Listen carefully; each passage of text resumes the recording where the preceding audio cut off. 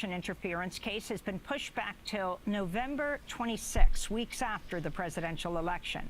New York Judge Juan Merchan made the ruling on Friday. On the same day, Trump appeared in a different New York courtroom as his lawyers attempted to overturn his sexual abuse conviction in the E. Jean Carroll case. Trump later held a news conference where he assailed Carroll and another woman, Jessica Leeds, who'd accused him of sexual misconduct on a plane. It couldn't have happened. It didn't happen. And she would not have been the chosen one. She would not have been the chosen one. To see our interviews with Jessica Leeds, you can go to democracynow.org. She would not have been the chosen one? On Saturday, Donald Trump also posted a message on social media. Is he trying to say that he's like, no, I would not have sexually abused her. I would have definitely chosen a dime that's top of the line.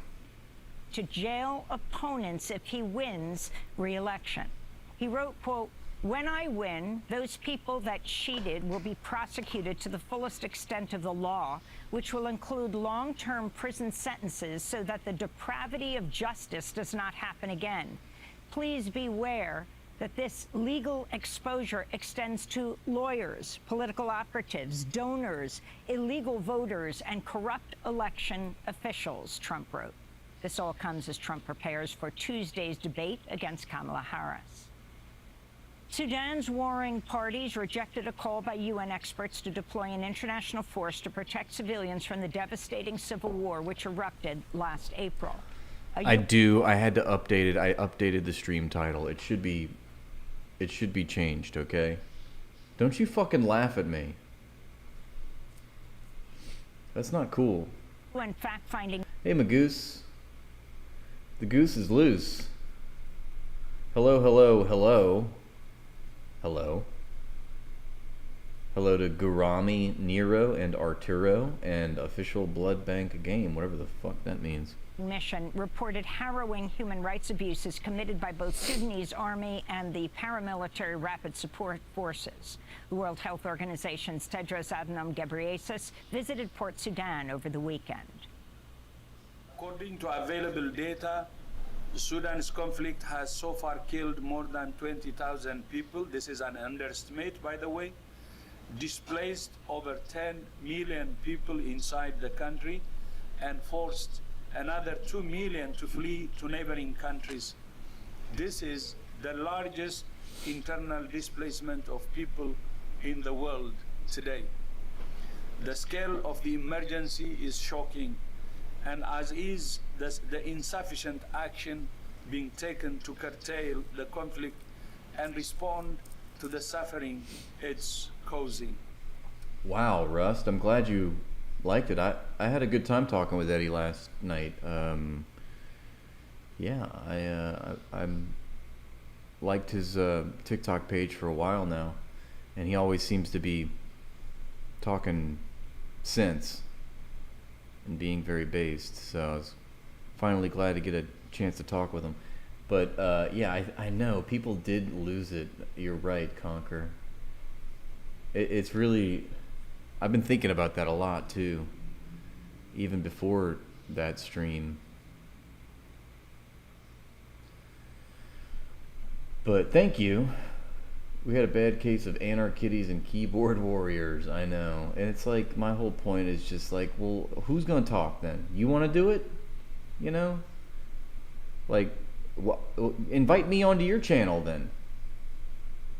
You know what I mean? You have such a strong opinion. It's like, what are you actually doing?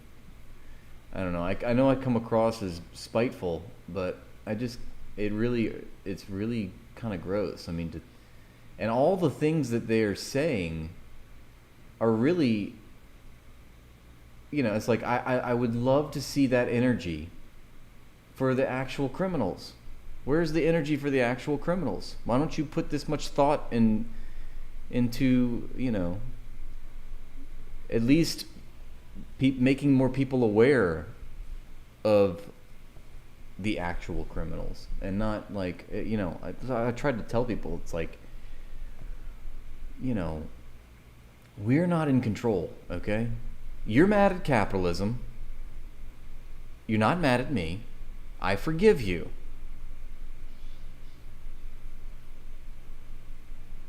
Yeah, if you it's just like the whole like we can't, we gotta, it's like bullying people, you know, into not having conversations. You had to spank a few people, that's good. Spank away. Like, even if you fundamentally disagree with someone, it's still good to listen, right? Yeah, and you can, right, exactly. I totally agree. I'm glad to see that we have a lot of critical thinkers, you know, that see it for what it is.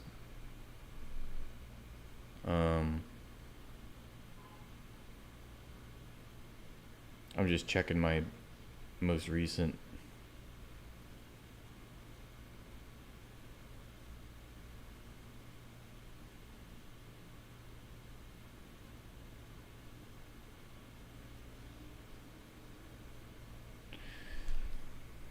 They were trying to say that Eddie was saying slaves were just capital. He did not say it because that is what he thinks it's because that was the attitude. Oh, interesting. When he was talking about the Civil War, is that what you're saying? But they were trying to say that Eddie was saying slaves were just capital. He did not say it because that is what he thinks. He just said that because that was the prevalent attitude. Yeah. Man, I honestly didn't even, right, at the time of Lincoln, I didn't even catch that, that people were saying, I mean, I wasn't really paying as much of attention. I didn't want to, like, bring up, like, I could see every now and then people throwing a fit, and I didn't want to really bring it up, though. I just felt like it was counterproductive, like, to the discussion that we were having. But then again, you know, part of me thinks maybe I should have, you know, brought it up more. I brought it up at the end because then I was actually talking to the chat, but yeah, so dumb, huh? Oh no, James Earl Jones has died. God, they always take the young, don't they? Only the good. Only the good die young. Rest in peace to Darth Vader. Yeah, you're shadowboxing your own fucking teammates. It pisses me off too. It's like, you know, it's fine. Like, if you disagree, like you're saying, you know, like, nobody's stopping you. I literally have a phone and a piece of, you know, a peace of mind. Not a peace of mind, but, you know, I have a perspective. I have, you know, my own perspective here, and I have a, you know, what are we using? Like, I don't have a media team. I'm not, you know, I wish you would attack actual corporate media the way that you're attacking us, because that would actually make more sense. You know, the moment that I see a Midwestern Marxist shake hands with Larry Fink or the likes of Larry Fink, then okay, you know, as soon as they start wielding institutional leverage over society, but right now I don't see it, okay? So I'm not gonna, it's more of those, it reminds me more, I see it like how we view the Houthis or Hamas, or, you know, what's the principal contradiction here? Okay, we're not going to conduct purity tests on the material opposition to all the bad shit, you know? Use your time wisely. But I guess, you know, if you want to be a keyboard warrior and you want to just, you know, fucking own the libs, then have at it, you know? Be a toxic little bitch for all I care. But, like, we'll come visit you in 5 years and see you haven't moved an inch. Like, you want purity in your allies. It's literally insane. I agree. It's more of that, and it goes back to Marxism, material over ideal. You're not going to hold these ideals up to the material world, because the material world will always fall short. You'll just end up waiting, and with that, you're really self-reporting a privilege there. How privileged it is for you to not have to, like, make peace with whoever is, you know, around you at this time, fighting and seeing things. Like, the truth of the matter is, a lot of what Eddie said, I haven't seen him have, like, a bad take, you know, and I'm sure we all do. I have bad takes. I mean, you know, I don't think so, but, you know, I just got here. I just gotta say, it's kind of suspicious how much tone policing. I know. Thank you, Eric. I appreciate the appeal to reason here. Okay, it's really gross, the tone copying. I've never been a fan of it. And it's a way to just outthink the room, and just now you can feel good about doing nothing. Because there's, you look around you, everything's compromised. Everything's compromised. I love when they want to talk about me or Eddie or any other leftist content creator as being liberal or anti-revolutionary, reactionary, whatever word you want to toss at us. And like I say, you don't have the same energy for the corporate media. Why is it that, and there was a lot of people that were in the chat yesterday that I didn't even know they were there. As soon as they had something to pipe up to gripe about, now suddenly they're part of the discussion.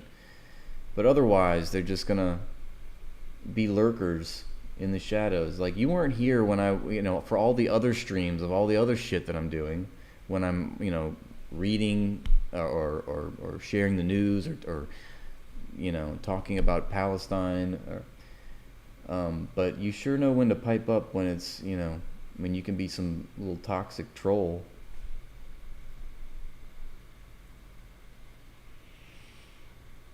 At least nobody told a joke someone was offended by while we're being rounded up by fascists. That's so true. Am I aliening with MWM now? I don't know what you mean by aliening, or if you mean aligning, maybe that was a typo. I'm aligning myself with pro-working class values and principles.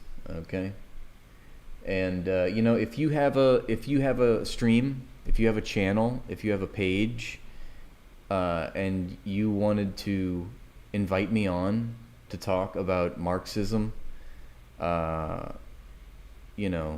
anti-imperialism, geopolitics, I would be more than happy to.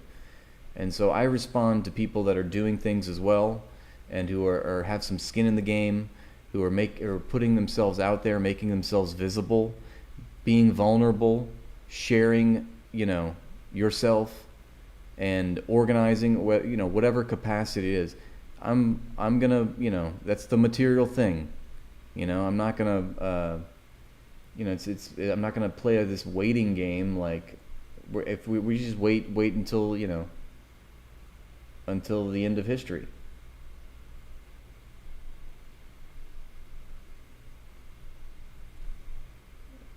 Okay, well, Easel Cat, that's just like, I don't know, your opinion, man. And speaking to what I just said, I don't know anything about you. Okay, nobody knows anything about you. All right, so you want to, let's see you do something. You want to do it better than Eddie, then do it better than me. Let's see your big idea. Go ahead, you got the floor. Who's going to talk? You? Go for it. Nobody's stopping you. Jump on in, the water's warm. It's all hands on deck right now.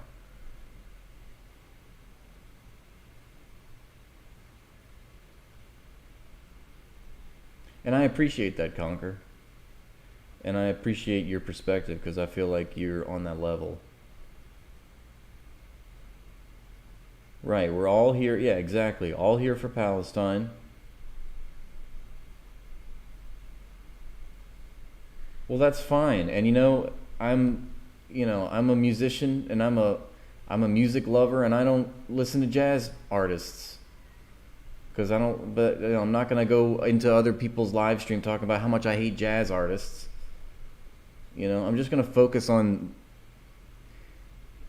being inspired and trying to inspire others and creating awareness in others, educating others, and speaking to the material conditions that people live in. Because we're all shared in that.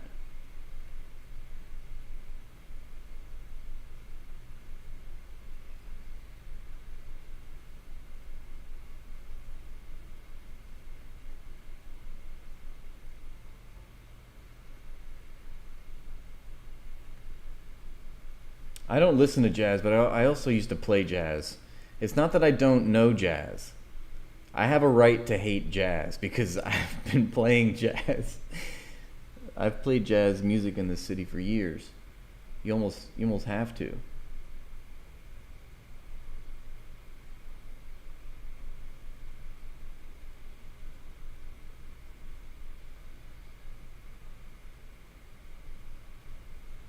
Yeah, I mean, what it boils down to is we're just working class people, you know? Thank you for the follow. We're just fucking working class people.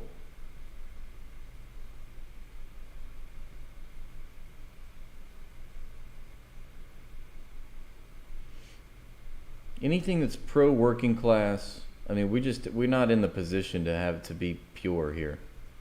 And, you know, same goes for the people of Palestine. I'm not trying to compare ourselves to the Palestinians.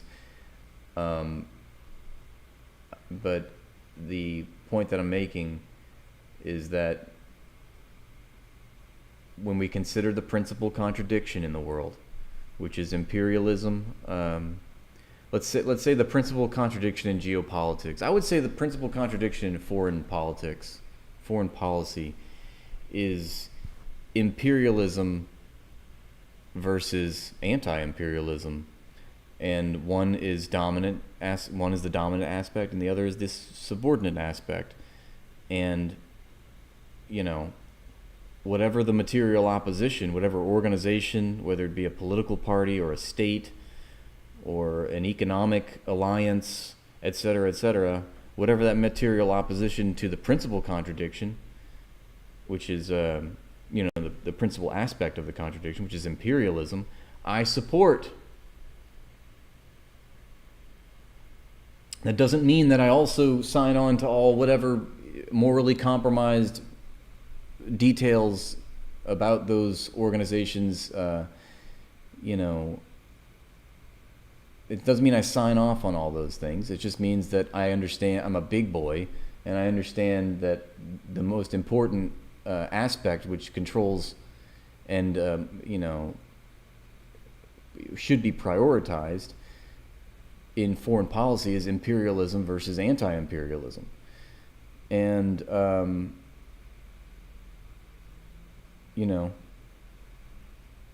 it's the same as when the Houthis bomb the Red Sea, they block Israel. Well, that's pretty good to do that. And I'm not going to shit on the Houthis for whatever social or cultural issues that they have. They're fighting against, you have to understand, they're fighting against the Death Star. And, in domestic policy, it's capitalism, it's class war, it's workers, owners. And we're just going back to the fundamental aspect, I guess, in our society is capitalism, and we are workers. We are workers. Bum ba da dum bum bum bum bum. We are workers, so therefore we have that shared same socioeconomic conditions that we're living in, the same material conditions, and we're united by that first and foremost by our material conditions.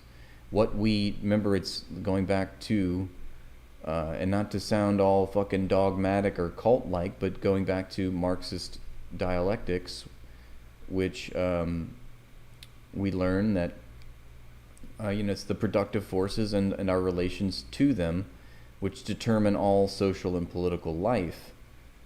And so what does that mean? It means that the most important, the principal contradiction is your role in society, how you acquire the means to survive, and what that means in today's society is how you relate to the productive forces. What do you do in the supply chain? And it turns out that all of us, for the most part, work. We all, contribute some aspect to the supply chain, and the supply chain's owned by capitalists. We are literally owned. Our labor is owned, and think if the American working class actually had a backbone. What if we actually had institutions to battle capitalist institutions? What if we had institutions of our own? Because it takes institutions to destroy institutions. It takes institutions to fight institutions. So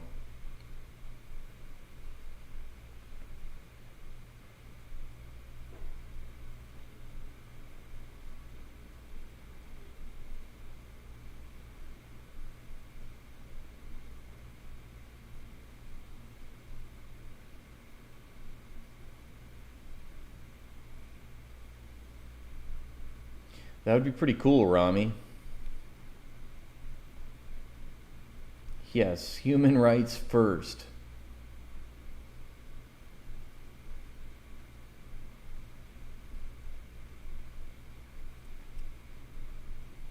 I know, and I think, Eric, also there's like a lot of really, I feel like the labor movement has gained momentum within the past few years, and they're not going to teach us this. They're not going to report these things. We have to go looking for it. Corporate-owned media is not going to post its L's,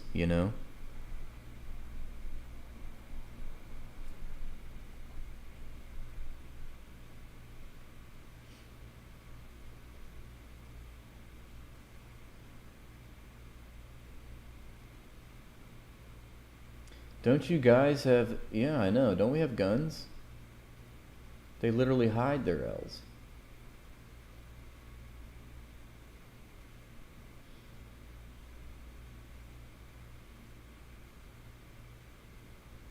Exactly, Rust.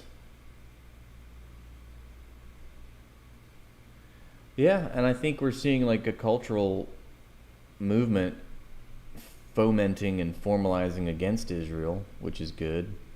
I mean, but look at the cost. Some dark shit, man.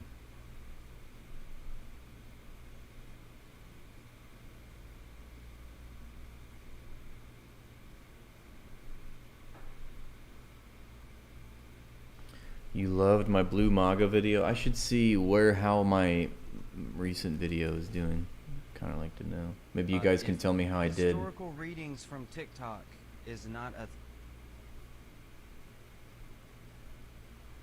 Whether it's a Democratic president or a Republican president, that president is still going to drop bombs on Gaza. Okay, true, but what if the president ordering bombs to be dropped on Gaza was a black female? Just because you put the words critical thinking on screen doesn't mean that we're going to believe that there was actually any critical thinking involved. You can have a conversation about the amount of money being sent overseas. No American president is dropping bombs on Gaza. Okay, whoa, wait, time out, stop right there. You have... When you say that I'm a traitor to my own people, what people are you referring to? Who is my own people? I really want to know. Let's hear the brain rot. Please, angler.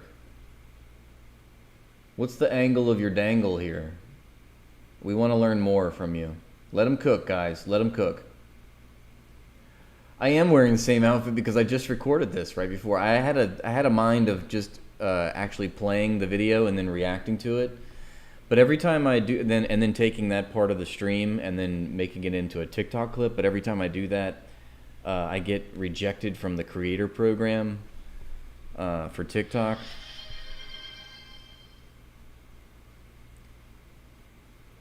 I don't know why that's not working. That should be a... Hang on. Let me see if I can fix that. I do have some new sound alerts that I'm proud of, so... Let's make sure we got that going, because if not, that's a problem. That's a big problem. There is a list. This list. What is an example of a fast list? Yo!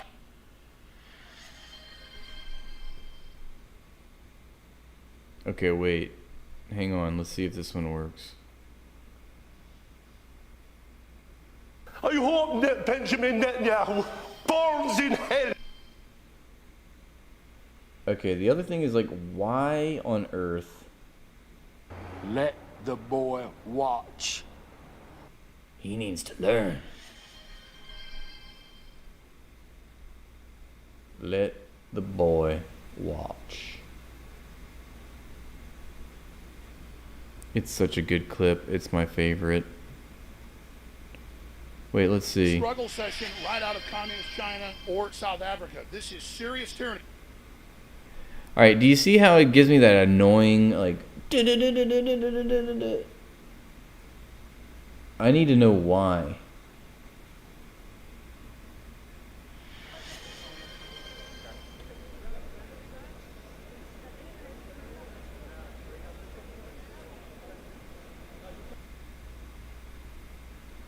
I hate that it has the... You didn't hear anything on that one? Do you not hear when it goes... Here's brain rot. Let's see, what is this one? I really don't know what he said at the end of that sentence. I don't think he knows what he said either.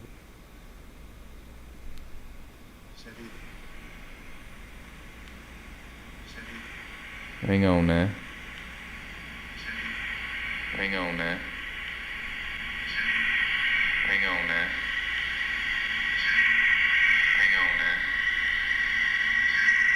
Let the boy watch. Let the boy watch. Oh, okay. All right, so it's not as bad. I'm sorry about that. It only happens for me, apparently. It does this, like, thing. All right. I'm sorry. Let's go back to this video. I don't know what that means, bro. I swear to God. I don't know what the fuck a fascism is. I don't know what the fuck that is. All right, you can tell me how I did. You probably hear it through my headphones. I've lost the plot. You are absolutely cooked. I had to scoop my brain out just to understand this take. You just said no American presidents drop bombs on Gaza. Yes, they absolutely do. In fact, every U.S. president since World War II has dropped bombs on Gaza. It's like saying Obama didn't kill people in a drone strike, he only ordered it. Newsflash, Taylor, we ordered the bombing of Gaza. We can have a conversation about the amount of money being sent overseas. No, we can't have a conversation about it, actually. It's illegal to supply weapons, ammunition, funding to a country that is committing war crimes. It's called the Leahy Law. You should look it up.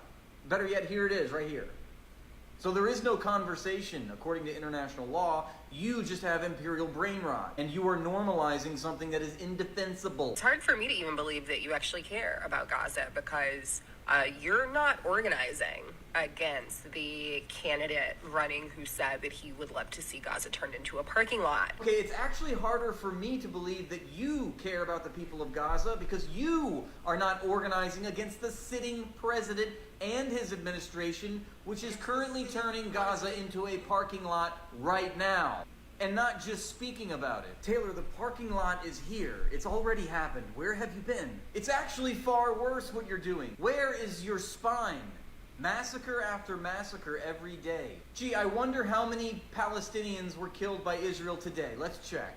Oh, nice. It's only 33 today. Well, we can be sure that anyone that Taylor loves or holds dear, friends and family, were not one of those victims. So who cares what's being done with her money and in her name? Just for context, around 70% of Gaza's infrastructure, which is to say its entire civilization, has been destroyed. In the past 11 months, the entire civilization of Gaza has been destroyed, virtually. 84% of the Gaza Strip is under evacuation orders. 2.3 million people are starving to death. It is the worst humanitarian crisis on Earth by far. It's one of the worst crimes against humanity in recent modern history that one can think of. If the bombing in Gaza stopped today, it would still take 15 years just to clear the rubble. New estimates put it at 300,000 people murdered, mostly women and children. This could not have happened without the Biden administration's support, weapons, ammunition, intelligence, kill lists, and diplomatic cover. So rapacious was the Biden administration's bloodlust that they bypassed Congress multiple times to make emergency weapon sales to Israel. Literally another war crime. 335 of those 14,000 tank shells the United States government sold to Israel in an emergency for $106 million went into 6-year-old Hind Rajab's body. And Joe Biden is the only president to ever be sued for genocide. What a legacy. Seriously, what the fuck are you talking about? The whole point of my video is to demonstrate that Democrats only pay lip service to the Palestinians while consciously supporting policies that bring about the entire destruction of their civilization. This is incontrovertible, uncontroversial fact that this is happening right now.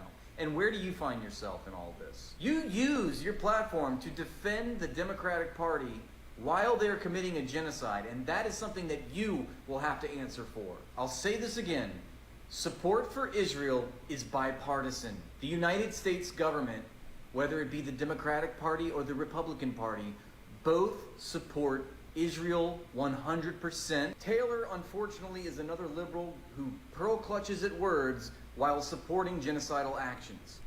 Whether he's a Democratic president or a Republican president, that president How did I do? Is there anything I missed? I mean, I try to, see through the hate and the rage.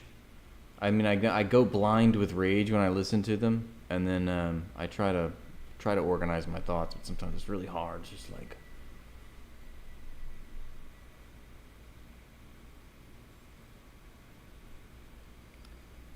I could have done it better if I was just streaming it, because it's just easier.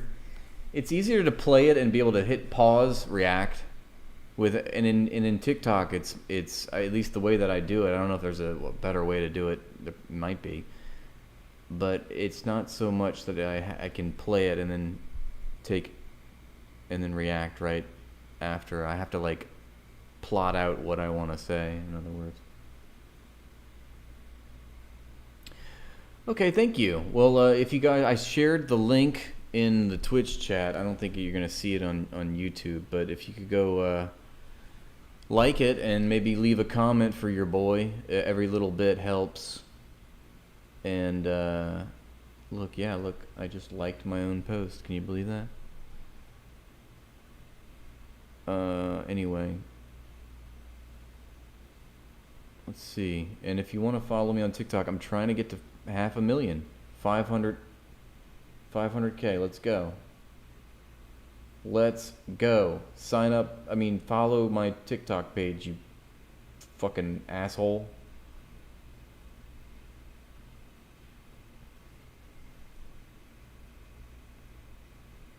Okay, I'm checking out your link. I'm like Zelda. I'm checking out your link. Get it? In June 1989, something incredible and extremely memorable happened in Iran. But it barely made news headlines in the West because it happened on the same day as the Tiananmen Square massacre in Beijing. But once you see this event, you're never going to forget it. On the 6th of June 1989, a helicopter was approaching the Paradise of Zahra cemetery in the southern suburbs of the Iranian capital, Tehran. On board was the body of the supreme leader of Iran. To Iranian people, this day is a day of great sadness. We have lost a great leader, and we are all mourning for such a great man. An estimated 10 million Iranians in black funeral dress clamoured to catch a glimpse of the body of their supreme leader, Ayatollah Ruhollah Khomeini. His supporters gathered like tiny insects, covering every stretch of ground as far as the eye could see. Several people were crushed to death in the hysterical crowd, which was standing outside in 40-degree heat. The helicopter seemed safer than going by road, but then it landed almost on top of the crowd. The mob swamped the helicopter after touchdown. Hysterical mourners pulled the coffin from the helicopter and began parading it around the site. The crowd was in a frenzy. The body fell out of the coffin. In the melee, the body of the spiritual leader of Iran was mauled and appeared to drop to the ground. The burial shroud he was wrapped in was torn off and came apart as mourners tried to grab bits of it for themselves. In the chaos, some people fell into the empty grave. Officials fired warning shots to get the crowd to move back. They stuffed the body back into the helicopter and announced that the burial was cancelled. The The helicopter took off, with people hanging on to the bottom of it and trying to pull the Supreme Leader back out. As the helicopter flew away, the body was partially hanging out the door. Many hours later, the helicopter returned. The funeral casket was enveloped by soldiers. But finally, Ayatollah Khomeini was I didn't see that, Pluto's Moon. I appreciate you. Thanks for the kind message. his resting place. To stop people digging up the body, the guards used a crane to build a pyramid of shipping containers on top of the grave. Thousands kissed the containers. Some passed their children up to the guards so they could kiss the containers closer to the centre of the pyramid. It was one of the largest gatherings of human beings in history, and probably the most chaotic funeral ever caught on film. His son Ahmed says Ayatollah Khomeini's on his way to heaven. It's been a rough trip so far. This funeral was for a man who had led his country for just 10 years. Not long for an Iranian leader. 10 years in which hundreds of thousands of young Iranian men had been killed in a war. 10 years which had seen a 60% drop in GDP per person. 10 years which had seen Iran become a global pariah, virtually friendless in the international community. And yet millions were hysterically grieving his death. Mourners beat their heads in distress, distraught to see the last glimpse of the man considered almost to be a prophet. Such is the power of a revolutionary leader, or more specifically, a revolutionary idea.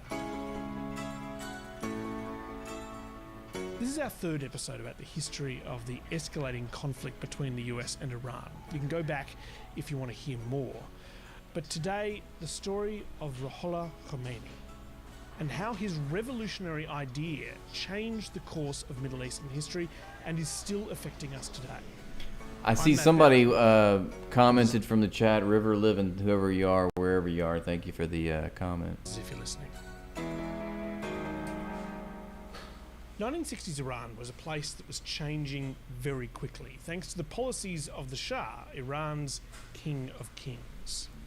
He has tried to reshape Iran virtually overnight into a modern industrial capitalist state, while at the same time preserving the unquestioned authority of the ancient Persian kings. The Shah, a man installed by the British and kept in power by a CIA-led coup in 1953, was rapidly westernizing his country with American help. Even so, most Iranians were devout followers of a subset of Islam called Twelver Shiism. More than 90% of Iran's population of 35 million belong to the Shiite branch of Islam. They believe that the 12th Imam, a descendant of the Prophet Muhammad, has been in hiding for 1200 years, waiting to return at the end of time and create an Islamic caliphate on earth. For 1200 years, most Twelvers believed they should just sit tight, wait for the 12th Imam to return, and follow the 5 pillars of Islam that all Muslims learn as children. To be a good Muslim, you have to believe in Allah and believe that Muhammad was the last prophet, and you have to fast in the Ramadan, and then you have to pray 5 times a day, and you have to give charity to the poor, and you have to go to Hajj to Mecca. So, sit back, follow the pillars of Islam, enjoy a modern, westernized Iran, and wait for the Imam's return. But a man named Ruhollah Khomeini had other ideas. Khomeini was a religious leader, a teacher and a scholar who had gained a big enough following to be given the title of Grand Ayatollah. By 1964, he was well known across Iran as the instigator of a number of big political protests. Tehran, Shiraz, and the holy city of Qom were the scenes of the most violent disturbances, street battling in which 20 were killed and hundreds injured. You see, Khomeini had a very big, very revolutionary idea. What if, instead of just following the 5 pillars of Islam and waiting for the Imam's return to create the new caliphate, we just start creating the caliphate now? Prioritise political activism, even over the traditional 5 pillars. Bad Wolf, that's because this is a rebroadcast, okay? This was filmed yesterday. This is not live. This isn't happening live. Don't separate church and state. Let the church run the state by the rules set out in the Quran. Islam is not only a religion, but a total system derived from the Quran and the traditions of the Prophet. In the Quran are clear guidelines for every aspect of personal, social and political life. Westernising the country was not his idea of how to build a caliphate. The Shiite leaders, known as the mullahs, believe that the Shah's great plan for a modern Western-style nation built on the oil wealth... Eric, you get it. ...is not only a waste of time, but it's also morally wrong. The protests continued. The Shah sent in the army. Khomeini was arrested, briefly jailed, and then put under house arrest. Ayatollah Khomeini has become a symbol of political opposition in a nation where political opposition has for many years been brutally suppressed. Now, the Prime Minister, Hassan Ali Mansour, who was in charge of running the government for the Shah, called Khomeini in to ask him politely to stop. He asked Khomeini to stay out of politics and go back to being like every other cleric. Focus on the 5 pillars, wait for the 12th Imam's return. Khomeini refused, repeatedly. The Prime Minister flew into a fit of rage, shouting and yelling, and finally he marched up to Khomeini and smacked him across the face. Khomeini was taken to the Tehran airport and put on a plane to Turkey. Are we liking this? Except 2 months later, the Prime Minister was assassinated by supporters of Khomeini. Are we liking this, or should we go to the next link? Don't slap a guy with hundreds of thousands of fanatical followers. Now, the old saying of out of sight, out of mind really doesn't apply to revolutionaries. Plenty of revolutions have been orchestrated by people in exile. Vladimir Lenin overthrew the Russian Tsars in a revolution and did it all from Switzerland. In fact, it can be an advantage. When someone's in your country, you have some kind of control over them. You can silence them. But if they're outside your country, it's much harder. So Ayatollah Khomeini shouted as loud as he could. From his bases in Turkey, Iraq and France, Copy the that. Ayatollah Khomeini recorded anti-Shah Copy that. Thanks for letting me know. sermons onto cassette tapes, which were smuggled into Iran and played in mosques. He did interviews with international TV and radio stations, which were then broadcast into Iran. In his surprisingly calm tone of voice, he railed against the Shah of Iran, the King of Saudi Arabia, the dictator of Iraq, and, of course, the Zionist state of Israel. As we discussed in the last episode, the Shah thought that he had a special connection with his people and that just about everyone loved him. The Shah has conceded that perhaps 1% of the people might oppose him. Turns out it was a little bit more than that. Some recent reports have labelled the Shah's opponents as conservative religious fanatics. Others have described them as revolutionary extremists. The Shah himself has called them Islamic Marxists. Communists, revolutionaries, religious conservatives, throw in... I agree, Eric. Thank you for your comment, Eric of England. Workers, students, business owners. Their ultimate aims may be dissimilar, but for the moment they have one catch cry. The Shah Wait. must go. There's one Eric of England and one Eric of Texas. I call bullshit. There's no way. We got one Eric of England and one Eric of Texas? Like, what? No. There's no way. And why y'all spell you spell it different? One with a C, one with a K? Get the fuck out of here. I will not accept that there are two Erics of two completely different places in my chat right now. I think that they're the same person. Is this a psyop? Are y'all, if you're CIA, you have to tell us. You can't, that's called entrapment. Do you guys know each other? What's going on? I'm sussed the fuck out right now. I have lost all...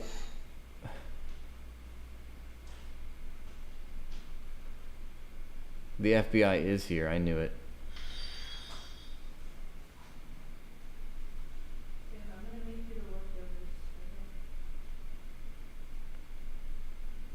Mom, I need a toast with Nutella on it and butter.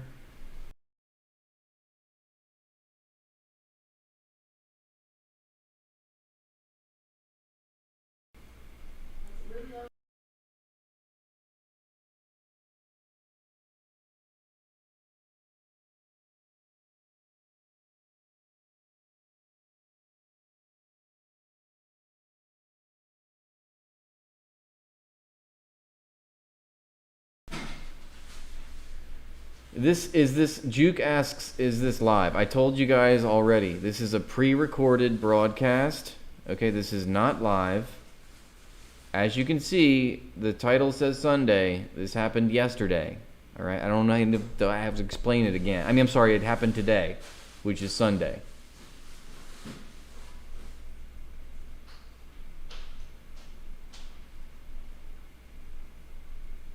Yes, you couldn't hear me because that was by design. Fuck it, we'll do it live.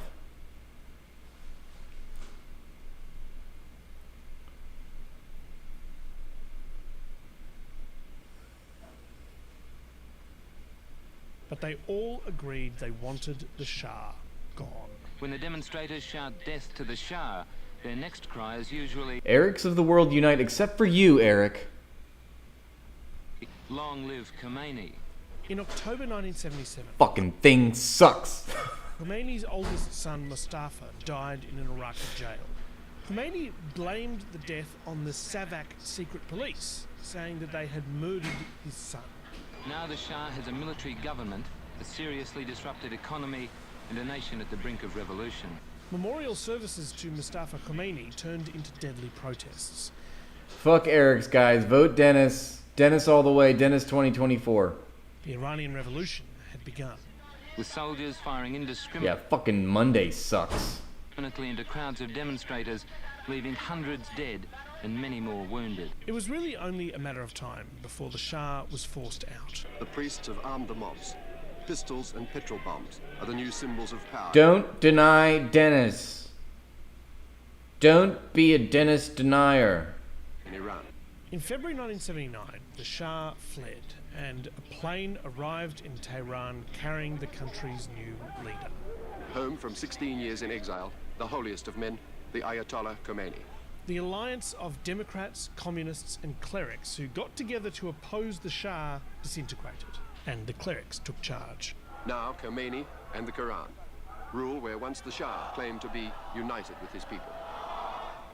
Iran's 2,500-year-old monarchy was swept away in favour of a theocracy. Under the eye of the clerics, a unique hybrid constitutional model was created. The country would have regular elections, a parliament and a president, like most democracies around the world. But atop that would sit a supreme leader. Yeah, I do have PayPal if you want to send me money. I have a link tree on my YouTube page, and my PayPal's in that. I do appreciate all your support. Thank you so much. Yeah, I don't have the link doesn't work. I think you could do, let me see. Somebody asked me in YouTube, not here, so I don't know if I can. Here, I'll see if I can figure cleric it out. who gets to decide who can run for office, which of the government's policies can be implemented, and how to use the country's resources. Under Islam, oil, like all natural resources, is God-given and God-controlled. The supreme leader is appointed for life by a council of clerics, is in charge of the armed forces, and cannot be disputed. The constitution of the new Islamic Republic of Iran was more liberal than many expected. Women and some religious minorities had far more rights in Iran than they did in Saudi Arabia and other Arab monarchies. But despite the appearance of modernity, the regime was just as brutal as the Shah's. Islamic justice, as interpreted by Khomeini, will cut off the hands of those who disobey. The reported savagery of the secret police has not died with the secret policemen. Khomeini ordered a purge of the top levels of the military, Oh, you know justice what? system, and secret police, with No, I don't have my PayPal on my link tree. I need to remember that. Put my PayPal on my link tree. thousands publicly executed to make way for the new incoming clerical elite. Khomeini was officially named as the Imam, a title previously reserved in Iran for the 12 descendants of Muhammad. Khomeini didn't just change the trajectory of Iran's future. His vision of Islam had a ripple effect across the Middle East. The incredible success of his revolution triggered copycat actions from people in other countries who wanted to accelerate the rise of a global caliphate. Thank you, uprising Fernando. began in Saudi Arabia. An American military base was bombed in Lebanon. The president of Egypt was assassinated. And Khomeini started encouraging followers living in neighbouring Iraq to overthrow the country's dictator. Now, the dictator of Iraq was a cool, nice guy with a cool, nice mustache who would never It's got some butter and some Nutella on it. Dare to cause any problems for the West. Iraq's President Saddam Hussein. Saddam Hussein. Saddam Hussein. Saddam Hussein. It's unclear how much Saddam US involvement Hussein there was in Saddam's decision to invade Iraq. But what is clear is that once he did invade, the US was all in. The Iraqis began the war eagerly and with confidence that they could rout an enemy already weakened from the revolution of the Ayatollah Khomeini and purges within the army. No, your mom did. Forces. The United States government had invested a lot of time and effort in keeping the Shah in power. And now the Shah was gone, and the Ayatollahs had more than 50 American hostages in the US Embassy in Tehran. They wanted Saddam to topple Khomeini. It was a war Bueller. Most outsiders predicted a quick Iraqi victory, followed by the destabilization or overthrow of Iran's fundamentalist Islamic regime. It backfired spectacularly. Far from undermining the Iranian administration, the war with Iraq served to strengthen the regime. Nothing galvanizes a population like an invasion. Just ask Ukraine. Mom. Saddam quickly realized that he was fighting an uphill battle and tried to find a way out. But Khomeini wouldn't let him. Ayatollah Khomeini declared there was no question of compromise. The fighting... Mom, the toast was excellent tonight. I love you so much. Thank you for doing such a bang-up job. ...would go on until the last Iraqi was driven from Iranian soil. After 8 years and at least 1 million deaths, Khomeini agreed to end the fight. Hey, Mom, the chat wants you to say hello. Hi, guys. The border was unmoved. A year later, Khomeini was dead and given what may very well be the most extraordinary funeral in history. That war is known as the Iran-Iraq War, but it's Mom, I need another Topo Chico. Fuck. Not a great name for it. It was really just the first phase of a war against followers of Khomeini's idea of a global Islamic caliphate being established today rather than at some time in the distant future. And extreme Islamists have taken up that fight. It's not fought in the Iranian mountains. It's fought by Iran-backed groups like Hamas in Gaza and Israel, Hezbollah in Lebanon, and the Houthis in the waters of the Red Sea. The Houthis say this latest attack is in response to American-British aggression. Ayatollah Khomeini's legacy is complex. He overthrew the increasingly despotic Shah when most thought that was impossible. But then he instituted a regime that was just as brutal and corrupt, which has been forced to quash multiple uprisings against it from the people it oppresses. Now, Iran is isolated, corrupt, economically desperate, and in a permanent Cold War, which is now getting hotter by the day.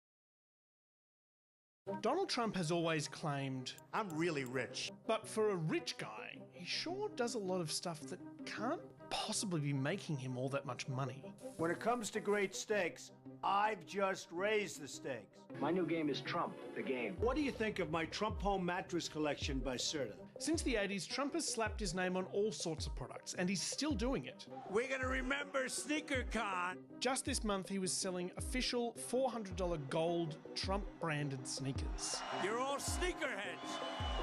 You're sneakerheads, right? Now, Donald Trump, as far as I can tell, has never worn sneakers in his life. He wears black dress shoes, brown casual shoes, and white golf shoes, and has done so for 50 years. You know, I've wanted to do this for a long time. Okay, man. Now, people don't make all that much money from endorsement deals. Certainly not Billions and billions of dollars. And it can only lead me, and a lot of other people, to one conclusion, that he's a bit short on cash. Donald Trump falsely, knowingly, inflated his net worth by billions of dollars to unjustly enrich himself, his family, and to cheat the system. This is the New York Attorney General Tish James speaking the day before SneakerCon. She, like all of us, loves drama. Donald Trump may have authored the art of the deal, but he perfected the art of the steal. Yikes. Donald Trump faced up against Tish James and lost. Just this month, he was ordered to pay $463.9 million for lying to banks about how much money he has. And he's facing at least 5 more cases that could cost him millions more in legal fees and fines. This is all happening as he tries to run for president again, and political campaigns ain't cheap. So the question is, can Donald Trump make it to Election Day without running out of money? I'm Matt Bevan, and this is If You're Listening.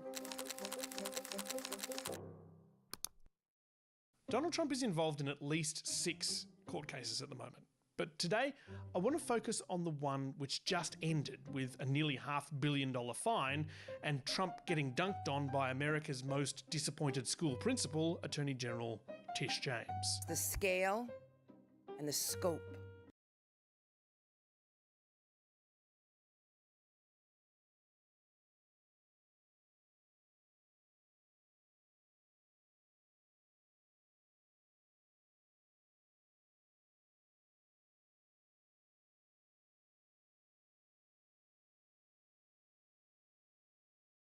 Nutella is so addicting.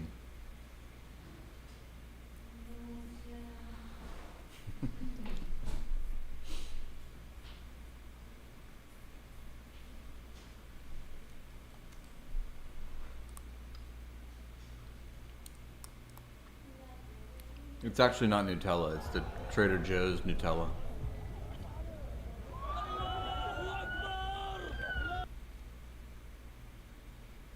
Look at the situation. We're in Gaza City right now. We just arrived. Israeli ships have been shelling it from the sea. I wasn't flipping off you, I was flipping off what I just saw, which I've already forgotten what it was, but... It's been getting hit hard from the air. There's a bit of a lull right now, but as you can see, the streets are completely deserted. Everyone's... I'm gonna poison myself? Well, fingers crossed. Pretty much scared to come out of their homes right now, and they're expecting it to get worse tonight. We're in an area called Sheikh Radwan, which is home to a lot of Hamas leaders. So they hit neighborhoods like this very hard. The leaders go underground, but their houses still get blown up. Would you stop talking about my mom? You don't get to know her. I get to know yours. You don't get to know mine. We were just driving around. There was sirens speeding. What we're seeing right now is there's an attack on a car. We've got ambulances here. We've got people crowding in the streets. كنت على القرنة وسمعت قصف جيت لقيت الشهداء هان مرميين على الأرض قصفوها على بعد 3 متر طارت 3 شهداء. What happened? When did it was an Israeli warplane flying right over where we were standing. Terrorizing. Oh cool, just another barrel roll from a F-15 fighter jet. Literally illegal. Another war crime.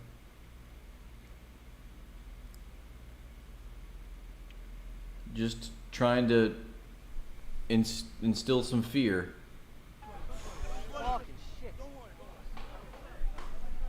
The fuck?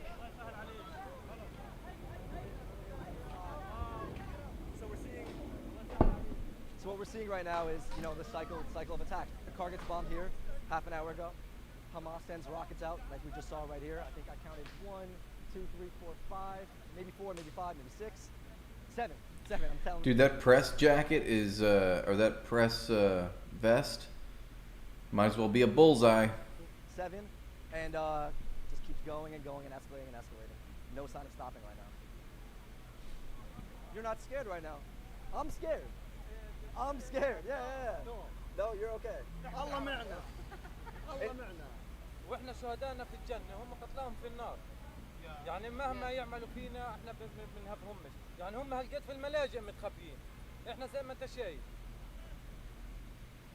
So we just left the site of that car that was struck. God fucking bless the Palestinians, huh? They're the fucking salt of the earth. 3 people were killed in it, and we're told that those 3 people were commanders in Islamic Jihad, which is one of the militant groups here. this is one of the precision strikes that Israel talks about, but that was in an area where there were a lot of civilians. And in Gaza, you know, it's one of the most densely populated areas in the world. So a lot of the times you have these strikes. This was 10 years ago. 10 years ago. Civilians very close by, and some of them get killed as well. So we're at the main hospital right now in Gaza. We heard it was a little quiet yesterday, but today it's been completely jam-packed. You know, casualties coming in all the time. They're running low on supplies, but as you can see here, it's also sort of a media. 10 years ago, running low on supplies. 10 years ago. Yes, everyone knows that this is the place to go when you want. 10 years ago, it was 2014.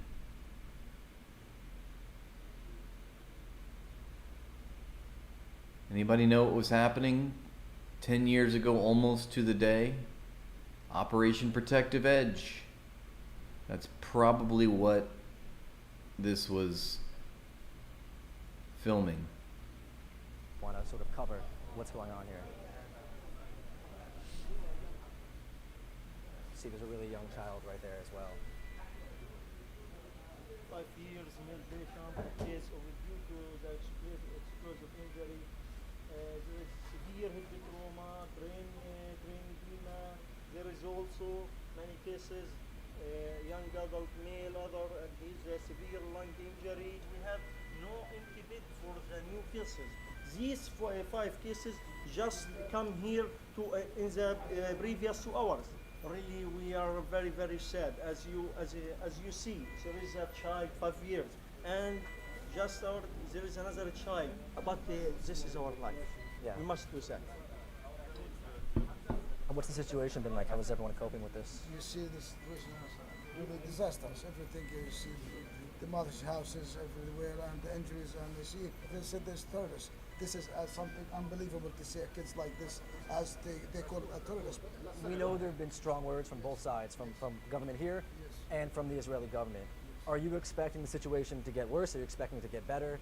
I hope, to be stopped like 1 hour. The Israelis, they know this is not going to make a peace in the future. We want this cycle of revenge to be stopped. We want those people to understand this is not making peace. If they're thinking about peace and they're talking about peace, we should stop and we sit on one table to talk.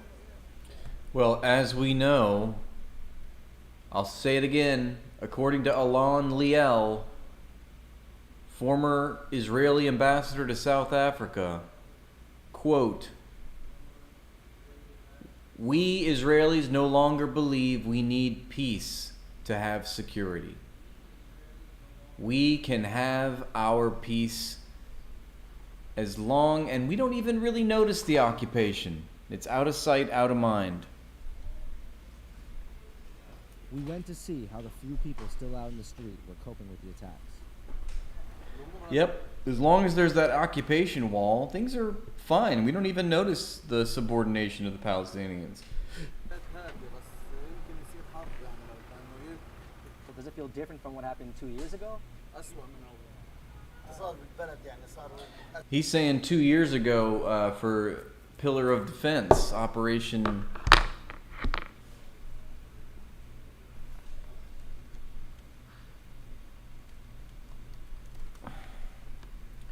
Yeah, that would have been in 2012.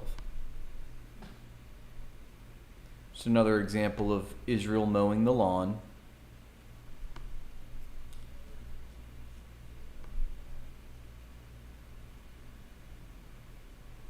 Didn't quite last as long as Operation Cast Lead and Protective Edge, though. Yeah, Israel wants peace. They want a piece of Lebanon, a piece of Syria. Yeah, a piece of this, a piece of that. Very good.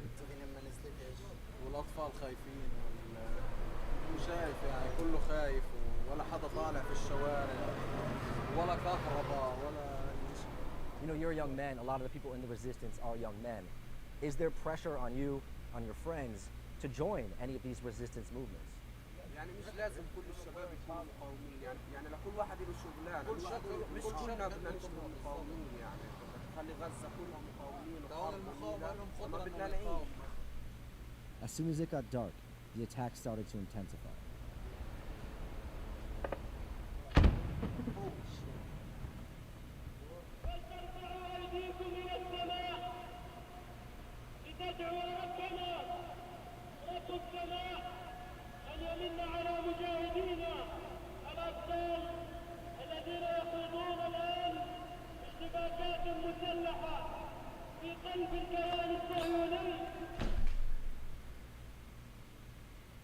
So it was a really long night.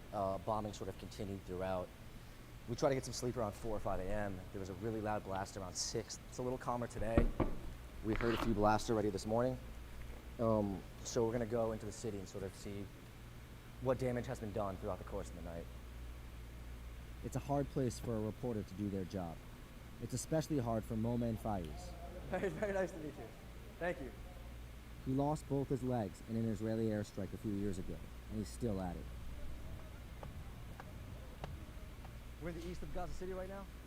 We're about to go see and talk to a man whose house was just destroyed. This right here used to be a house. The whole thing is completely leveled. That's not a house, that was a Hamas. It was a Hamas house. Thank you, Raulu, for the super chat. Guys, don't be shy, okay? Remember, all month long, it is September. We're conducting a subathon. If you want to contribute to the stream, please support the stream by subbing and all that. And it's much better, okay? It's much better on Twitch as well.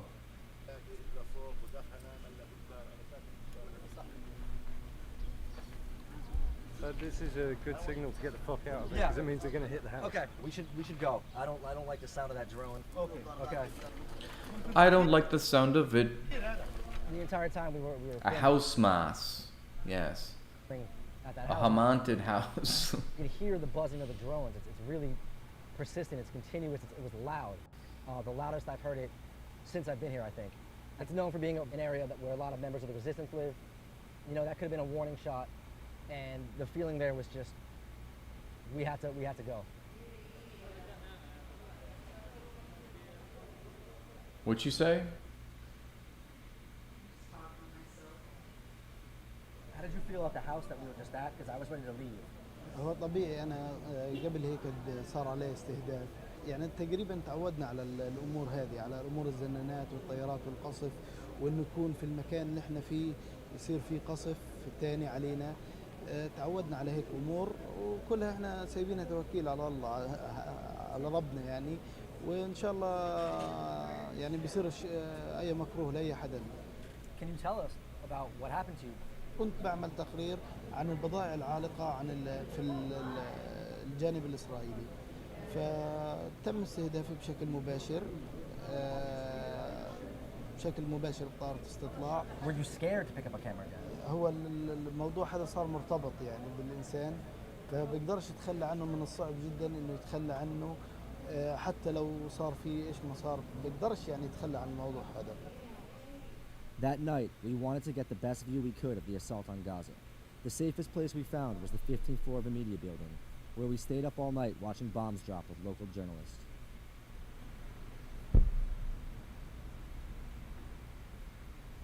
There is a list. This list. We're in a media building right now. We've been here most of the night. We're hearing, you know, a lot of shelling. It's very intermittent, so sometimes we're not seeing where it's hitting. Other times you're seeing sort of fireballs pop up.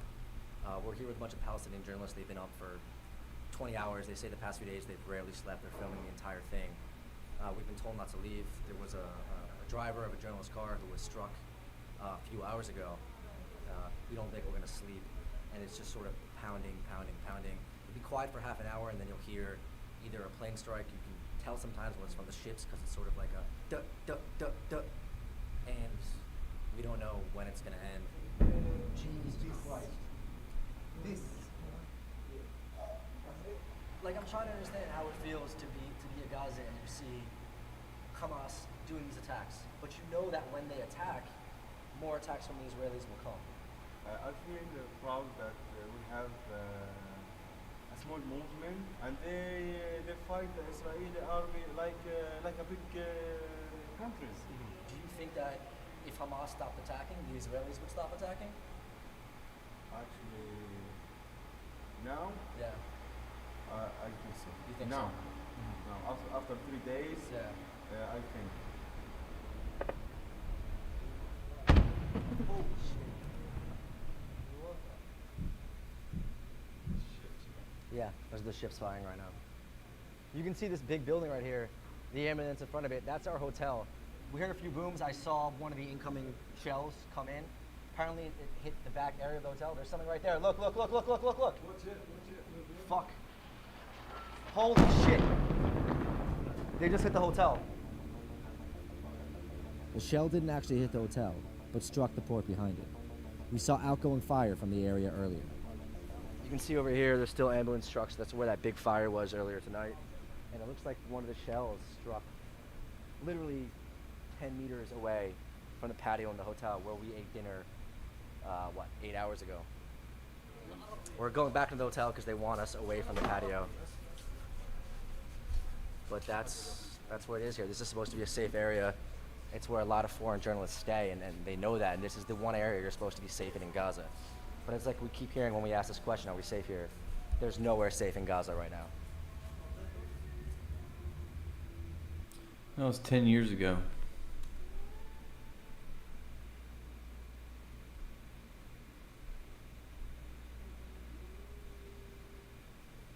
An RQ-170 Sentinel was flying over western Afghanistan, close to Iran's border.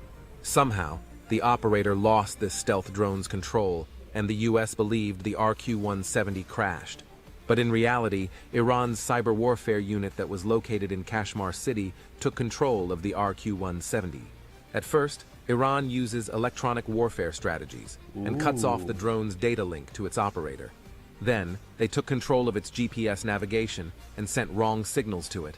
They tricked the drone into believing that it was flying over the wrong territory. The Iranians then provided Kashmir's coordinates to the Sentinel, and it landed there intact. The next day, the U.S. confirmed this incident. On December 12th, Iran refused the U.S. request to return the drone, but eventually they returned it. However, in the form of a toy, Iran sent a toy model of the Sentinel drone to then-President Obama on January 17th, 2012. Fuck yeah. God, I love that. Oh, that's really interesting. I want more of this information.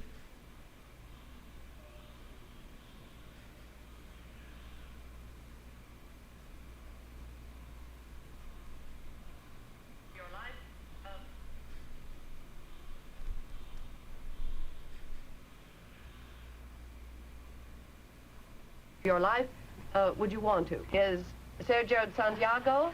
Sergio comes from Madrid, Spain. Next is Inge Wolfsberg. Inge comes from Denmark. Then from right round the other side of the world, David Tin from Burma. David tells me that the Burmese are the Irish of the East. True, David? From Italy, Maria Pia Guasti. From France, Eric Lafont. And from Egypt, Nabil Yusri. Well, how about it, kids? What have you learned about yourself? Anything during these 3 months? How about you, Sergio? Oh, yes. I learned a very good thing. What was it? Well, I learned that I can sit down on the stage in one very big auditorium with something like 1,500 kids in front of me, and I can talk very naturally. I can talk to them about many silly things and also very interesting things.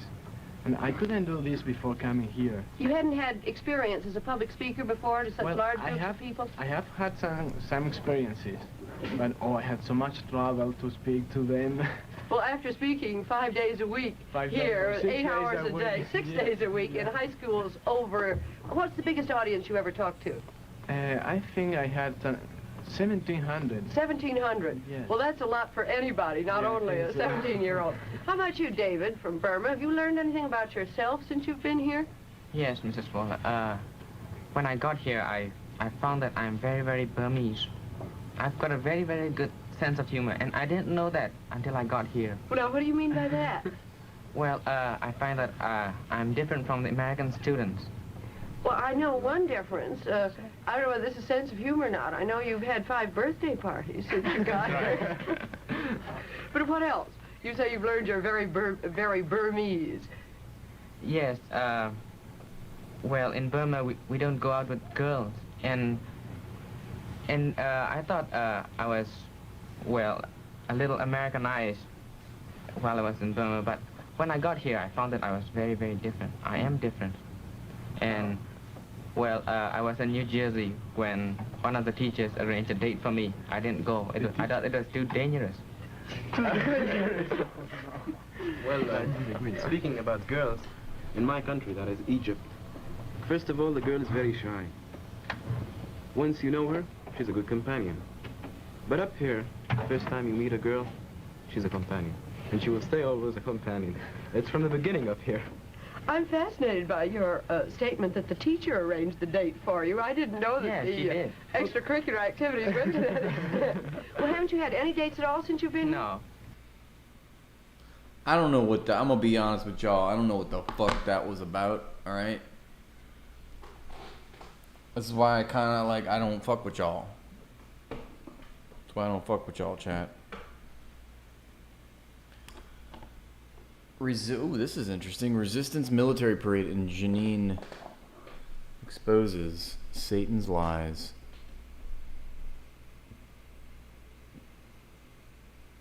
A military parade organized by the Jenin Battalion of the Al-Quds Brigades just 2 days after the withdrawal of the Israeli occupation forces from the Jenin camp on Friday upon the orders of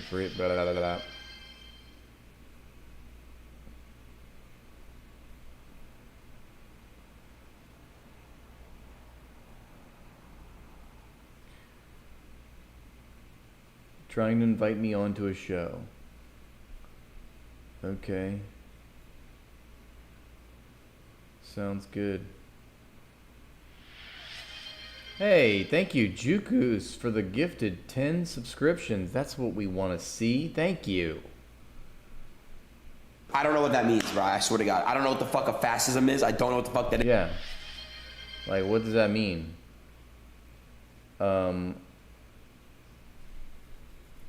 Where is Juck? What's his name? Show yourself. Thank you for the 10 gifted. We appreciate that.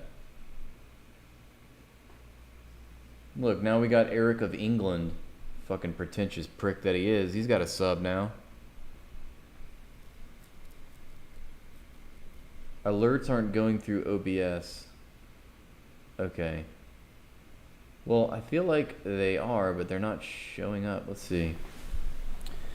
Hi. Did we have more gift subs? Did I just miss it?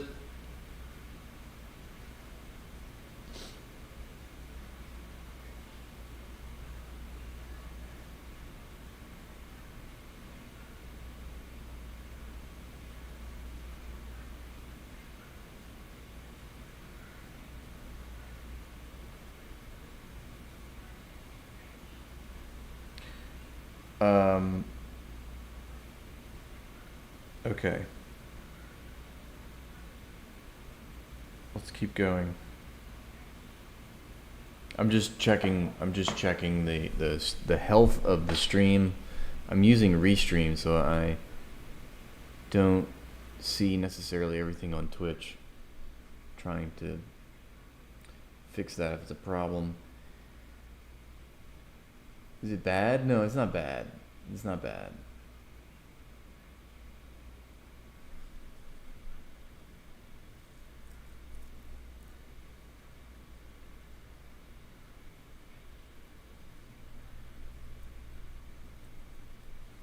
Juke W, what have you been trying to do? You have 4 million subs? Damn, bro, can you break me off a little something? No, I don't think I did, so thank you for sending it again. Shout out to Conquer the Concubine for keeping this stream going as per the usual. Indispensable help.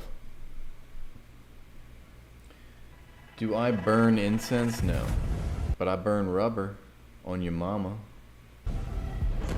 These images have been populating our screens and feeds for weeks now. There's a growing sense tonight this war is about to enter a new phase. The headlines are shocking. But today I want to tell you a different part of this story. Because it's a story that goes back decades. And it starts with a man in a wheelchair. On the 7th of October, thousands of men from the militant Palestinian group Hamas burst out of the Gaza Strip and into southern Israel, killing at least 1,400 people. I got a bunch of subbies. So far I thought I had 10. Do I have more than that for this stream? By the way, thank you, Conquer. I don't know if I thanked you for gifting 5 at the end of the last stream, but thank you. If I didn't, I'm not an asshole, I promise.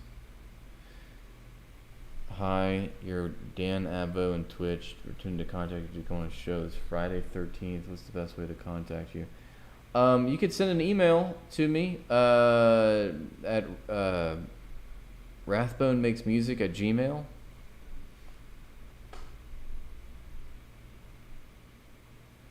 And I'll be happy to have a look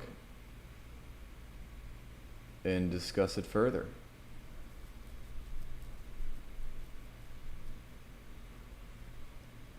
Okay, Juke. Well, thank you. If that's you, thank you, Juke, for the 10 gifted. Her account is, thank you, Youssef, 0 Haylease. And where can I find this account, Youssef?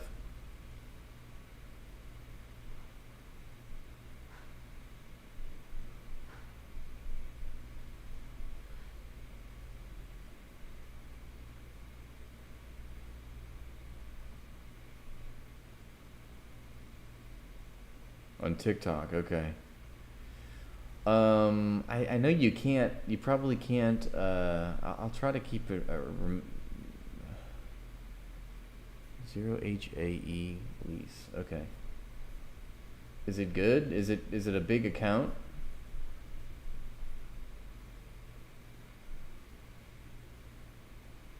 Who is bootleg Steve Jobs?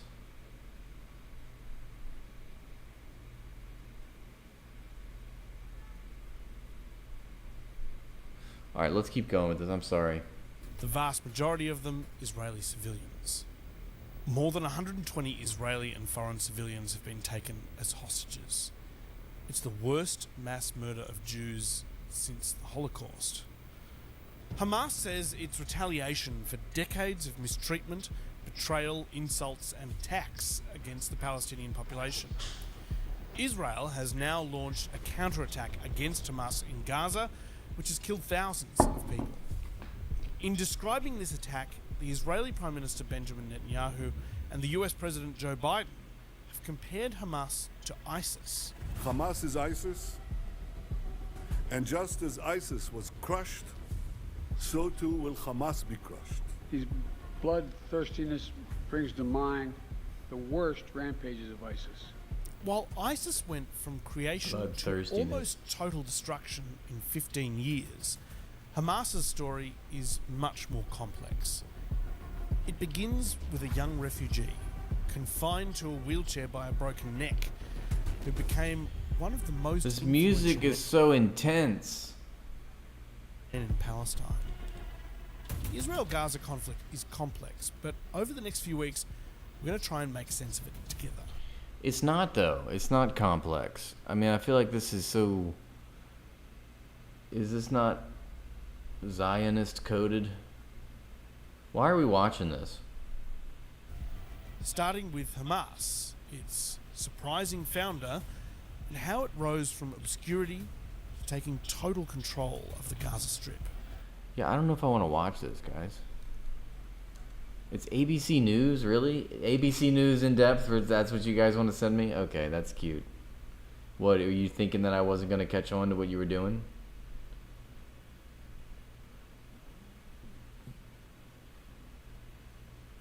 I mean, once he said, oh, the conflict between Israel and Palestine is complex, I'm like, all right, I'm out. All right, I'm like, all right, I'm gonna head out. I was like the SpongeBob meme.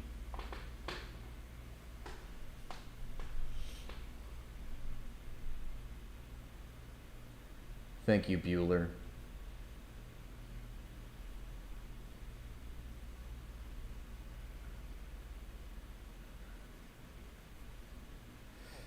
I think you know, this is a hot take for me. I think Biden's 2024 bid obviously was not going to work out, but I maintain that through the advancement of modern technology, I think 2028 is going to be Biden's year. And I think maybe this went out, sort of like how Trump did in the past 4 years. Let's get Biden back in 28. What's wrong with that? That's my hot take. I know it's unpopular, okay? I'm going by how I feel. That's all I'm trying to say. Biden 2028. What are you saying 3 hours later for? What are you trying to talk about? Buddha? What are you trying to, what's that supposed to mean? Are you saying that I'm going too slow? God, that's so loud. That hurt my eardrums.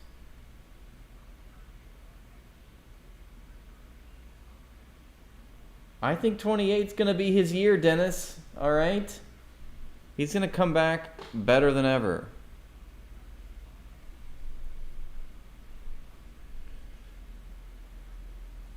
Israeli forces accused of killing their own citizens under the Hannibal Directive. Yes, we know this.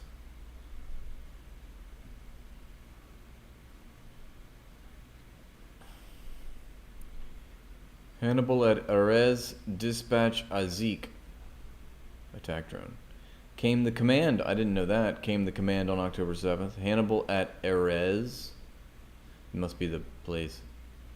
Dispatch Azik. Hey, go ahead, dispatch this attack drone. Go ahead and mow down our civilians in Erez. Thank you. Those words, reported by Israeli newspaper Haaretz in July, confirm what many Israelis have feared since the Hamas attacks. Israeli forces have killed their own citizens. It's so sad.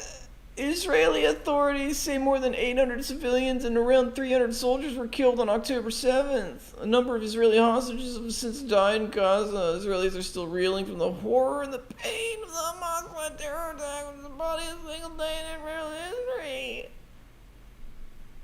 Do you like this particular reading that I'm doing right now? Is this working? But the Israeli military is coming under increasing pressure to reveal just how many of their citizens were killed. Excuse me. Yawning on stream is never a good look. I'm sorry about that. But you know what? I can't help it if you guys fucking bore me, alright? Kamaska Paters. Yes, exactly.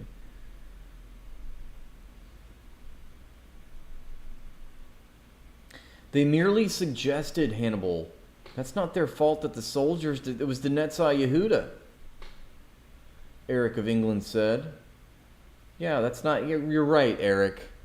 Military commanders don't give orders that soldiers are supposed to follow, or else. That's not how armies work, man. Thank you. It's apt. Okay, you guys are like 15 seconds behind or something. I feel like survivors and relatives have been asking not just what went wrong, but whether the military invoked the controversial Hannibal Directive. What is the Hannibal Directive? It's when the Nite forces said the directive was named at random by a computer program, but Hannibal was the famous Carthaginian general who took poison rather than be captured by the Romans. Yeah, they, of course, typical Zionist Israeli settler, try not to invoke the Bible to label, try not to use biblical references on your crazy military policies.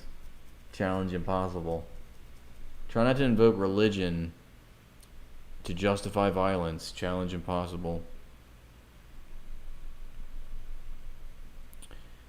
I mean, give me a second here, okay? Give me just a minute. The doctrine was written in 1986 in response to the kidnapping of Israeli soldiers in Lebanon.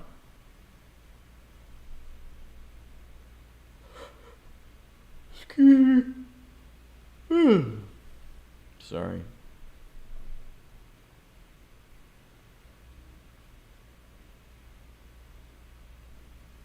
Its authors said the directive did not allow captives to be killed, but critics say that over time an interpretation spread through the military that it was better to kill comrades. Comrades? Israelis don't have comrades, come on. It's better to kill comrades than to allow their capture. I can't believe that ABC would use a communist label. That's just absolutely gross. How dare they call Israelis comrades?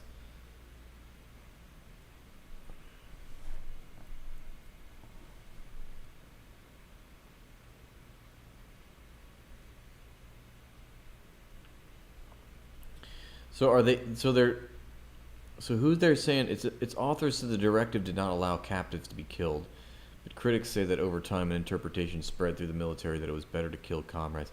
So they're basically, the authors are distancing themselves from this directive.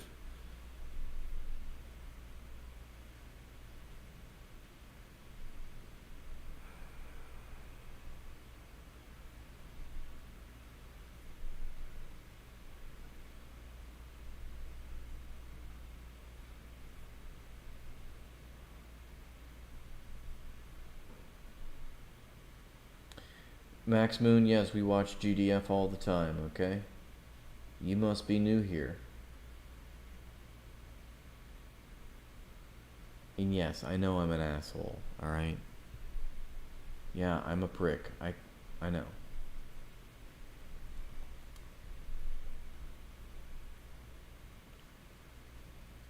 The grief, the agony that comes with the news that the collective grief that I don't like her because I just don't like her. She also steals my bits, so I'm not going to promote her.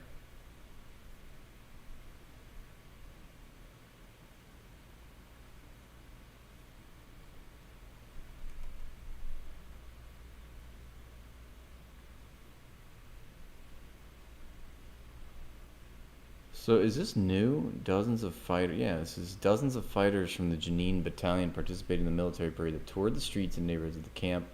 After the parade ended, the resistance fighters paid their respects to the homes of 5 Mujahideen who were martyred during the Israeli military occupation. The Jenin battalion is fine, but false and invalid in an attempt to deceive Israeli public opinion.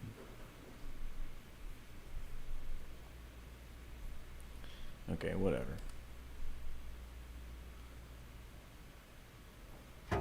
Ooh, this looks good. Soldiers have been killed in a drone attack on an American base in Jordan. U.S. President Joe Biden blamed Iran-backed armed groups. They are the first American military fatalities in the region since Israel's war on Gaza began.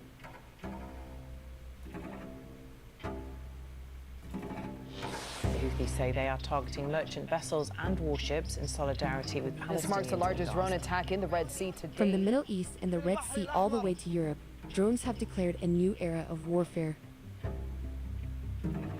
In retaliation for the Israeli strike on the Iranian embassy in Damascus, Iran launched the largest drone attack in history. Launching dozens of drones to attack targets there. A new era of warfare in the sky. Their signature drone, the Shahed 136. Dirt cheap drones, a few $1,000s each. The United States and Israel spent billions of dollars shooting them down. You can't afford this kind of war. A deadly drone strike early today in Tel Aviv, just a block from the U.S. consulate. Say it was an Iranian-made drone that came from Yemen. These devices are revolutionizing the battlefield with their low cost and simplicity in manufacturing. Accessible to both armies and non-state actors, they're overshadowing traditional military expenses. $1 billion, $6 billion, that's... At the center of this revolution is a country in Yusuf, can you spell out the name for me again? I'll look it up. the heart of global South, under immense pressure, sanctions, and isolation from the West.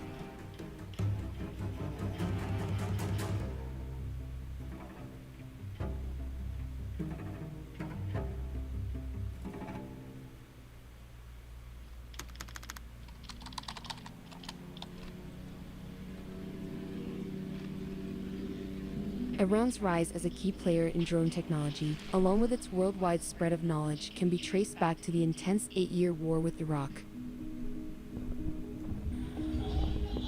The war began when Iraq's Saddam Hussein seized the opportunity to attack Iran, a nation still grappling with the aftermath of its recent revolution and facing international sanctions. How the fuck?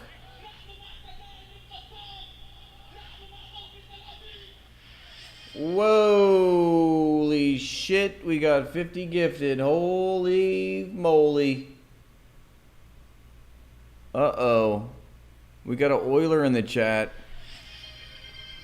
What? We got a hype train up in this motherfucker. What's going on? Holy shit. We don't know that, though. Could it be Saeed? I don't know. I don't know. It's an anonymous person, so who's to say? I'll have my guy at the FBI see if I can track him down. I have a guy that works intel at the FBI. We'll be able to find out where those 50 gifted came in, and no problem. Okay. Yeah, everyone knows the jig is up. It's like 50 is always Saeed. It's never even a question. Why are we even doing this? He has to assert dominance. That's right. He cannot be dethroned. That's all right. I'll have you guys fight over me. It's fine. You know, it's fine by me. Gas. Thank you so much to the anonymous gifter. Holy shit balls. 50 gifted. It was Hamas. That's who it was. Maybe it was. I do get, apparently I get a lot of that Hamas money. So my detractors tell me. I am going to look up that. Let's just get some things squared away here. So somebody wants me to Zero Hey Lease is the user I'm supposed to debunk.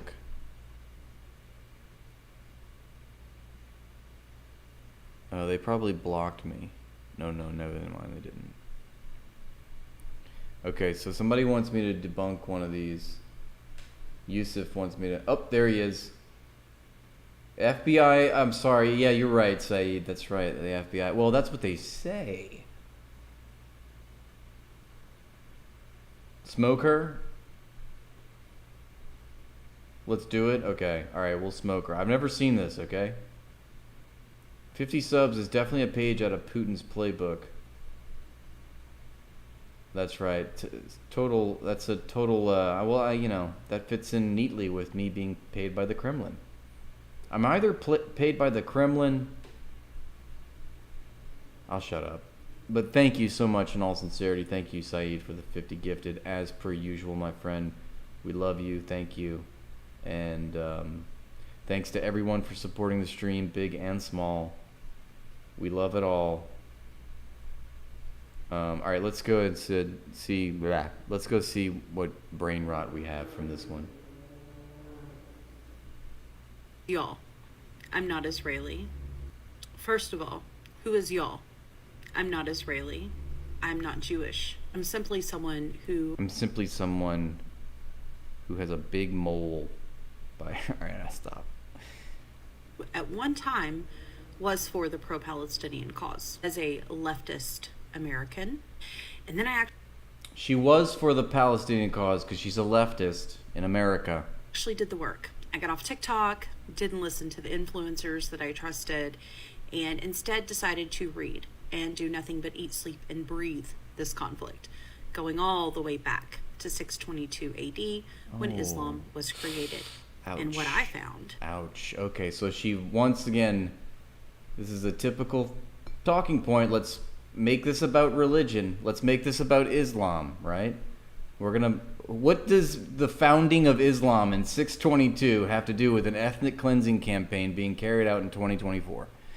What does it have to do with international law? All the standards that have been set post-World War II, all the institutions that every country has signed on, to be party to the rules of international law, of diplomacy, of crimes of aggression. None of that shit matters, right? What matters is 622 AD. We must go back to biblical times. And that's when I realized that I was okay. I was okay with the genocide of the Palestinians. Because I am going to, sign on and justify some ideology while materially millions of people are being starved and executed. Was that the Arab Muslims, the Islamist, the radical Islamist. That Islamophobic dog whistle, that racist dog whistle.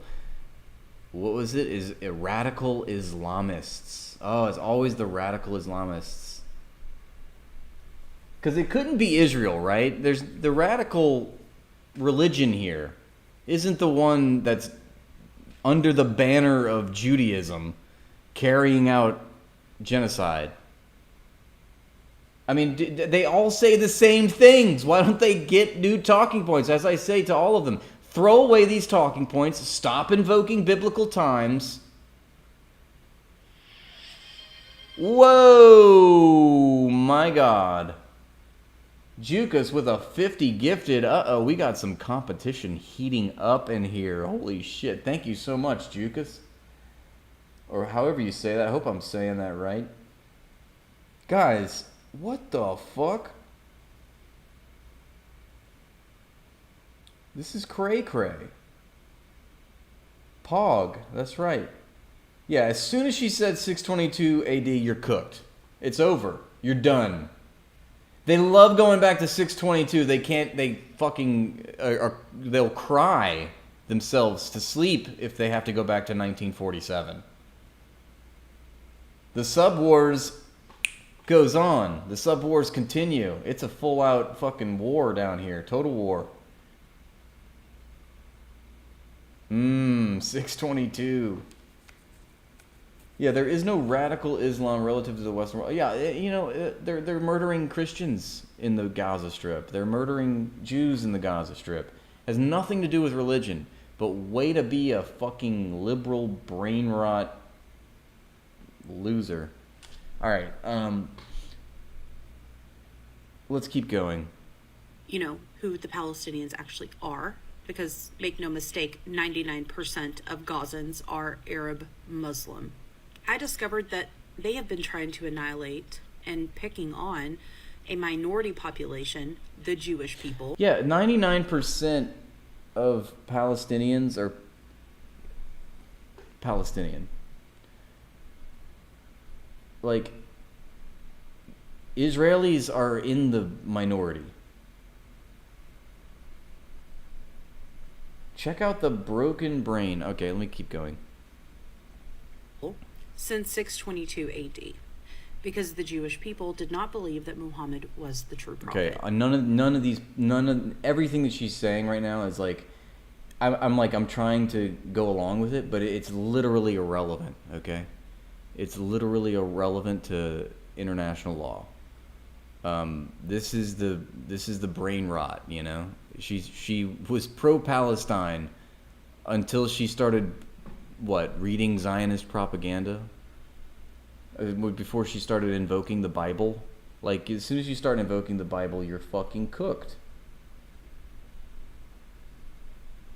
She says, Islam has spread to over 1.9 billion while the Jewish people just rebounded to pre-Holocaust. Oh, so that's fine. Then they should be able to, do their own Holocaust, is what she's saying. Like, anything to look away from the material reality, am I right? Anything to, I hope that Benjamin Netanyahu burns in hell. That's right, burn in hell, BB. What does this have to do with Islam, You're playing that same game, You're conflating Judaism with Zionism. Literally nothing about the Jewish people. You're cooked. Okay, we're talking about the Israeli Zionist settler project, which is a political party. It's a political organization. It has nothing to do with religion. Now you have it's sort of like saying, well, the Nazis were socialists because they called themselves National Socialists, so they must be socialist. Well, if you look at what they were doing, they had nothing to do with socialism. In fact, that was the first people they cleansed from their society were socialists. But you're doing that, running Israeli D for them is just making it about religion. So because Israel says it's the Jewish people, well, then that's the framework for the whole geopolitical situation happening. It's Judaism versus Islam.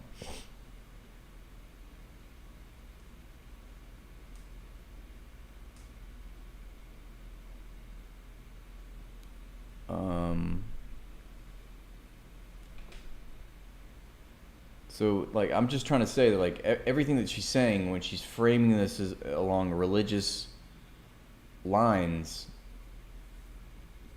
in order to understand what's happening is just complete, it's just a brainwashing. The Messiah, the final prophet. And because they did not accept that, they then became the number one enemy to Islam. And ever since then, they have done nothing but try and wipe the Jewish people off the face of the planet and out of their ancestral homeland. Okay, well, it has literally nothing to do with the state of Israel, all right? Even if that were true, which it isn't, has nothing to do with Israel versus Palestine. Because you can go along with this religious narrative and go back thousands of years if you like, but what I know is that since 1967, formally, the entire world community condemns Israel for the crime of aggression of starting a war with 3 countries, then acquiring territory, occupying that territory that they acquired through war, which is another crime of aggression. So not only preempting a strike against another country and starting a war is a crime of aggression. And remember, all crimes of aggression bear with it the accumulated evil of the whole. So every act that, what does that mean? Any reprisal against that preemptive strike is also any death or destruction that results from the opposition conducting its own attack, that is on the fault of the aggressor still. And in this case, we have the crime of aggression. We have the illegal occupation subsequently, which the entire world agrees right now that, except for obviously Israel and the United States, the entire world agrees that that is a crime against humanity and condemns it as such. Right now you have a country, Israel, that is considered an illegal state by the ICC, is considered an apartheid state by the ICJ. What do you have to say to that?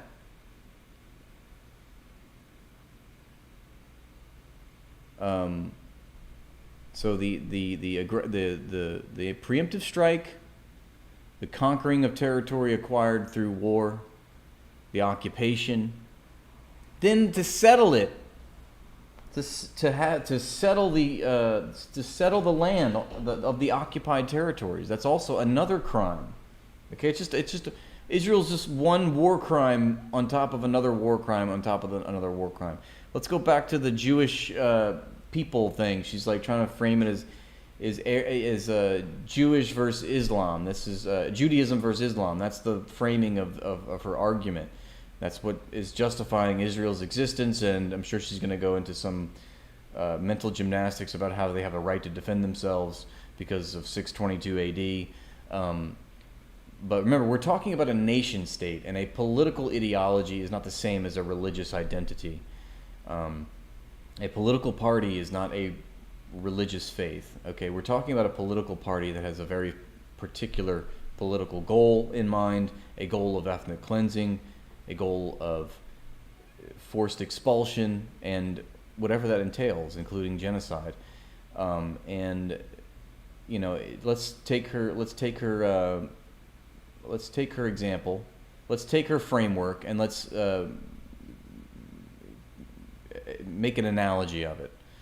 Okay? This same person in the 1930s or the 1940s would be saying, you know, the Jews have been starting a war against the Aryans since time immemorial. There's been this conspiracy, they want to kill every Aryan that has ever existed. The Jews just hate the Germans. And they've tried to kill all the Germans throughout history. And this goes back centuries, okay? So the Nazis have a right to defend themselves.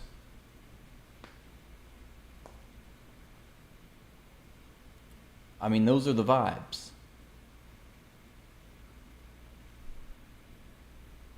To say that the Jewish people took Hang on, we're not done with you. First of all, I discovered that they have been trying to annihilate and picking on to Islam. And ever since then, they became the number one enemy. A religion of 1.9 billion is picking on a religion of 15 million, and you are the victims. Let's cipher through. Let's decipher all the bullshit, decode this bullshit, and then like redo this whole sentence so that it actually has some bearing on the material world that we live in. A religion of 1.9 billion is picking on a religion of 15 million, and you are the victims. How about a settler colony that has been ethnically cleansing the land of Palestine for decades, over 100 years at this point, which formed a minority, okay?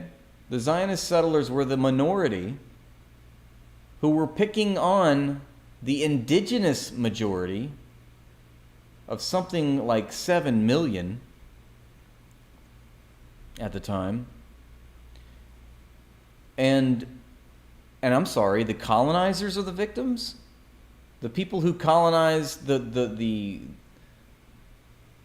colonizing minority, ethnically cleansing the indigenous majority, stealing their land, backed up by what Vladimir Jabotinsky, one of the earliest Zionist leaders, called the Iron Wall of the British Empire.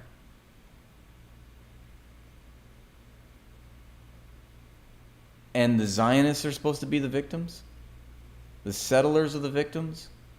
So, you know, I'm just trying to understand here what you're trying to get at. I mean, it's like the Native Americans were the indigenous majority, but they were just picking on the patriotic American settlers.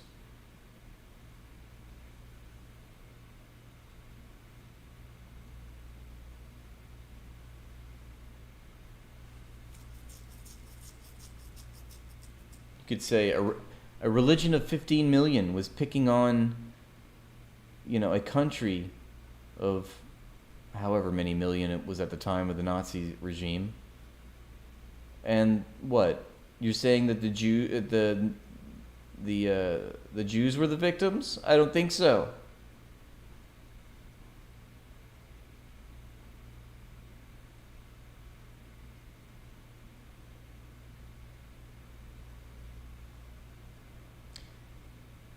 Yeah, I mean, you know, it's completely ahistorical what she's doing. She's just, you know, it's one of those, like, I'm just going to talk about religious ideology, and I'm not going to pay any mind to the actual history, the recent modern history, you know, of that region of the world. And I'm thinking of the British Empire, you know. We're not even going to talk about the Balfour Declaration, the British Mandate of Palestine. None of that matters. It's just a religion of 1.9 billion is picking on a religion of 15 million. You know. We could also ask, I'm sorry, a settler colony is picking on a concentration camp, and the settler colony is the victim? I'm sorry, there are two social groups in question here.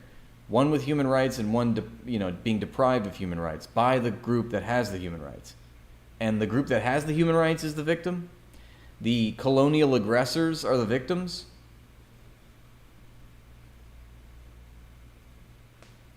Don't forget, okay? I'm not even Israeli or Jewish, but don't forget, okay? I just sign on to all of it. And don't forget that I'm also the victim.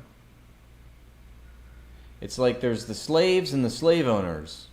And the slaves are revolting, and what? It's the slave owners that are the victims?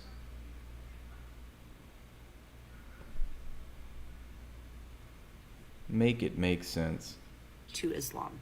And ever since then, they have done nothing but try and wipe the Jewish people off the face of the planet and out of their ancestral homeland. That they...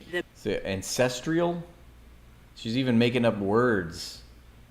She's like, can't even see straight. She's so blind with rage for brown people that she's like, I'm going to make up words of my own. Ancestral homeland. Well, that is big if true, Becca.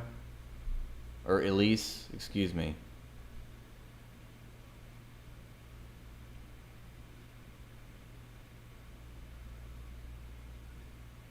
Incestuous home, you mean? Astrological homeland. What's up, Reaction Jackson?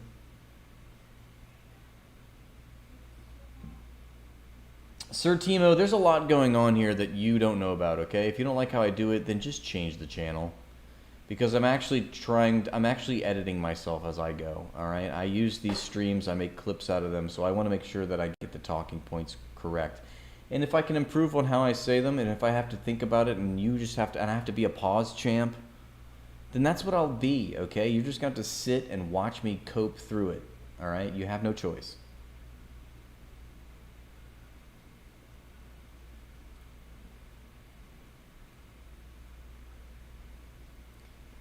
Yeah, it's so unserious. I agree, Mouse. I don't think of you as my enemy. I don't even know who you are, so I don't really care, so. Just sit, shut your trap, and open your mind. Some people here get it. I just want to cook. Exactly. He's cooking. Let him cook. You guys get it. Themselves made the Holy Land. You see, no. But yeah, the whole ancestral land bit, I mean, that's just completely, again, typical. This is what I always say. Typical Zionists try not to invoke biblical times to justify an ethnic cleansing. Challenge impossible. Biblical rights, like Noam Chomsky said, biblical rights have no status in the world today. No one can claim that this is my ancestral story, my narrative for where my people come from, and therefore I have a right to claim this land from these people. Therefore, Em Yisrael Chai, get the fuck away, it's my land. It'd be like saying, the Scientologists all concur that 4 trillion years ago, aliens came down in spaceships and in human form and whatever their fucking biblical style myth origin story is. And, we all agree that Uganda is for Scientologists. That was our ancestral homeland. Okay, cool. Where's your evidence? We don't have any. We have the miracle book to tell us. Okay, so, all right. Well, yeah. Go ahead. Here's the weapons. Go ahead and murder all these children, please. Thank you. I mean, least genocidal Zionist. This is the world's least genocidal Zionist right here. Thank you for the follow, Jukas, and thank you for the 50 gifted, and thank you to Saeed for the 50 gifted, and thank you to Jukas again for the 10 gifted, and for Conquer being a fucking based-ass mod, and for all of you guys supporting the stream. Saeed is still baffled by people not reading history of Andalusia and Baghdad and how Muslim and Jews with fucking names and books authored by both coexisted for millennia. Yeah, it just so happens when you do colonization, it's like it tends to turn violent, Before Palestine was being colonized, surprisingly, people got along pretty well. It was only when you started forcing them from their homes that it turned into a war, like they say. But I mean, I'll be honest with you. I'm not a fucking historical scholar, but I don't need to be to understand. You know, nobody needs to understand biblical times and the story of David or whatever to be okay to sign on to this. I mean, it's just indefensible. And there's, you know, there's actually even their own history, as far as I've understood it, and people have enlightened me over this, because when I first understood the conflict, I was like, okay, well, what do we say to the people? I mean, like, obviously I knew it was wrong. What do you say to people that say, well, King David, you know, it's our promised land? And that's, you know, when fucking Finkelstein and Chomsky talk some sense. I was like, okay. But then as I started reacting to the videos, people would tack on what they thought too, and how, you know, what they're saying is completely ahistorical. It wasn't even like that. Like, and who is to say that, oh, this is the starting point for my narrative? You know, you have to go exactly 3,000 years ago if you want to believe the Israeli chodes. Don't go back 4,000 years ago. Don't go back, fucking, God forbid you go back 80 years ago. You know, so it's just a silly argument to make. It's not even an argument. You had to cook your dad on this subject. No Jews and Muslims in Palestine have not been fighting for thousands of years. It's just a cope. And even if it's true, I mean, we're talking about the Israeli project. We're talking about a settler colony. You know, I mean, you try to find other historical analogs, and what comes to mind is the Jews and the Nazis, slaves and slave owners, South Africa, the Bantustans. You know, they've, you know, created an apartheid state. This is international law we're talking about. The highest court in all the land that's specifically designed to handle these types of conflicts has weighed in on the matter. Why don't we consult them? Why is everyone just so, what's the word? When it's like we got this isolationist, like, imperial brain rot in the West, where it's like, oh, we don't even talk about, we're like Ben Shapiro, like, fuck, who gives a shit about the World Court? Who gives a shit about the Geneva Conventions? It's absolutely absurd. It's like you're telling on yourself. You're just a imperial cuck. You know, you're so rabidly ignorant. You're just completely divorced from the entire international community. And it's what a privileged take, right? To be in the West and just saying, man, we got it good. We can just thwart international law, and we can veto UN resolutions. And who gives a shit? No, you know, we control the world, so it doesn't matter. It just might makes right at the end of the day. That's all it boils down to, I feel like. And then so when you have that colonial brain rot, you start saying shit like this person. No one would care about Jerusalem if the Jewish people had not made it the Holy Land. If Jerusalem... I mean, what do we say to that? No one would care about Jerusalem. You guys only care, okay? You guys only care about the Palestinians because Jews put Jerusalem on the map, all right? I mean, yeah. Again, we should all understand everything that she's saying is completely irrelevant. This is completely... But you know what? You'd think that, like, okay, if you got before the United Nations, or if you got in front of the ICJ, I mean, certainly the Israelis would be more refined and have a little bit more of a practical explanation to justify their existence in the land of Palestine. No, this is the exact type of shit that Gilad Erdogan would say at the UN Council. It never gets any more thought out than this right here. I love that she's deriding TikTok while also contributing to the TikTok brain rot. She's like, I got off of TikTok and I read all these books, and that's when I realized that Am Yisrael Chai and Israel has a right, and now I'm getting back onto TikTok to be the very thing that I was just admonishing. I know, that's another thing is, what about Al-Aqsa? I know, I wanted to... And they're even saying that Israel's planning on destroying Al-Aqsa. I feel like, I mean, are they? Is that what's gonna happen? Is Al-Aqsa gonna be demolished? I know that they want to. Literal no one, as in, no, yeah, like not one, but more than one.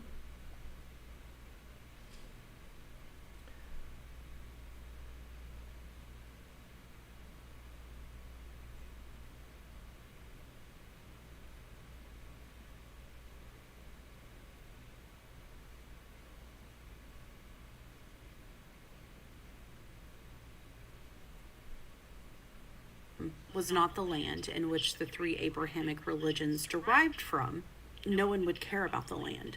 It would be just as valuable as any other land in any part of the world that was the size of New Jersey.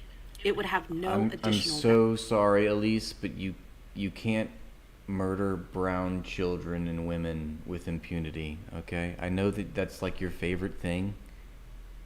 What in the white... Look at this comment over here. I love this. If I could fucking get my shit together. Look at this. What in the white woman nonsense? Beautiful. It's exactly what I'm thinking. Honey, you fell for Israeli propaganda. Poor thing. Exactly.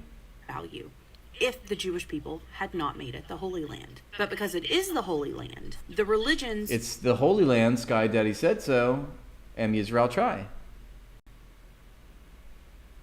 Who popped up after Judaism, like Christianity and Islam, who both derive from Judaism, would not then try to take over that land. You see, the Christians already tried to do it.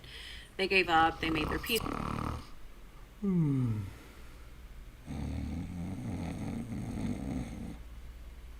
with it, and they are now great allies.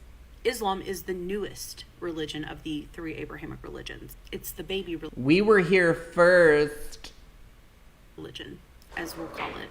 So you see, they haven't quite figured it out. Wait, so you are tied to the ancestral lands genetically? Okay, so maybe you'd feel comfortable taking a DNA test to confirm that? Heavens no. Yet. They haven't quite figured out that there have been plenty of empires who have come along and tried to extinct the Jewish people, yet the Jewish people are still here. Maybe one day they'll figure it out and they'll learn how to... It's not Jewish people, sweetheart. It's Israelis. It's Zionists. It's settler colonialism. These things are wrong. Anytime you ethnically cleanse another ethnic group based on your ideological supremacy, whatever characteristics that might be, it's always wrong. Literally a world war was fought about this. coexist, as other Arab nations have done. But in the meantime, it's important that we share the truth and tell the truth, and not prop up and support religious death cults. Yeah, that's why I'm firmly against the Zionist state of Israel. The last thing that she said, I completely agree with. We should not prop up religious death cults. That's why death to Israel. That's why we say death to Israel, because it's a religious death cult. Look at this. Last video got fucking 34 views.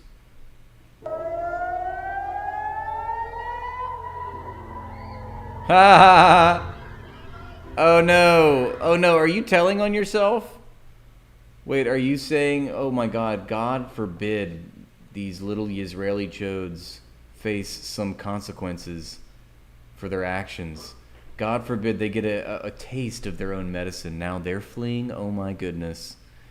Let me go drum up some fucking crocodile tears for these losers. Oh no, they're fleeing over fear of violence, you guys. This is heartbreaking, really. Diaper down, diaper down. Oh, but they all still, they can run. They all still have their limbs. All those kids have their limbs and they're alive and still breathing. Wow, what a privilege. Yeah, they're probably just running.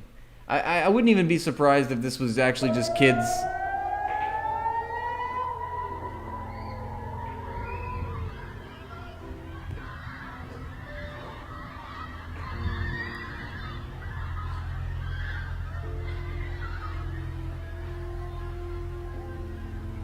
Yeah, well, you know, you want to feel sad for those kids who are running because of an air raid alarm.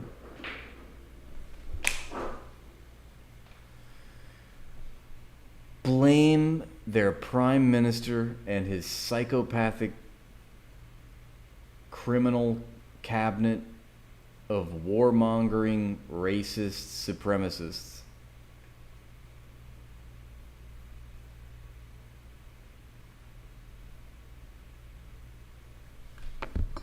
I'm just using good old international law thinking. Okay, I don't know. How did I do? To say that the Jewish people took 3/4 of the British Mandate of Palestine is just a flat out lie. I know that you're used to seeing maps like this, but this is... I think actually it was more than 3/4. You're right. It was 80%. So thank you. Inaccurate. You would have to look at the full British Mandate of Palestine, which is this, to understand that Jordan, Transjordan, the Arab state, took 77% of British Mandate Palestine. So if Transjordan took 77% and then 23% was set aside. Again, it's just like, don't look here, look over there. No, excuse me. I was about to say no, bitch. Israel. The Israeli state, because of the partition plan, took 80%. This is where we go back to our books. Where's my Gaza book? This is where we hit him over the head with Norman Finkelstein.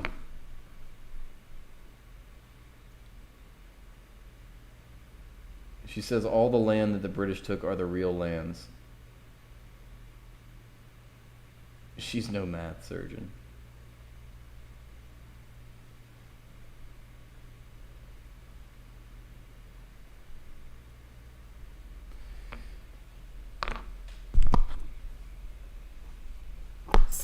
For the Jews and Arabs to live together, because that was always the plan, for them to live together and coexist and all have equality in the land, before the Arab League told all the Arabs to leave so they could come in and wipe out the Jewish population and then they could all return. I mean, this is just like, where are you getting this information?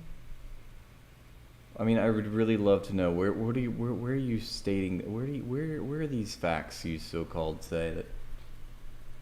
Where are you getting this shit from? 2 weeks. اللي طلعنا يعني اللي أطلعنا الجيش الأردني على إنه بدها تصير معارك وإحنا بدنا نروح تحت الرجلين. قالوا لنا بتطلعوا لكم ساعتين زمان لبينما نحررها وبعدين بترجعوا. طلعنا بقى. اعتادت إذاعات الأنظمة العربية القول لنا ابتعدوا عن الجبهة. إنها مسألة 10 أيام أو أسبوعين على الأكثر وسنعيدكم إلى عكار. واعتدنا القول هذه فترة طويلة جدا. ماذا؟ أسبوعين؟ إنه ذكر لي جدي وأبي عند النكبة أصدرت فتوى من قائم مقام عندنا بأنه من بقي في أرض فلسطين وفي أرض المجدل فهو خائن. وذلك من أفتى لهم بحرمة البقاء في تلك المواقع يتحمل إثم هذه الفتوى. Because you had a population. What is she trying to say right here? I'm confused.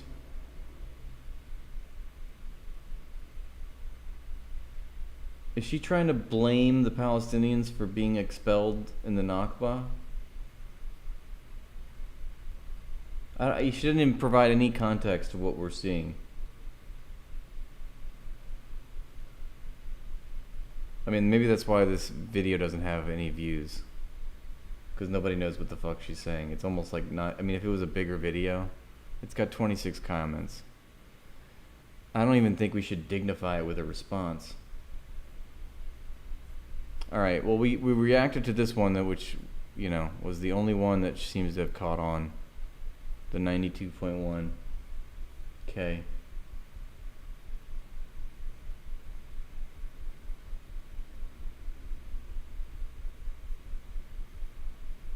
No, do what? Respond? You want me to finish watching To say it? that the Jewish people took 3/4 of the British Mandate of Palestine is just a flat-out lie. I know that you're used to seeing that the Let's see, what Jewish is people this? took. Try and imagine if tomorrow the United Nations voted to return 3/4 of U.S. land and Native American, they forcibly removed you and your family from land that you were living on for centuries. Well, that would actually be... The commenter, I mean... That would actually be good if we gave the land back to the Native Americans. And we weren't living on here for centuries, but... we were settling, I guess you could say. I mean, the questioner is trying to phrase it as if the Americans were indigenous, living is the vibe I get from her question. But yeah. Oh, okay, I see. Yeah. I'll post my previous response. I don't know. I feel like I'd rather spend time posting or stitching people that, like, maybe they've struck a nerve and they have a, you know, good engagement on their posts, so it's perhaps educational if I were to take time to point people in the right direction, perhaps. That's all I'm saying.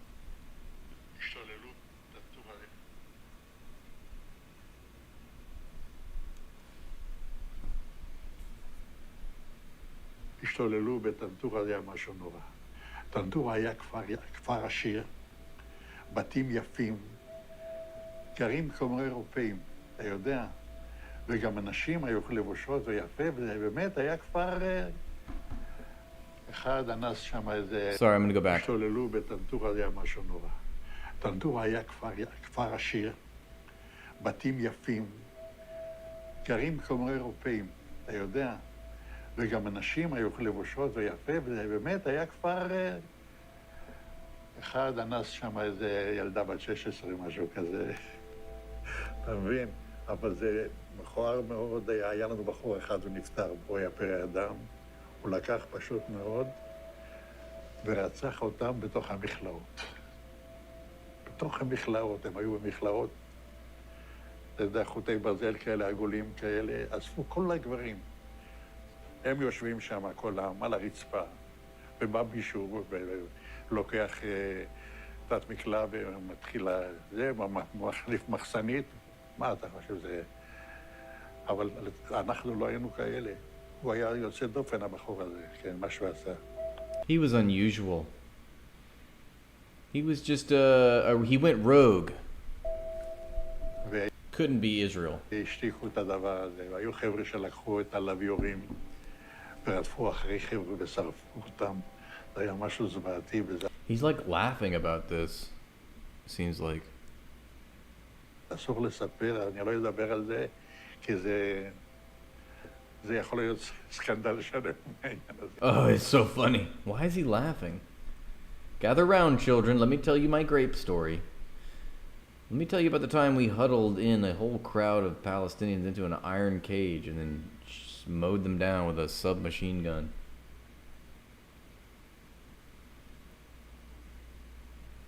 It wasn't a war crime because it wasn't a war. אני לא רוצה לדבר על זה, וזהו. No, you seem like you do want to talk about it as you laugh and with glee you recount your escapades. 3-4 חודשים הראשונים הייתי רוצח. מה זה אומר? אני לא לקחתי שבויים. בזמן קרב, אם מישהו ירים ידיים, משהו כזה, לא לקחתי שבויים. Oh man, he's like, that traumatized me when they put their hands up and I just decided to kill them still. Most moral army, yeah, here they are. He can't get over it until today. Imagine how the Palestinians feel. Seems like you're doing fine, Shlomo.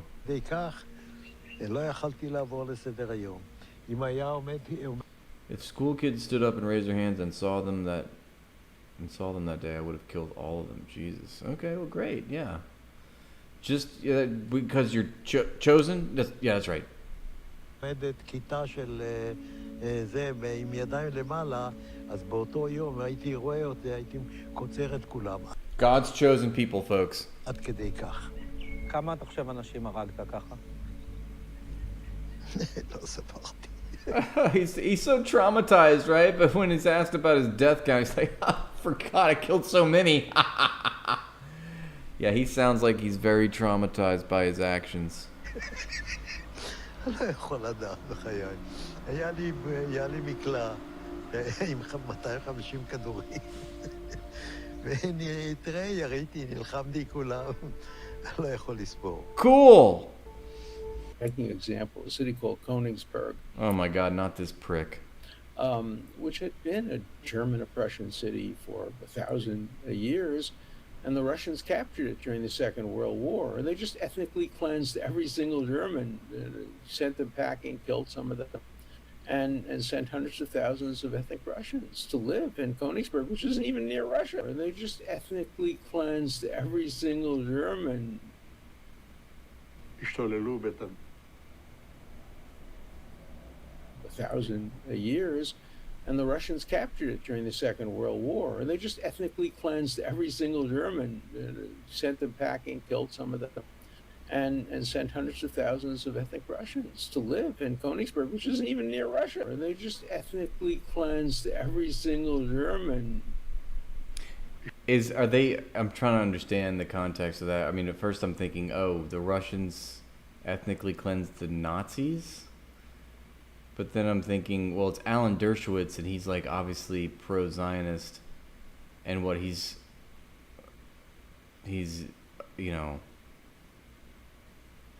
throwing shade at Russia for ethnic cleansing, meanwhile supporting Israel. I mean, like, what a hypocrite. Those poor Germans, those poor Nazis.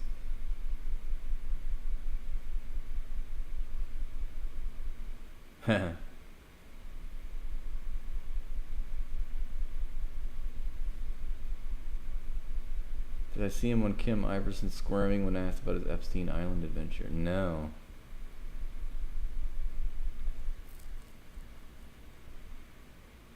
This is from Tantura. Okay. So this is the, that's the, okay. So Tantura was, I guess, a village, one of the villages. I don't really know much. I mean, people have been telling me I need to watch it, and I never have. I just don't even know where to get it, but it's really my fault. I should know. I should have figured it out by now.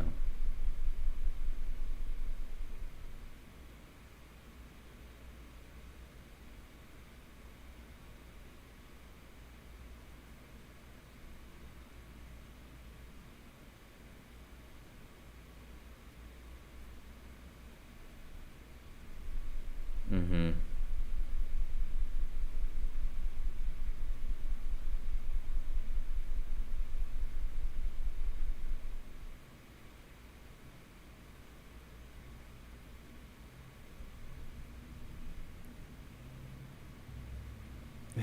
That's why you're not a grapist. You're a better man for that, I would say. But if you're an Israeli, it's like, what did Grandpapa do? Let's hear another war crime from Grandpapa.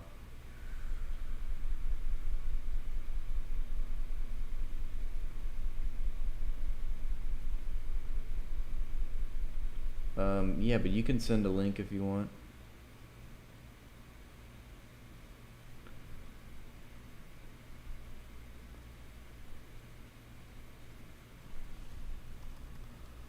Let's see what's going on. Oh, you know what? I do want to check the tropical storm that's supposedly, what's it called? Francine? Let's see where that's going at. Let's see, 800. This is live.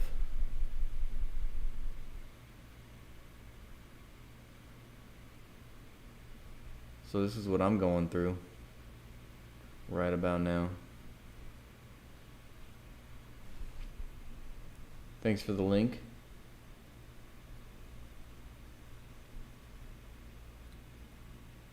Supposedly it's supposed to be a fucking, wow, category 2 by Wednesday. Tomorrow it's moving so slow. Tomorrow at 7 p.m. it only looks like it's, according to the map, it's only gone about 4 inches.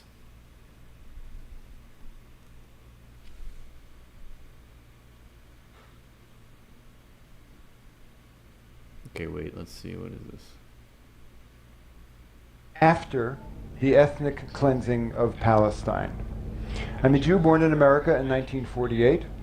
I love being a Jew. I am heir to a rich, wonderful tradition, brought up to believe that I had two enemies. One was the German people, because of what they did to us, and the other was the Arabs, as we call them, because of what they would do to us if we didn't have Israel. Fast forward to middle age, when I finally visit these so-called enemies, I go to Palestine, and I find out that we have driven out an entire population, and we're engaged in a process of ethnically cleansing an indigenous population, a beautiful, wonderful culture, to make room for our so-called redemption. And I knew that there could be no redemption based on that. The Jewish story of today is not the story of our suffering in the past, which gives us total innocence and the right to do whatever we want. Our story of today is the story of what we are doing to another people. Our story is the Nakba, what the Palestinians call the catastrophe, their Holocaust, if you will. And if we do not understand that this is our story, we are done for. And I tell you, Rabbi, that the day will come when we will be on our knees in contrition and beating our breasts in shame for what we have done. And may that day come speedily and in our times, as the Jewish prayer goes. Yeah, pretty good. I was thinking of how when he said the word redemption, it's like, no, this is our redemption, though. We're here because we need our redemption.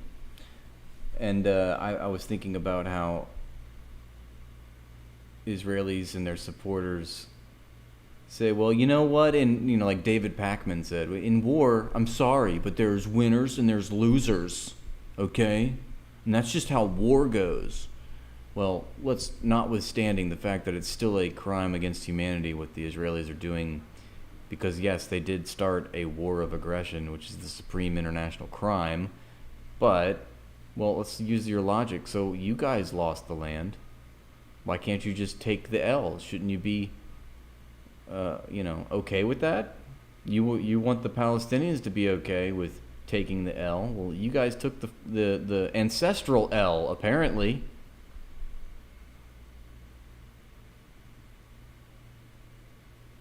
You guys got the big biblical L.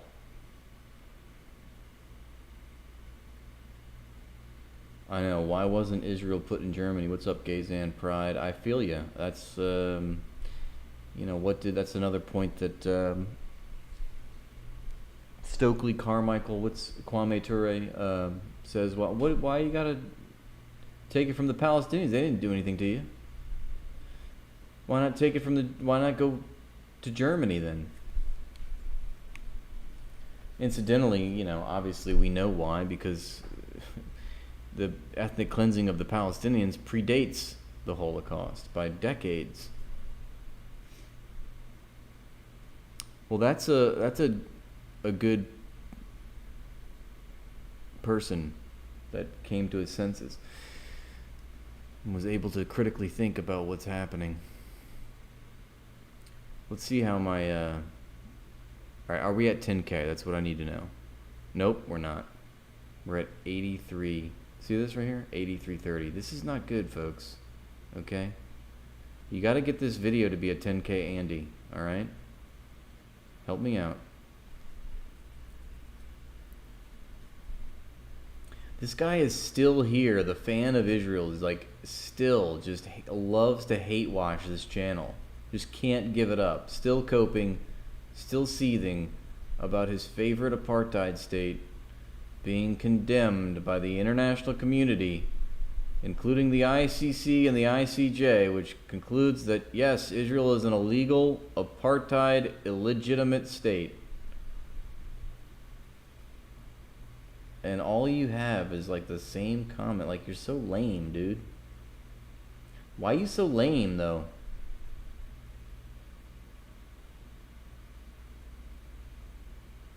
Oh, again, you have no online persona except simping for an apartheid ethno-state, so that's cool. And you came here to cry? Really?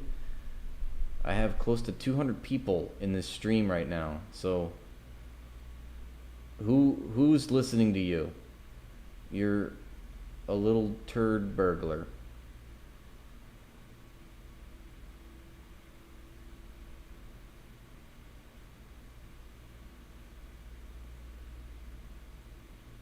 Well, I banned him again, Cobra.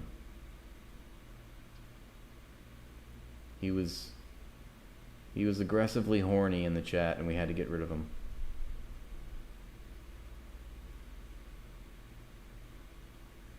We are in class. Leave us alone. Fred and Wilma, too.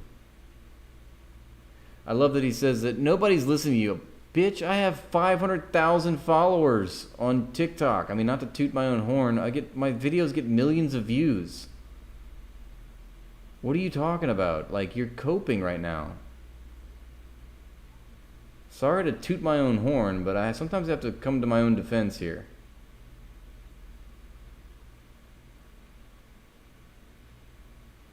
You're literally looking at my page right now. You're saying nobody pays attention as you're paying attention to me. Why are you trying to own yourself so hard? Are you a socialist? Because you must love getting publicly owned.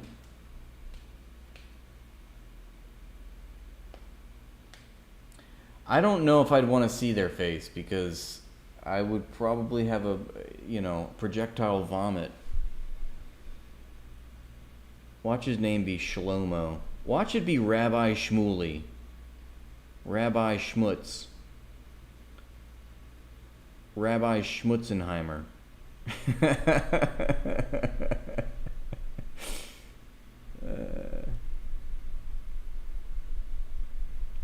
So we can for sure make fun of the way they look. Exactly. Name it Maine. Thank you for the super chat. Another thing I got to do is I got to figure out how to make the super chats where you can get them to show up on the stream screen. That's a good move. I don't know how to do that though. I hope that Benjamin Netanyahu burns in hell. You can hide them. Yeah, you can hide them. That's fine.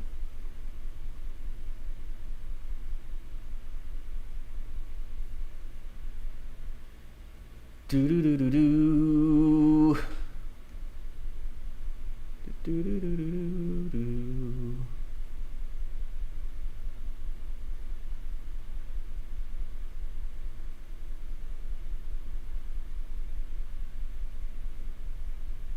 It's a short someone sent earlier. Okay, cool. Once again, shout out to Conquer the. Clearly, it's about religion, but then they say, no, I'm an atheist or I'm a secularist Jew, and I'm a Zionist. It's like, well, then why did it have to be Jerusalem? This was our homeland. This was your homeland. You're 2,000 years old. Sorry. Clearly, it's about religion, but then they say, no, I'm an atheist or I'm a secularist Jew, and I'm a Zionist. It's like, well, then why did it have to be Jerusalem? This was our homeland. This was your homeland. You're 2,000 years old. I don't understand. Here's the twist. The majority of Palestinians are of Jewish descent and are ethnically more Jewish than the European and American Jews who went and created Israel. So every time a Palestinian is murdered by an Israeli, a person who's more Jewish is killed by a person who's less Jewish. It's true that the Israeli is actually practicing Judaism or is a secular Jew. And it's true that those Palestinians are Christians and Muslims whose ancestors converted from Judaism to Christianity and Islam. But it's just a weird, ironic twist. I mean, it's embittering how ironic it is. Every time I see him, I always think of the writer of Infinite Jest. They look exactly like him, David Foster Wallace. Is that not the same person? He just needs the bandana. Is Roy Casagrande secretly David Foster Wallace? Struggle session right out of communist China or South Africa. This is serious tyranny. Serious tyranny. Shit. Man, my mind is... I'm losing my mind. What was what was I gonna say about...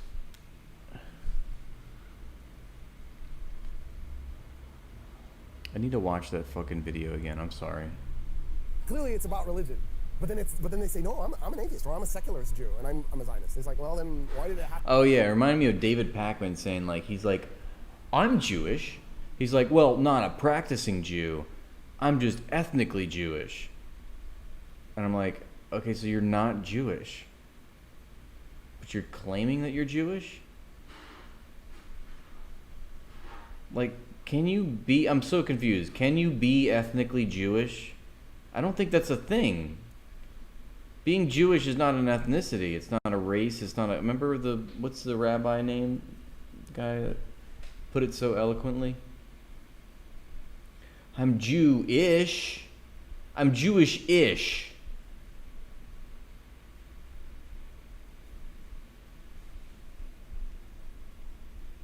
Like, how are you going to be a Jew but not practice Judaism?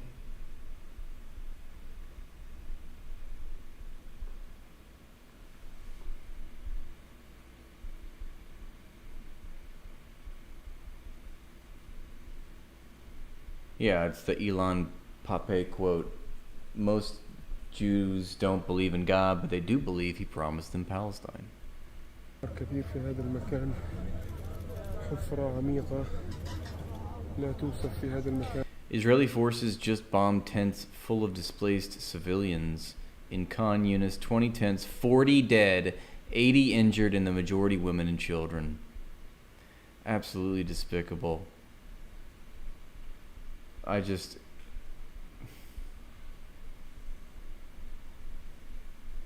Still going on. It's September.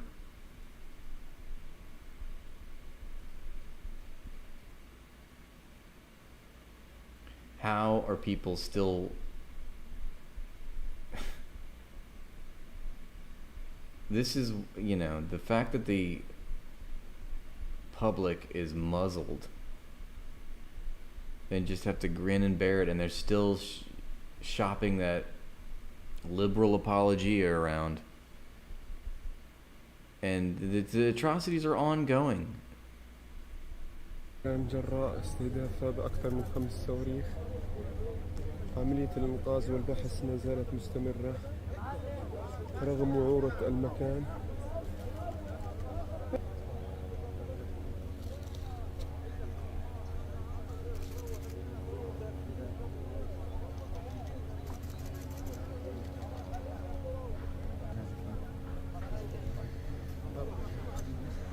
عشرات الخيام تتوسط هذا مكان القصف كما نشاهد رائحة. I mean, I'm thinking about the person I just stitched defending Kamala Harris. Well, she just, you know, at least she acknowledges that she's pushing for a ceasefire. Oh, really? Look at this, trending in Louisiana, hurricane.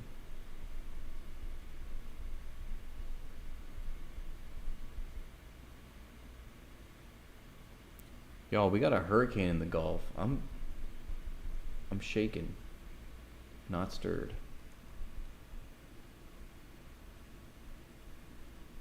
Western media is absolutely 1000% complicit in this genocide. But no, it's a problem. Me talking to Midwestern marks, that's That's the real tyranny. I mean, you gotta laugh to keep from crying.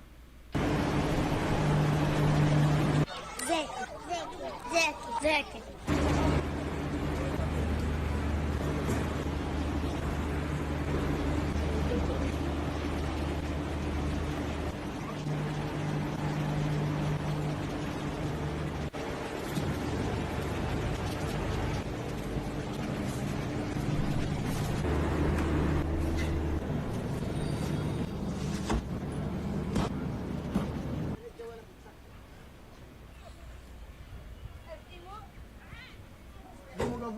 I like that he's deathly serious, pardon my pun, I guess, but and the fact that he's doing something so wholesome, just delivering popsicles to kids, it's really cool.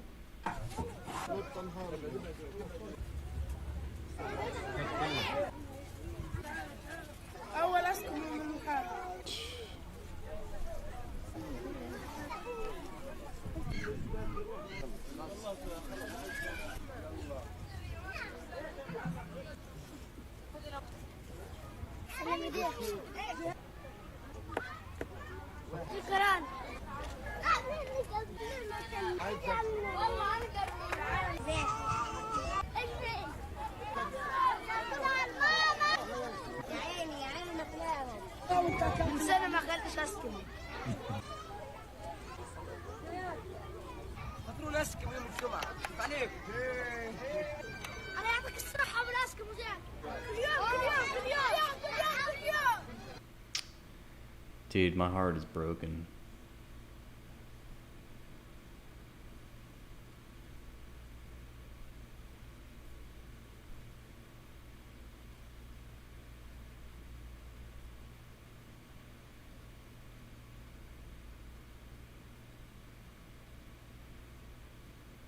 Tiny bit of joy, I know.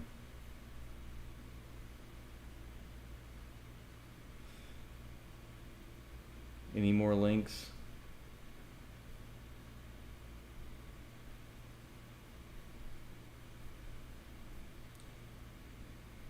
When you watch Palestinians during this war, they are either in pain or wholesome. I know. I was just thinking that. Whereas Zionists are always showing their demons. Oh yeah.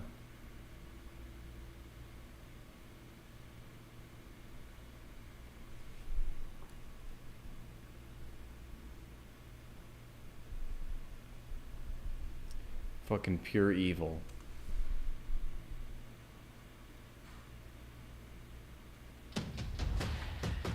Oh, this guy's based.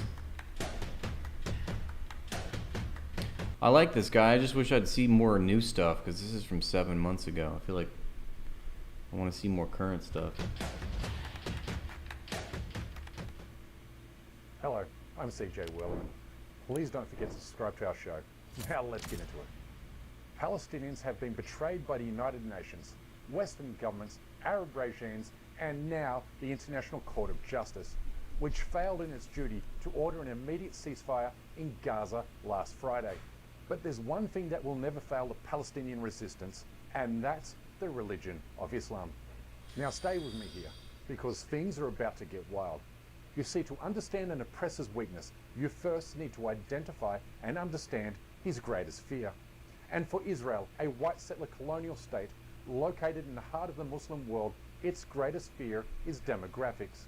In other words, Israel fears Muslims or Arabs will change the country's demographics in a way that it can no longer plausibly claim to be a Jewish state, which is why Israel so brazenly violates international law by refusing 6 million Palestinian refugees their lawfully protected right to return to their homes and land in occupied Palestine.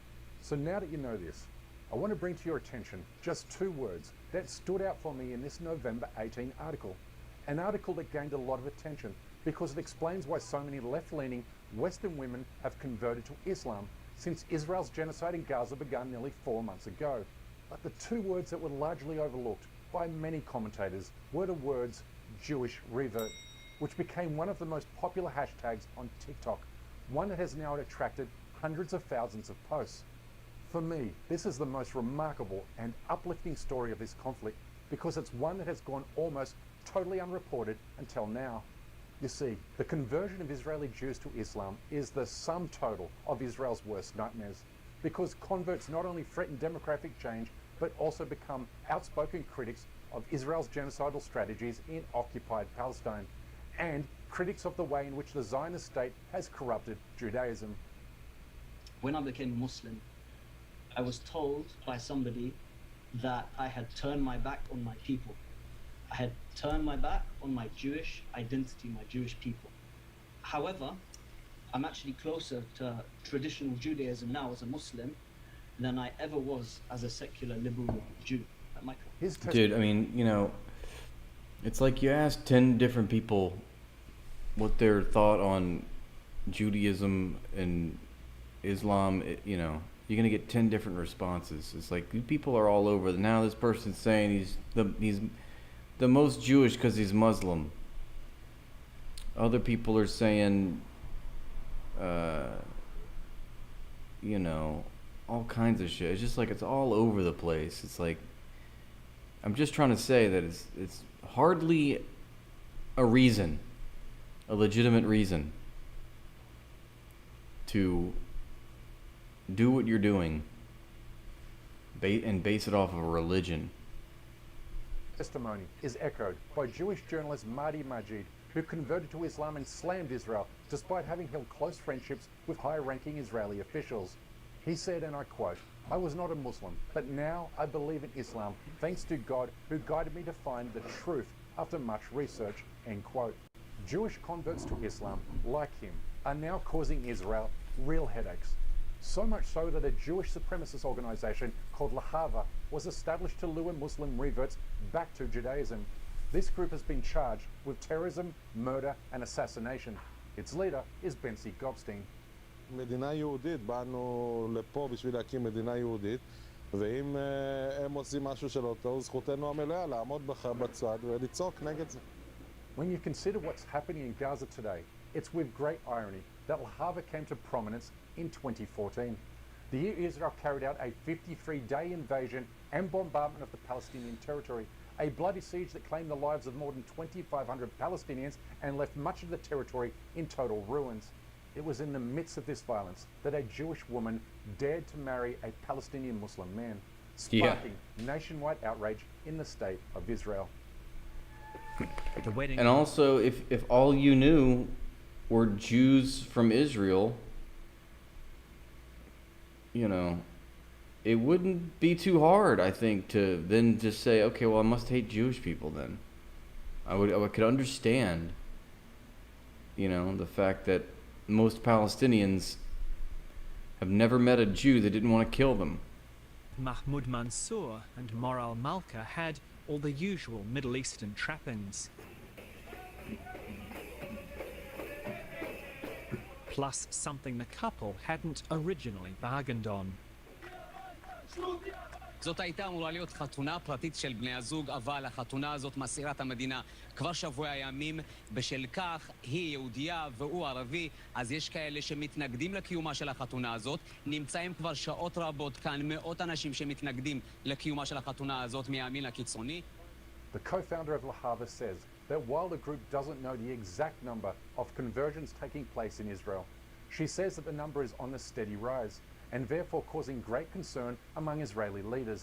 Her fears were compounded by testimony from popular Islamic scholar Yasser Qadi, who says that the number of Jewish converts to Islam is growing under the radar in Israel because new converts fear being targeted by Lahava. Now, when I want more news about the fall of the state of Israel. I was in Aqsa. I met a brother there who knew me from online, and he said, look, I need to introduce you to a group. But you cannot take any pictures. You have to be on the low. Don't come with anybody, just yourself in Masjid al-Aqsa. And I said, who are these? He said, we are giving da'wah to some of the Yahud, but we're doing it not publicly. Because if you do it publicly, there's going to be a huge trouble. So I said, there are actually converts here in this land? And he told me, this brother, we estimate at least 1,000 people have converted. We know around 300-400, and from those 300-400 we know that there are others. The majority of them are not saying anything to anybody. They come and learn what they need to and then go back to their daily lives. This is why Lahava is now carrying out violent foot patrols to threaten and intimidate Jews who have entered relationships with Palestinians. This group, Lava, the dangerous time is when small groups are walking around and want to find Arab people to attack them. Islam's growing popularity among Jewish Israelis also explains why Israel has carried out multiple violent raids on Islam's third holiest site during the past year.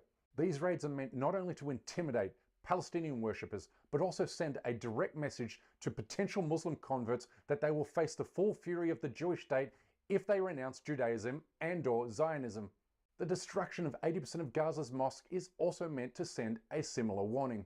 But it's here that Israel is fighting a losing battle, because even the most ardent Zionists are discovering how Zionism contradicts the teachings of Judaism.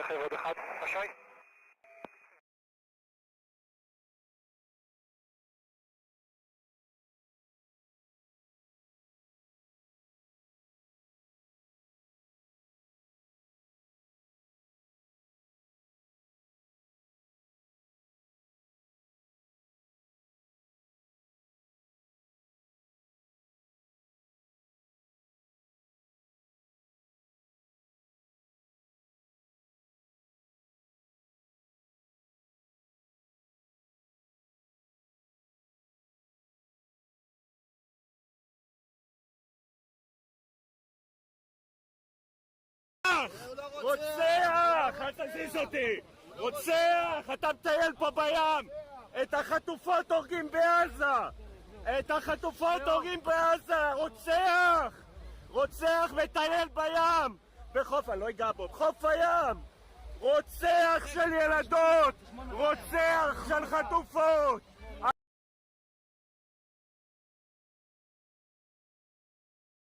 אתה רוצח מנוול! רוצח! החטופות בעזה מתות! מתות! I don't know what that means, bro. I swear to God. I don't know what the fuck a fascism is. I don't know what the fuck that is.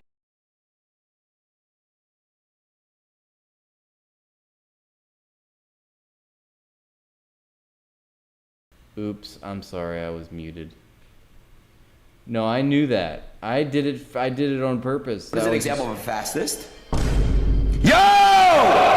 I was just making sure that I knew that I was muted. I was making sure you knew that I was muted. See, it was a test.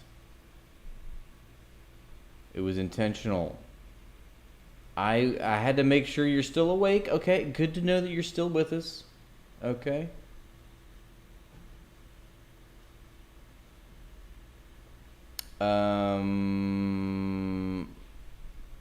Oh. There is a list. You see this? Pussy, this list. Pussy just falls into my lap, I swear. Hey. I don't even try, you know? At the end of that sentence, I don't think he knows what he said either. I'm talking about my cat. I was just talking about my cat, alright? I'm a pussy magnet. Saeed says, grab it. By the pussy? Oh. There is a lisp. I have a lisp.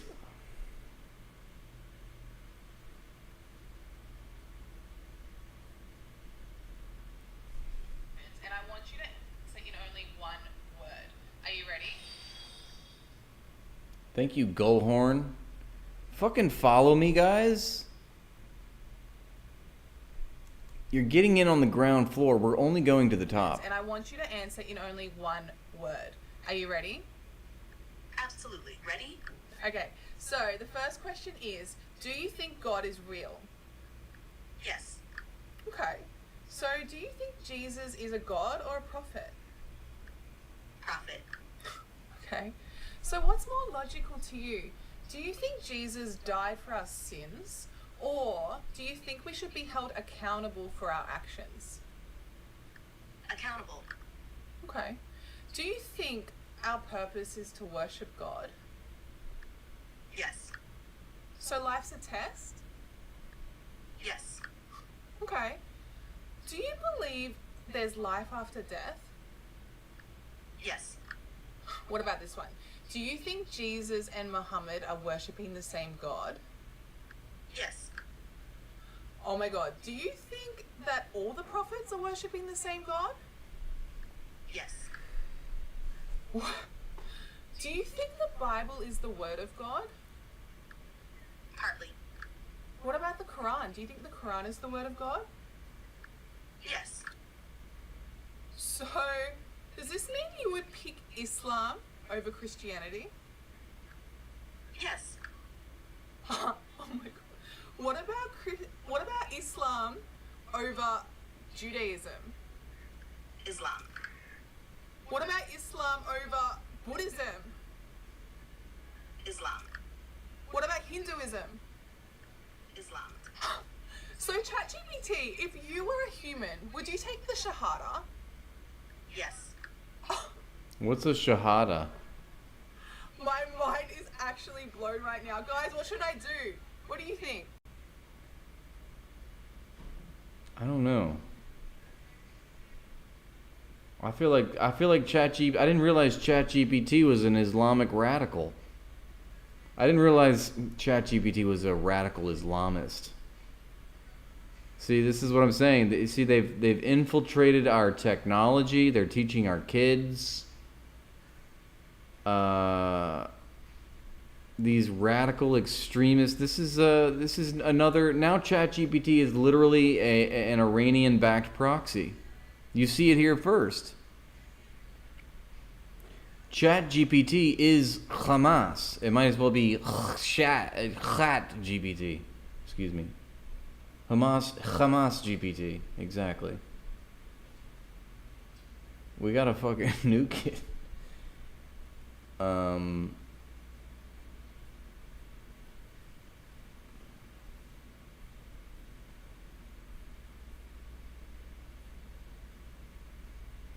Well, that was big, if true.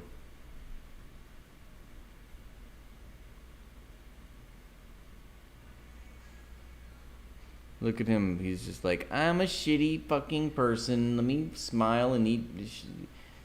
Smile my shit-eating grin. יובל, זה מה שאתה, טרוריסט ורוצח!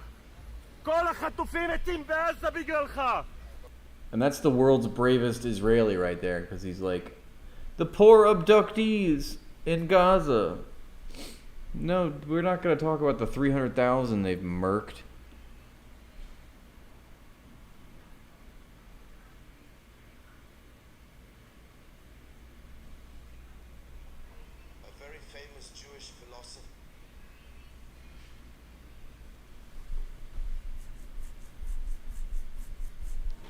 A very famous Jewish philosopher said something about 50 years ago that there is a Nazi mentality in Israeli society. He said then that Israel would probably not establish gas chambers or death camps, but the mentality in this society could legitimize such a thing. Unfortunately, this is exactly what we've been witnessing since the State Yemen issue erupted. These are the words of Ofer Kasif, a member of the Israeli Knesset from the Hadash party. Gross. Look at that unfuckable Israeli. Welcome in, Batman. After witnessing dozens of far-right Israelis storm the two military bases in southern and central Israel in protest against the detention of 10 Israeli soldiers suspected of sodomizing a Palestinian detainee. On July 29, an investigation was launched into 10 soldiers after a Palestinian detainee was hospitalized following a brutal gang rape by Israeli prison guards at the Sadi Tamam camp The suspects, reservists from the Force 100 unit responsible for guarding detainees, were caught on a security camera while sexually abusing the detainee. When they were arrested at the camp and later brought to a military court for a bail hearing, a far-right mob, accompanied by some Israeli parliament members and ministers, stormed the camp demanding the release of the suspects. Meanwhile... Yes, Katie, I think we heard it was in Khan Yunis. Was it not? Other lawmakers slammed their detention and announced plans to hold a hearing to... Right, the rapist is a celebrity in Israel now. I know, how fucking despicable. Let's see what Glaze a Little Smoke-a-Dick says. IDF soldiers deserve respect. And they deserve clean diapers. IDF soldiers will not be arrested like common criminals.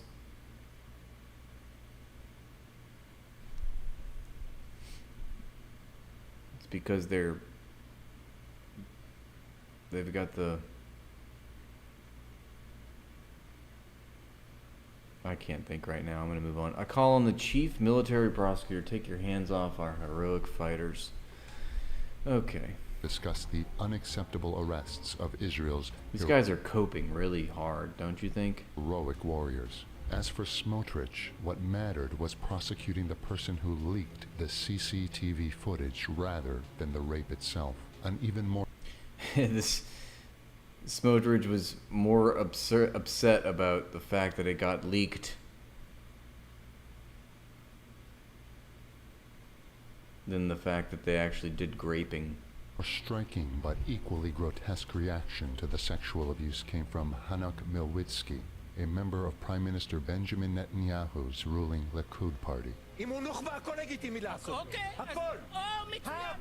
According to the UN, rape and sexual violence may constitute war crimes and are serious breaches of the Fourth Geneva Convention, which says, who gives a shit about the Geneva Conventions?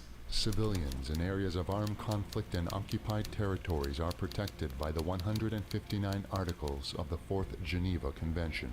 Israel also stands That sounds anti-Semitic to me. Accused of genocide at the International Court of Justice. Well, the International Court of Justice, yeah. Staffed by literal Hamas operatives? Okay. A charge it denies. And this culture of denial, along with open support from the public and from far-right mobs and ministers for those accused of rape and other atrocities, casts doubt on Israel's willingness to serve justice when it comes to crimes against Palestinians, and reflects a much bigger problem, a culture of total impunity. I truly believe that these events can only be understood through the prism of Israel's impunity, which they've enjoyed for decades. So whatever war crimes Israel commits, their allies, including the US and the UK, obfuscate, they deflect, and provide diplomatic cover. In a bid to legitimize the rape, defense lawyers for 4 Israeli reservists claimed their clients were acting in self-defense. The attorney... What?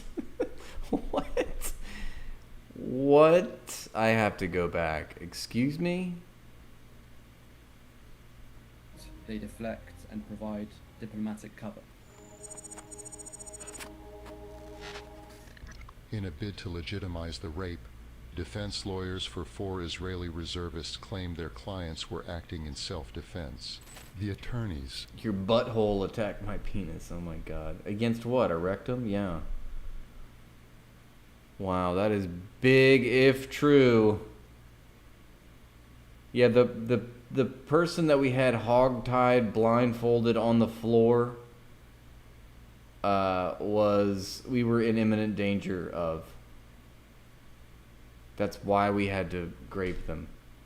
Natiram and Adi Kider are affiliated with the far-right legal organization Honenu, which is notorious for defending Jewish terrorism suspects and illegal settlers accused of violence against Palestinians. As crowds rallied outside the military court hearings in support of the arrested soldiers, arguing that mistreating Palestinian detainees is an act of self-defense, prosecutors released 5 of the 10 initially detained reservists. Since being mistreating Palestinian detainees is an act of self-defense. This is the only democracy in the Middle East and the most moral army in the world. It gives a whole new meaning to colonization. Ba-doom, ching! Saeed with the dad joke of the night, everybody. Very well done. Tasteful, relevant to the discussion. It hits all the check marks.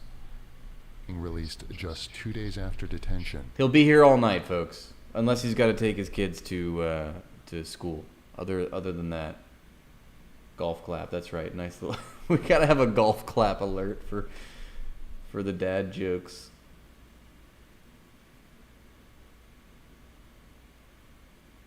What is an example of a fascist? Yo! It was edgy but tasteful. Thank you, Conqueror. That's what I was going for. It was stern but fair. No, I'm serious. I need a golf clap a sound alert now. That's my next move. We need a good, like, what's a famous, if you got like a YouTube link to like a famous golf clap, like funny, there's probably one on SNL or something where they golf clap. One of the soldiers was even invited to speak on pro-Netanyahu Channel 14's flagship primetime program, where he had this to say. Well, then take your fucking mask off. Who's gonna do it? You got all the way on network TV and you're gonna put a ski mask on? I mean, come on.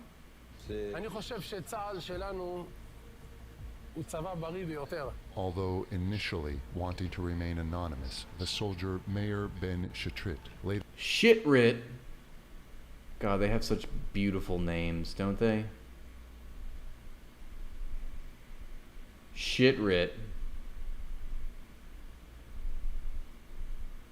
revealed his identity on social media and called for public support. His call was quickly picked up by another media. קודם כל, זה מגיע להם, זו נקמה ראויה מאוד, רק חבל שלא עושים את זה בצורה ממוסדת. The Netzai Yehuda Schlesinger. Preferred with the mask on, yeah, right. Yuck. They all look like little creatures. In another video, the same soldier claimed that military police expressed support and gratitude during his interrogation. Was this the dude that actually did the graping?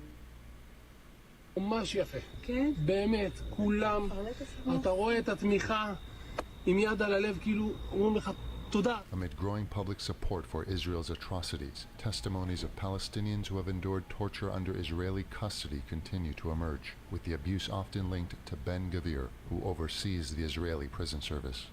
قام هؤلاء مجموعة الكيتر واليماز بالدخول علينا ملثمين بضربنا لمدة 50 دقيقة وهم يضربون بنا وهم يضحكون وهناك كان التصوير المباشر كما علمت بسبب أنني أعلم وأعرف اللغة العبرية سمعتهم يقولون أننا مباشر مع ابن كفير يشير مع ابن كفير يعني مباشر مع I did know about this. ابن كفير جمعونا قدام ابن غفير ابن غفير زارنا في النقب 3 مرات عشان وفد مدني وابن غفير قاعد معهم Dude, how depraved do you have to be where you're like, hang on, I gotta go watch this prison live stream. They're graping an inmate. Should be fun. You wanna come watch? It's all in my honor, all in my name. هذه الرسالة نوصلها لهم عن وضعنا. صار أصلا من دون ما نتفق أصلا يعني للهف الأولى كل هيتنا الشباب صاروا يرفعوا أوعيهم. كلهم جرب حبوب تعرف هذه ايش كلفتنا ضرب والجمع وينسحب على الكلاب وابن غفير واقف. There is a big apparatus where the judicial system, the executive system and the legislative system He's like the Israeli version of Ron Death Santis. Are all working to build a system that is discriminatory against the Palestinian people, and this is where Human Rights Watch concluded that Israeli authorities are conducting the crimes against humanity of apartheid and persecution. Recent video evidence of sexual abuse at the now infamous Sidi Tamam adds to the growing body of proof that the shadowy detention facility operates as a torture camp. However, testimonies from Palestinian detainees released from other Israeli prisons also reveal the same disturbing pattern of sexual abuse, including the rampant practice of rape by female soldiers. What is very frightening, on top of the crime itself, is that Israeli society, generally speaking, is deeply rotten. It's sick. The vicious occupation goes on, and like all occupations around the world and in history, it dehumanizes the occupied, but it also leads to the demoralization of the occupier. So this is a consequence, and I'm afraid it is not the last one. In some countries, you know, I don't know if y'all know this, but when you grape someone, they throw you in prison. But in Israel, the only democracy in the Middle East, they make you a national celebrity. So there's that. According to a document that was published by B'Tselem just a couple of days ago, there are torture camps all over Israel. A country that stands accused of genocide at the ICJ, among countless human rights violations that likely constitute war crimes, and continues to deny any wrongdoing. That'd be so nice to turn them into the centipedes. A country that refuses to punish atrocities committed by its own citizens due to growing public, political, and even international support. A country that condones rape as a form of revenge that can be used against people of other faiths and openly advocates for its legality and justifies its practice. How long will Israel's culture of impunity persist? رسالة الأسرى بقول لك الحقونا يعني انقذونا ما تمش والله يعني بموتوا جوا. But you see, that's what the Palestinians are supposed to do. They're just fulfilling their role in our political economy. They're the worthy victims. All right, let's see if is this worthy of being our sound alert? Golf clap.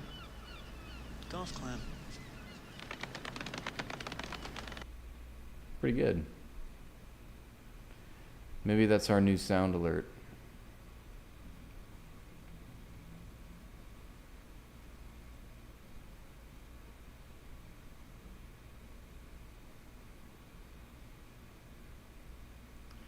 Shit, wait, let me do this so I can keep it. I need to keep this link. That's a perfect little clip. Alright, I'm trying to find the next link. Just a second.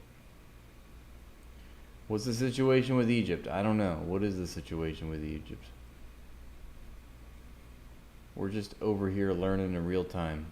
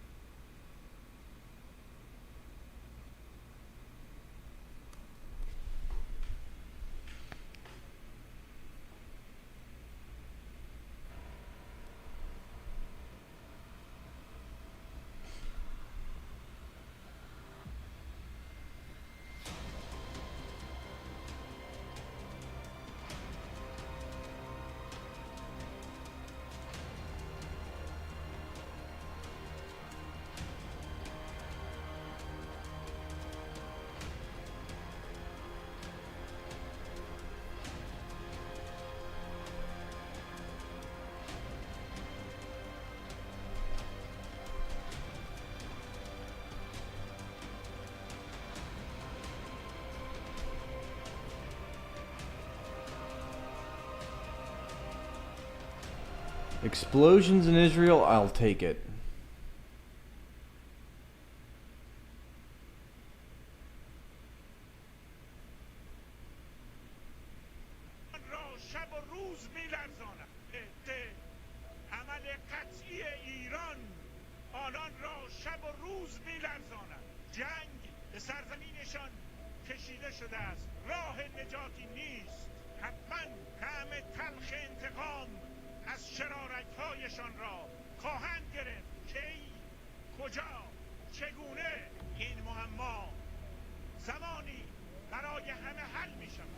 ضد عمل قطعی ایران آنان را شب و روز می‌لرزاند. جنگ به سرزمینشان کشیده شده است. راه نجاتی نیست.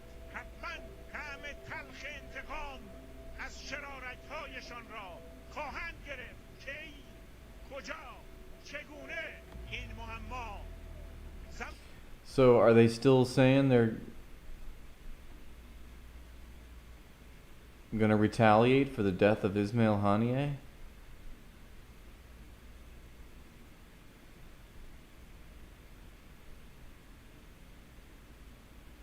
It says this page does not exist.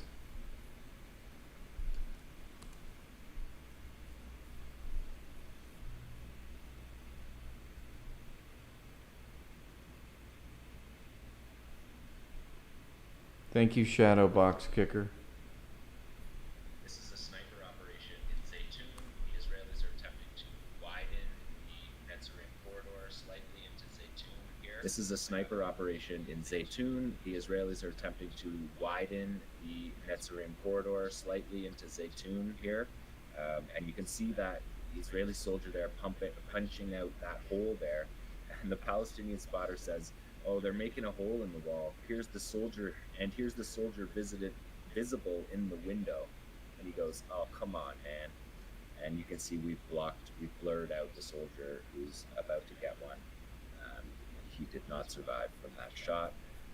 Doing some basic calculations about the time and speed of the bullet gives you something around 1,200 meters for the distance of that sniper operation. So pretty successful from a long distance, and that's why the corridors are being expanded, and that's why Israel creates buffer zones, because these weapons can reach out and touch them, and have been. Let's look at Diaper down.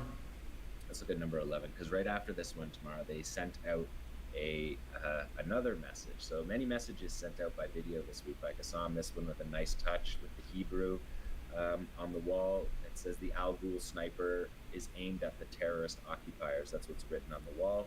Your flak jacket will not help you. Your helmet will not help you. You have no hope. Our land is forbidden to you. You will leave it. It is certain. Those were the communications. And just loop it back around tomorrow because I want to give you the edits. We had to edit out what we always edit out of the videos. We had to do that this time, but this video is excellent. You should go check it out because after we cut here, they actually show 11 Al Ghul sniper hits, and they do it in the order that they said, through the helmet, through the chest plate. So we saw the officer that was killed from the Shifa raid, that led the Shifa raid, who was killed in Tel El Hawa, remember back early in the year. He gets it through the flak jacket plate. Tel El Sultan operation where a soldier gets it through the helmet, clearly visible. They show the 2-for-1 kills when one bullet killed 2 soldiers in Beit Hanun. People remember back that. We've covered all of these operations. The one in Shujaiya where the tank commander is poking his head out of the hatch. That was also in the helmet. Another one from Rafah with a soldier in a window, Netzarim corridor in Tel El Hawa, and then the second shot from the Beit Hanun ambush. So that made it 3 kills with 2 Al Ghul bullets, and one more in Tel El Hawa. So, and they came just one after another in the edit. So it's For real, packing some heat. Let's go. Excellent edit. And the point here is the Al Ghul's going to get you no matter where you are. The Al Ghul's going to get you. Number 12 here is the Soraya al-Quds ambush. This is in Tel El Hawa in the operations that the Israelis are doing to expand the corridor.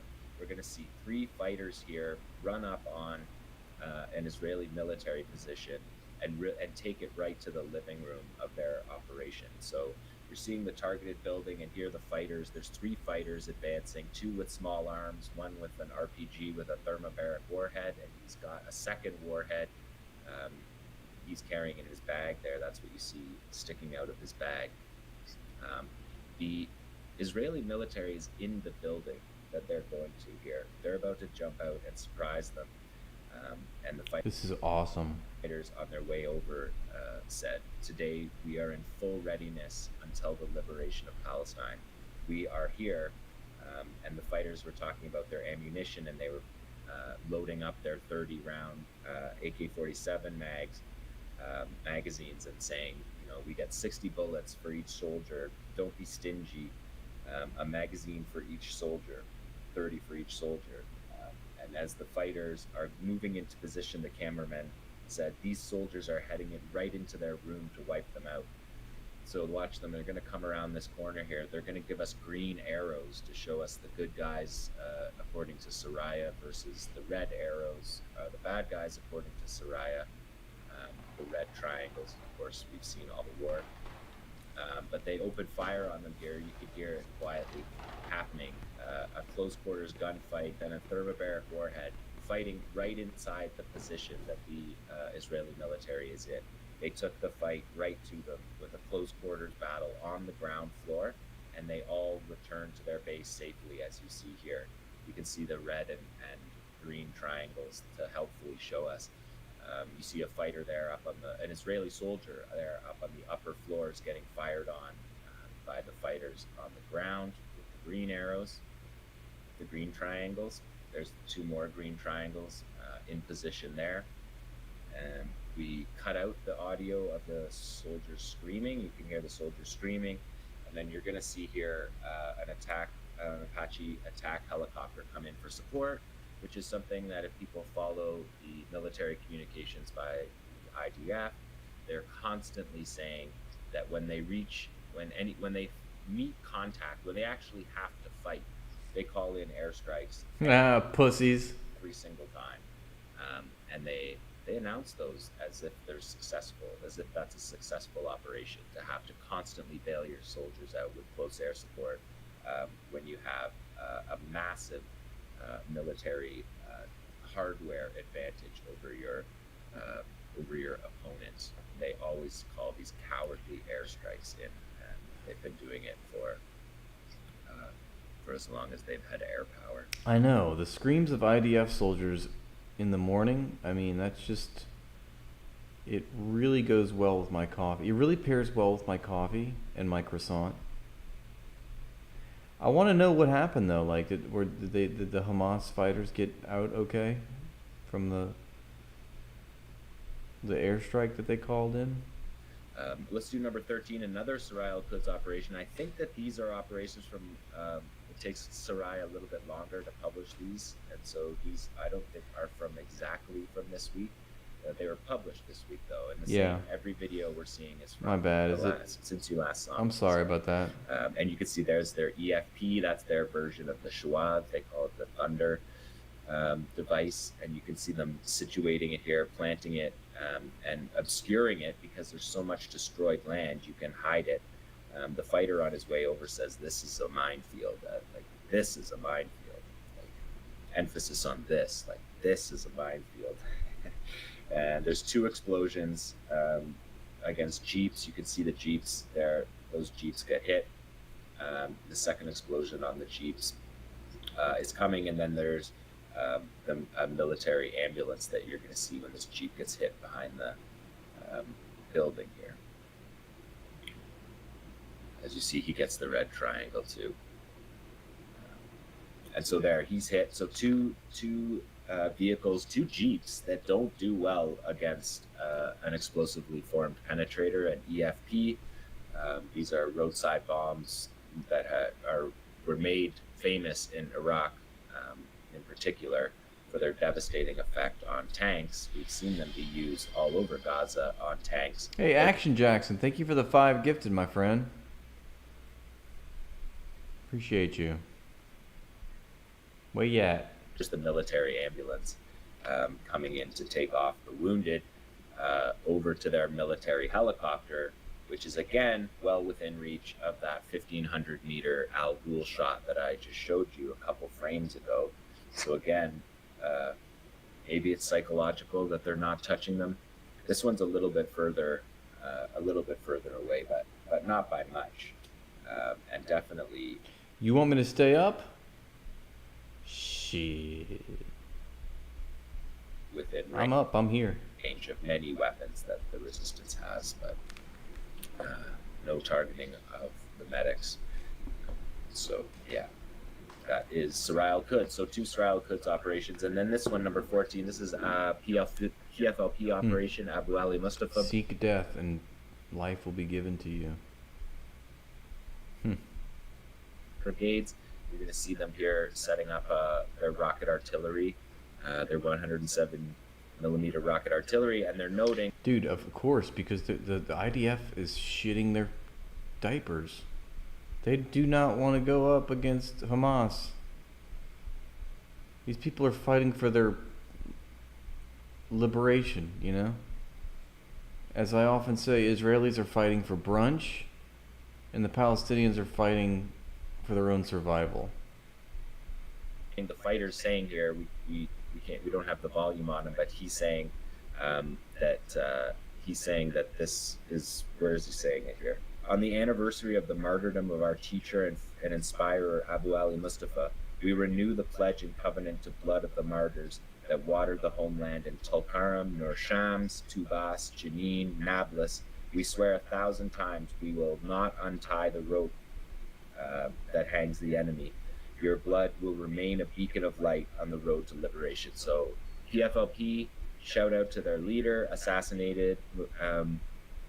Abu Ali Mustafa was assassinated in 2001 by a helicopter gunship in his Palestinian Legislative Council office, sitting behind his desk. Wow. An Apache fired 2 missiles into his office and killed him. They're so brave, aren't they? And in response to that, the PFLP cadre carried out one of the most legendary operations in the history of Palestinian resistance when they assassinated Riahem Zevi, who was a far-right minister in Ariel Sharon's government who advocated for the transfer of Palestinians. In fact, he was a Homeland Party, had only one platform advocating for the transfer of Palestinians. And the PFLP fighters penetrated from the West Bank through the checkpoints, through security, into Jerusalem, into Israeli West Jerusalem, and killed him in his hotel where he was working. And they escaped. All of them escaped. All 4 of them escaped. And Israel couldn't find those assassins for a long time. They actually never found them. The PA found them and exchanged them in a dirty deal that we don't have tons of time to talk about, but where they exchanged the freedom of the 4 assassins, the heroic assassins, to lift the siege on Arafat's Muqatta in 2002, and they were imprisoned in Jericho.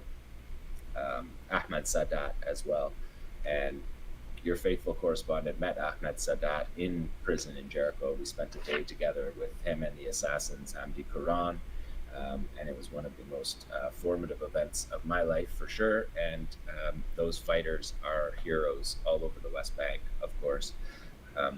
So that rocket attack for the West Bank ends our Gaza segment. I like those videos. He does good work. I like John Elmer. In reaction to Israel's Operation Northern Shield, Hezbollah responded with a song, a masterpiece of trolling. Ooh, this would be good.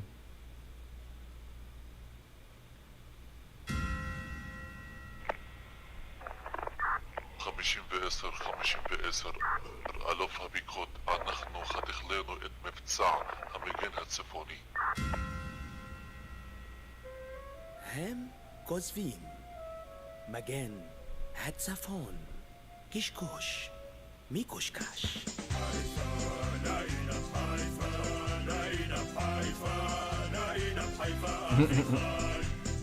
Avakai.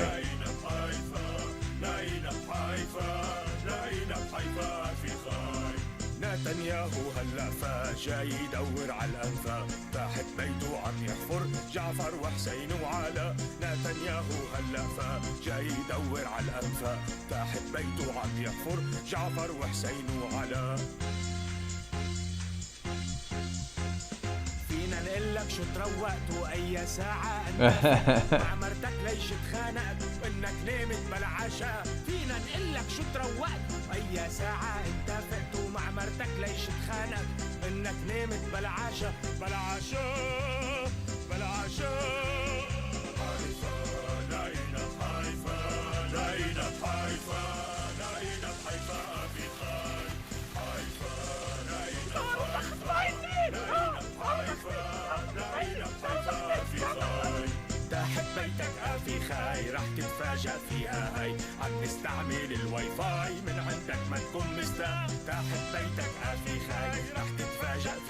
فاي عم نستعمل الواي فاي من عندك ما تكون مستاء. They're using my Wi-Fi. جاي تحفر على حدود وتحت الكنيسة موجود عم يسجل حج محمود ما منكم غابة أو جا. جاي تحفر على حدود وتحت الكنيسة موجود عم يسجل حج محمود ما منكم غابة أو جا أو جا أو جا.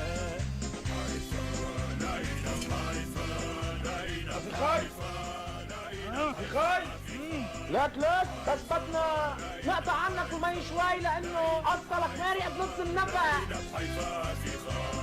نحن وعما نحفر هون لقينا في واحد مدفون طلع عبرو لشارون على الضجي فالزوفا. نحن وعما نحفر هون لقينا في واحد مدفون طلع عبرو لشارون على الضجي فالزوفا. نتنياهو هلأ فا جاي يدور على الأنفا تحت بيته وعم يحفر جعفر وحسين وعلا. نتنياهو هلأ فا وجاي يدور على الأنفا تحت بيته وعم يحفر جعفر وحسين وعلا. علا وعلا. Gosh, you know, the art of the resistance is just so much more sexy. Isn't it? No wonder Israel's shitting its pants. That, you know,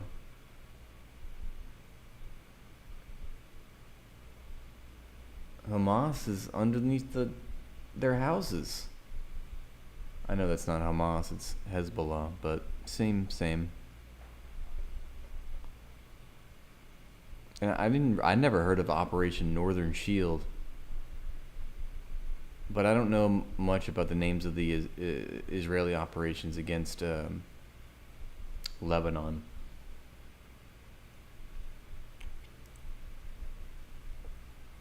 And heartbreaking too, of course. But yeah, the fact that like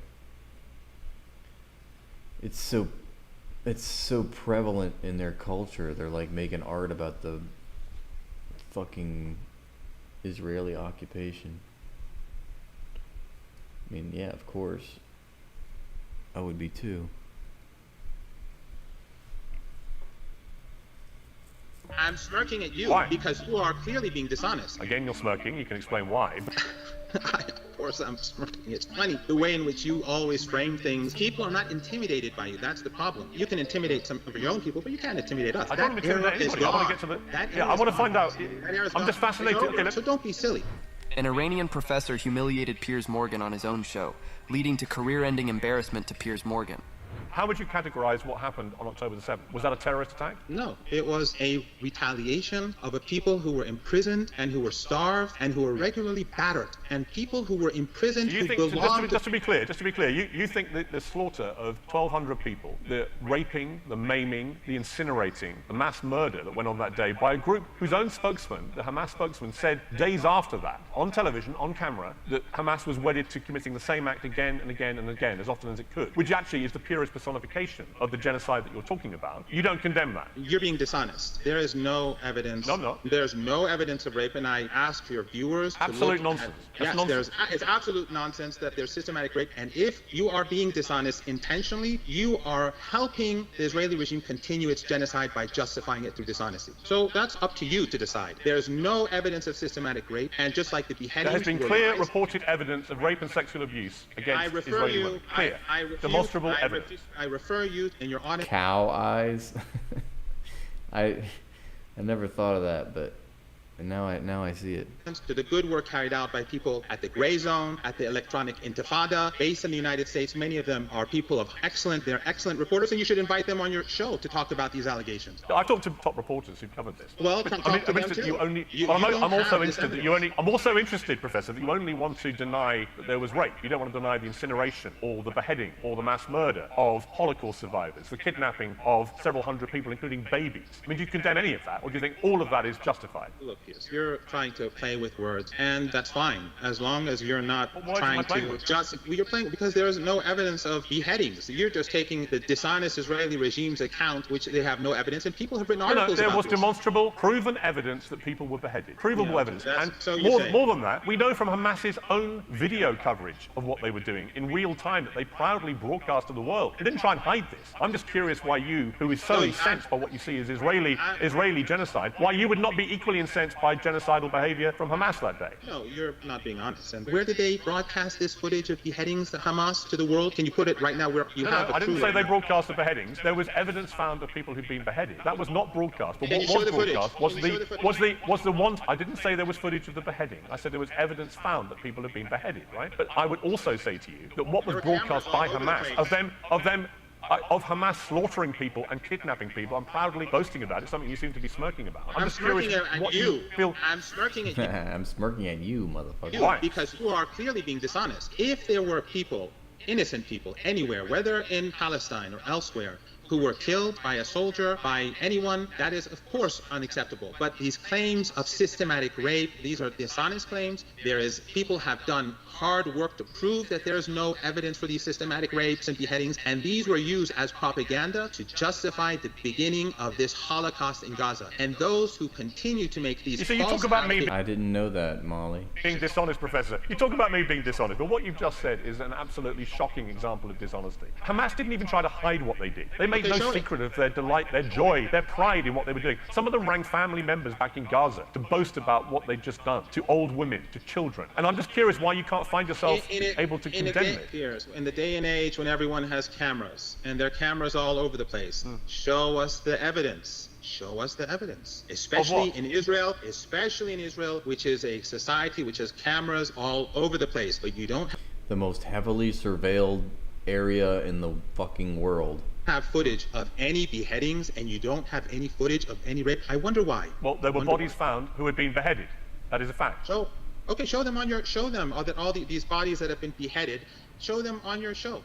Show those pictures. How many people do you think were killed that day? I think roughly between 1,100 and 1,200. Many of them were soldiers. So you accept there was a mass slaughter. Does that constitute genocide to you? Is that an attempt at genocide? No, it's like you saying that the French resistance, which was operating against the Nazis, and they go and carry out an operation, and during that operation some children are sadly killed, so you say, oh, so the whole French resistance is illegitimate and the Nazis' occupation is legitimate. That's nonsense. If, as I said very clearly, wherever an Bingo. innocent person is killed, that I condemn, everyone condemns, and I wish you would condemn, because a genocide is taking place, and you are putting forward claims without the justification to make them, without the evidence to make them. I would refer you again to those websites and those... Also, you could go one step further and say it's the Nazis' fault for those innocent kids that the French resistance killed.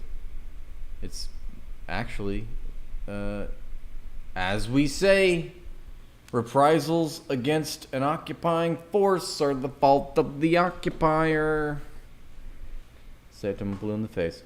reporters and journalists who've proven that the claims were inaccurate, to say the least, and dishonest, most probably. What is the view from Tehran about what's happened here?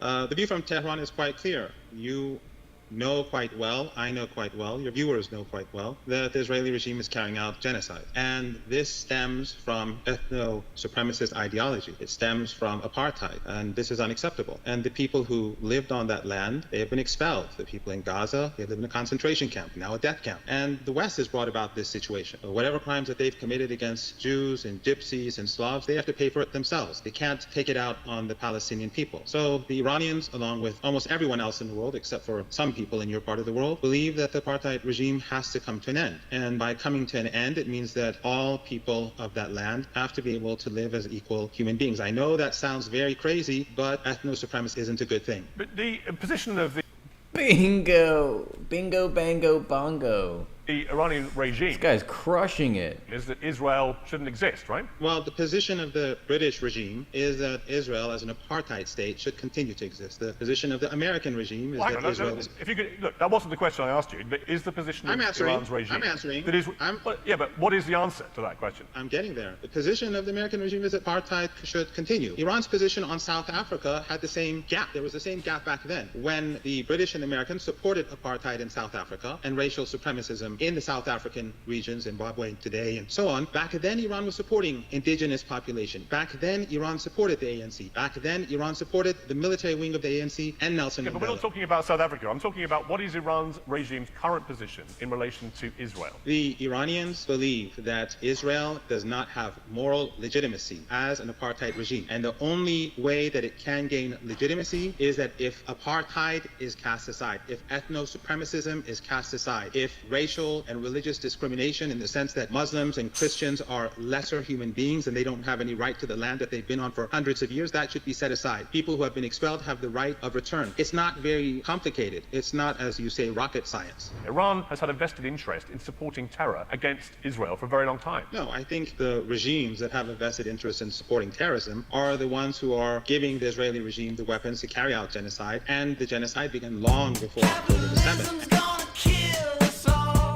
And the Gaza Strip was a concentration camp long before October the 7th. You know as well as I that October the 7th didn't occur in a vacuum. And the terrorism has been carried out regularly by the Israeli regime on the Palestinians of the Gaza Strip for decades. It regularly bombed them and killed them. And it's not just the Gaza Strip. I think roughly 400 Palestinians have been murdered in the West Bank over the past 6 months. These are regular occurrences. But it doesn't register in the West because, again, the Israelis are European. It's a European colony. There's worthy victims and there's unworthy victims. They have priorities over the brown people of the land. But it is a fact that Palestinian children, according to the statements made by senior Israeli officials, Palestinian women, according to members of the Knesset, they are lesser people. If you look at the South African complaint, they clearly point out the views of these people and the starvation siege and the intention to starve the people of Gaza, women and children. That is because they look at them as inferior people. This is not about two armies. This is about a subjugated people trying to stand up for their rights. So don't be silly. The Israeli regime, they're always lying, just like the Al-Shafa hospital, they're full of underground tunnels. Where were the tunnels? And then at the beginning, when they struck the Al-Hili hospital and killed hundreds of people, they said, no, it was the resistance. And the Western intelligence agencies said the same thing. And then we saw them hit hospital after hospital after hospital after hospital. So you put your faith in the narrative of these child killers who bomb hospitals and destroy the very basis of humanity, the very basic needs for ordinary people in Gaza. The Holocaust continues as we speak today. When the president of Brazil and other world leaders say what the Israeli regime is doing today to the people of Gaza is just like what the Nazis were doing in Germany, no one is going to forget because the Iranians retaliated. If Israel does strike Iran, it has a far more sophisticated and powerful military capacity. And if America was to defend it against any further retaliation of the kind that you're describing, then Iran would get wiped away, wouldn't it? I mean, you can't possibly compete with the combined military firepower of countries like Israel and America. Why would you pretend otherwise? That's your wishful thinking. The Israeli regime is vulnerable and weak, and it has shown itself to be incapable of taking a dot on the map. They haven't been able to take Gaza after 6 months of genocide. They haven't... Oh, that's below the belt. You can't attack the diaper forces in their diapers.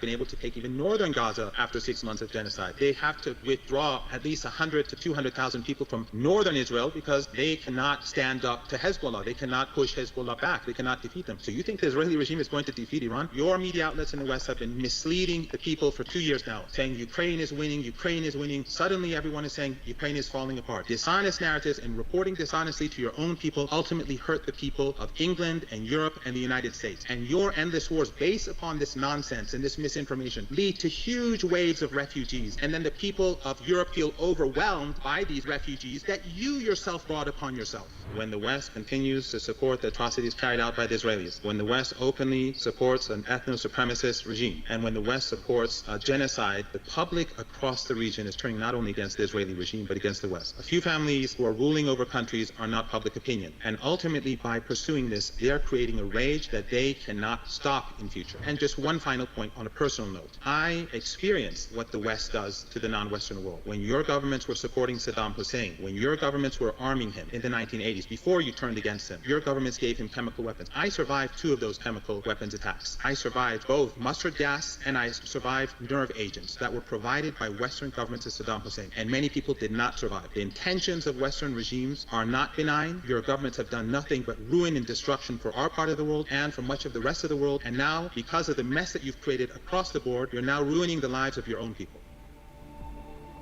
Wow. My man's cooked with canola oil. That was insanely good. That dude brought the fuck... That dude woke up and chose facts.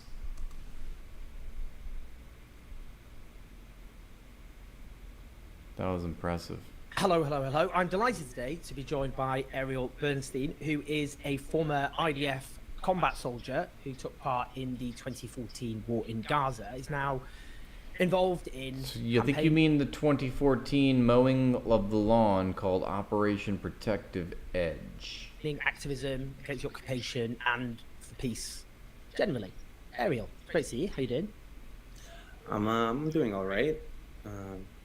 You know, in relation to what's going on, it's kind of difficult to say, but of course, day to day. Thank you for inviting me, by the way. It's an honor. I hope he's a turncoat. I hope he's an Israeli turncoat, because if not, it's an honor. And I know these are difficult times, and these are difficult things to talk about. But we will. Let's give it a shot. Yeah, exactly. We'll give it a shot, and this is a very safe, comfortable space for you to speak. Just tell me firstly about. Is Owen Jones a good dude? About your experiences then. You were a soldier back in 2014, and it was a very different kind of war conflict. This is on a whole new level, no question about that. Yeah. But just tell me, what's your humiliating peers is your fetish, huh? I want to go on the Piers show. Who's got some connections at the Piers show? Get me on there. I want to chew his ass out too. He's like everyone's little doormat. Kind of abiding memory from that experience. What was the key lesson you learned from that experience? Yeah, so I served between 2012 and 2015 in a reconnaissance unit called Sayarat Nahal. And I was, before entering, we had another operation that was quite large, but nobody remembers because what we call Protective Edge, Sukeitan, or the 2014 war, kind of overshadowed the other operation that came before, which was called My Brother's Keeper, in which we searched in the West Bank for the bodies, what became known to be the bodies, but were kidnapped teenagers. And during those weeks of being in the West Bank, just to give you like kind of the mindset that I entered Gaza with, we were told we're searching for these teenagers, but we were also taking advantage of this moment where there's like public legitimacy to display power and more force in the West Bank. So we were basically searching for them, but also demonstrating our presence, our power, and also searching for any clue, for anything suspicious, which is basically anything that you decide is suspicious. And so for weeks during this operation, I don't remember exactly how many days, I was a commander and I was choosing homes to enter and to invade and to search, which basically means to enter a house in the middle of the night of a family, flip all the furniture, terrify the family, not find anything usually because you're just choosing homes randomly and move on. When the idea is kind of, we will display our force and then they will regret ever like basically fucking with us. And doing these missions as a commander already started to really bother me, and I started to question the whole mission that we were doing. But then Hamas started shooting rockets from Gaza, and we are told that we're preparing for an invasion into Gaza. And I come with all these questions and a feeling that I'm not very motivated or not really believing in this kind of system that I'm serving. So entering Gaza was already something that was kind of complicated for me because I wasn't sure I believe in it, you know, and what we're doing. But I was so committed to my teammates or my unit mates, the guys that were serving with me, which are still good friends until today, even though I'm an anti-occupation activist. I felt like I don't really have the option to not go in. So entering already was kind of a complicated moment for me. And every time there's a war in Gaza, we can speak more about what I saw and what I did and what I think about it. But every time there's an escalation, it's not like there was 2014 and now the 7th of October, 23. Every year in Israel, we have what we call a round of violence, which is a normalized way of calling basically aggression, escalation, war, violence. Every time this happens, which is quite often, it brings me back to that moment where we crossed the fence into this place that we've never been into and we only heard scary things about, where everybody inside are terrorists that want to kill you. So physically, just to answer your question simply, when I see these images, it really has an effect on me every time there's an escalation. mean, to that point about civilians, I suppose, because you said, you know, you're kind of, what's driven into your heads is that these are terrorists or extremists, and we've heard, I suppose, from senior Israeli politicians talking about things like human animals, that there are no innocents in Gaza, as the former foreign minister Avigdor Lieberman put it, for example. The Israeli president, I suppose, talking about collective guilt, that kind of stuff. I mean, you wrote in the Guardian article, really good, brilliant Guardian article you wrote, since the Israeli military had ordered civilians to leave the neighbourhood, anyone who remained was, so we were told, a Hamas operative or supporter, and therefore a legitimate target. I'm just interested in that, because obviously, in terms of the rules of war, that isn't how the rules of war work in terms of international law, Geneva Conventions. But so I'm interested kind of how that was expressed and how that actually played out on the ground. Yeah, well, first of all, I don't really know exactly what the laws of war, international laws of war are. So it's hard for me to tell, especially even now as an activist, but especially as a soldier, you have no idea about those things. Nor do your commanders probably. But there's a logic behind You would think that they would, though, right? You would think that, like, they would teach them that. The way we fight in Gaza, the way I experienced it, and I don't think it changed ever since, is that you tell the residents of a certain neighborhood that you want to fight in, or do you want to conquer, that you're coming in, and they have to leave. They have an X amount of time to leave. So once you warn them, in your eyes, whoever stayed is either actively participating in the war as a Hamas member or collaborating because we told him to leave. So once you warn the population, this area becomes a battleground. It's not a neighborhood anymore, at least in your eyes as a soldier. You did your part, or you did what you needed to do to tell them to get away. So if they stay, you know, it's their fault. And you don't really stop to think about that too much. And most people don't also after they leave the army. And for many in Israel, that's even considered something that's too humane. Like, why are we doing this? When actually it's just a way of legitimizing the area to be a battleground. It's not actually, I don't think it's actually to help people like save their lives. Now, going into fighting in Gaza compared to what I've experienced in the West Bank is a completely different story. Because we do this kind of, we treat neighborhoods as battlegrounds, and we treat it as total war. And we don't want to deal with civilian populations. We don't make a difference. Whoever state is a legitimate target. Then we enter with much, like another level of engagement, of firepower that I've ever seen. It's completely a different scale. And there's this idea of we take zero risks on our own soldiers. So the way you enter is with very, very heavy artillery and bombings from above, from the sky. And this makes you feel much more confident as a soldier who's entering. And it leaves a level of destruction that I've never experienced before in anything I did in the West Bank. Another example for that could be the way we enter homes in Gaza. Before that, in the West Bank, you maybe invade a home. You're not really asking if you can enter or not. You maybe break the door, you maybe kick the door, or do whatever you need to get in.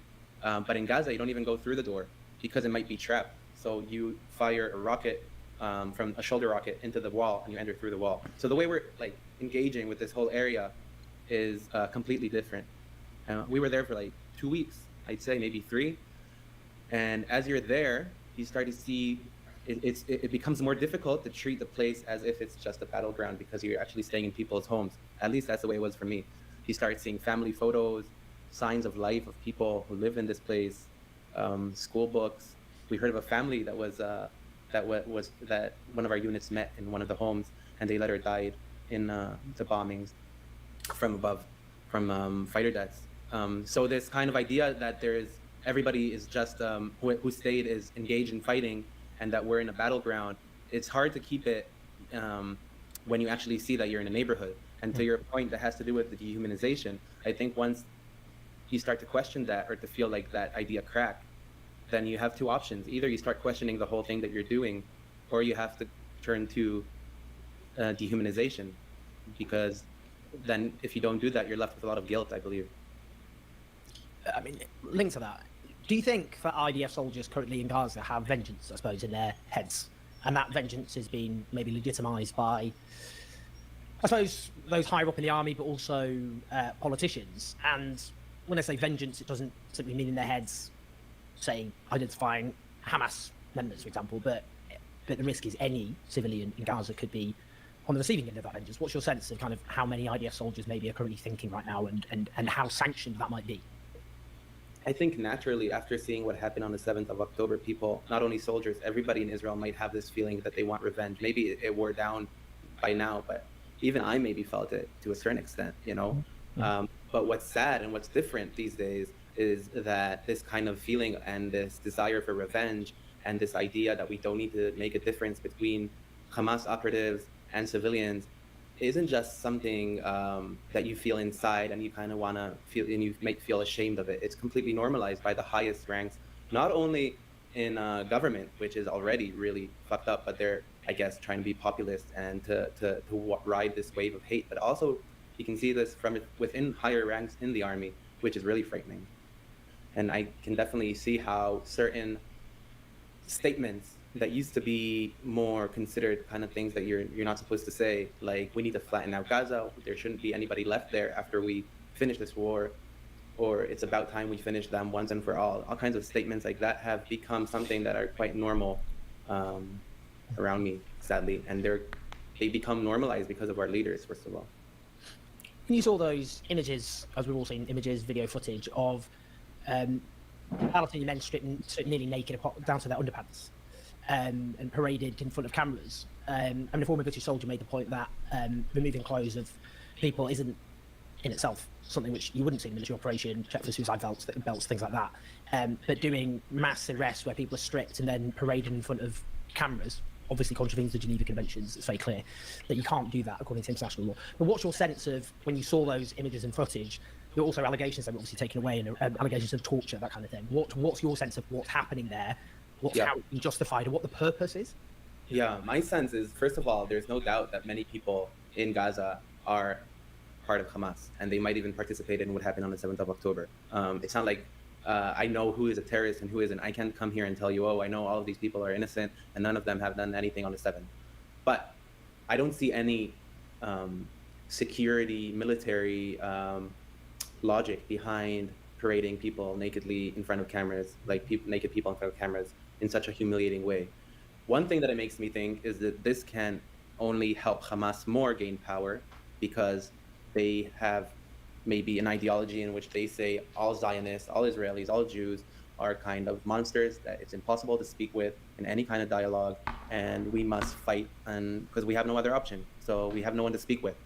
And images like that really serve, I think, that narrative on Hamas's side. But what I think they do, and their purpose is actually, it might be twofold. It might be, one idea would be, and I think this is kind of something you hear a lot, and it is kind of like this, it's a bit Orientalist logic about the Middle East, is that we need to talk to them in their language. You know, we need to stop being so human.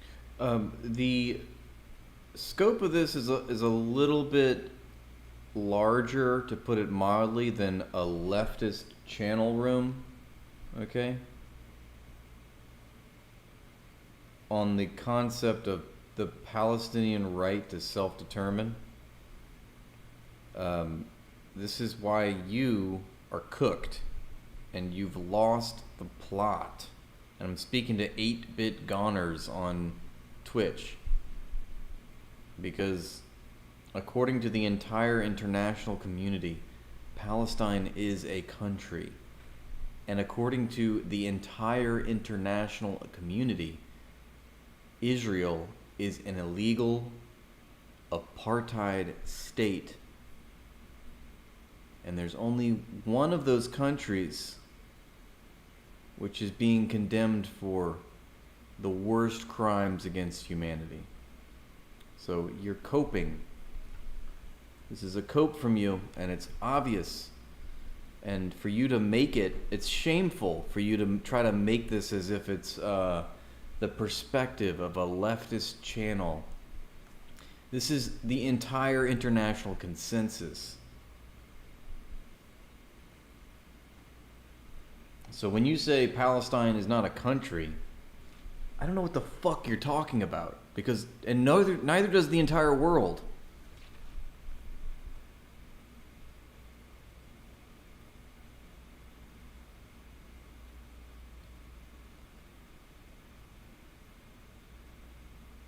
No, according to the United Nations, the Palestinian people do in fact exist. Their territorial unit is internationally recognized as the Gaza Strip, the West Bank, with East Jerusalem as its capital. That's according to an advisory ruling from the ICJ in 2004. We can go back to 1967, according to the United Nations Security Council 242. If you'd like to peruse that, you are more than welcome to. It's all public information. This is all part of the historical record. The United Nations, I love that you want to talk about the United Nations, because according to the United Nations, Palestine is in fact a country with its own sovereign identity and people. So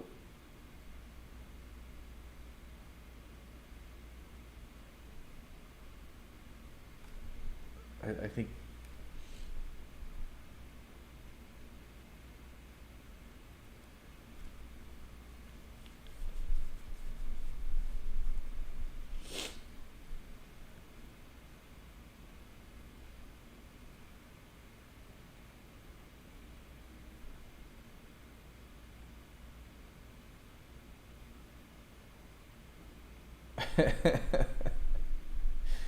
Evil Yoda. Leftists are just sheep following international law and humanitarian rights experts.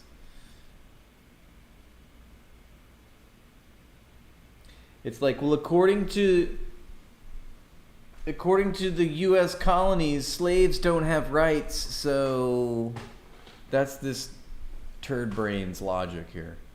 Well, according to the British Empire, Zionists were completely legitimate, so Palestine wasn't a country. According to the slave owners, the slaves don't have rights. So sorry, I'm going to side with the empire. According to the Nazis, the Jews were second-class citizens, and they deserved to be huddled into concentration camps. They weren't really a superior race like the Nazis were. So therefore, they don't deserve their human rights. It's like, according to the UN, Palestine's just a non-observing member, blah, blah, blah. So it's okay. They don't need their human rights.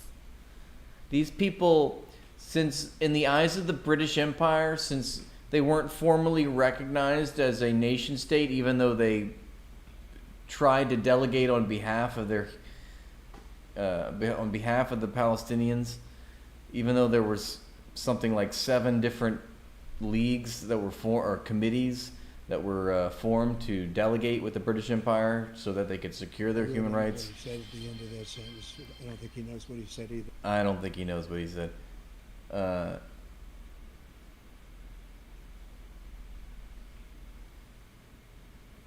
So therefore, yeah, they're not, the British Empire didn't consider them legit, so that's why the massacres were just. M. Yisrael Chai. Sky Daddy said so. Humane, as if we're like the most humane nation in all of history. And we need to start understanding that we're in the jungle and we need to play according to the jungle rules. I mean, I get this. I mean, I've read a lot of Israeli soldiers and what they've done and how a lot of them have repented or whatever. I really don't want to watch the rest of this, if that's okay. I'm going to veto.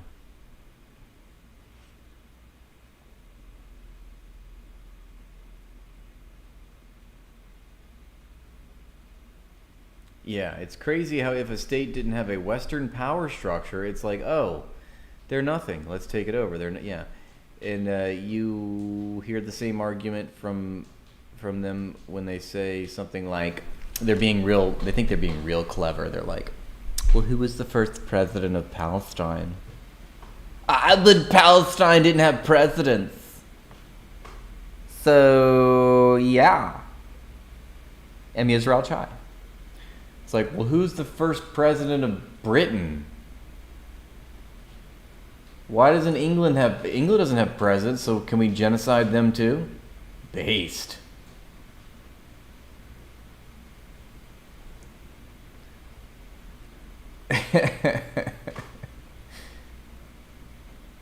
It's pretty silly. Because, I mean, yeah, it's the fact that, like, yeah, they didn't organize themselves the same way. It doesn't mean that they didn't exist.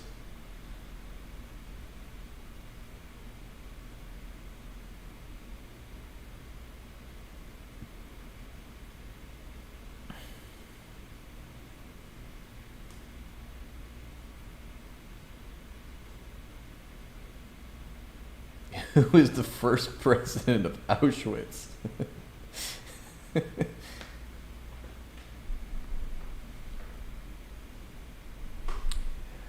No. You know what? They elected the Jews to run Auschwitz, and for that, they need to be punished.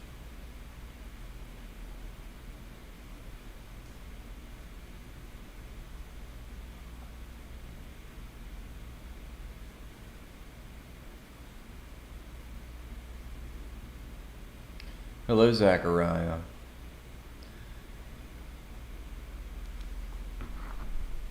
We're doing all right. We're doing all right. We're kind of winding down here. Oh, I wanted to hawk my wares. No, that's not what I want. Hawk Tua? No, that's not either. I wanted to. What's the word I'm looking for?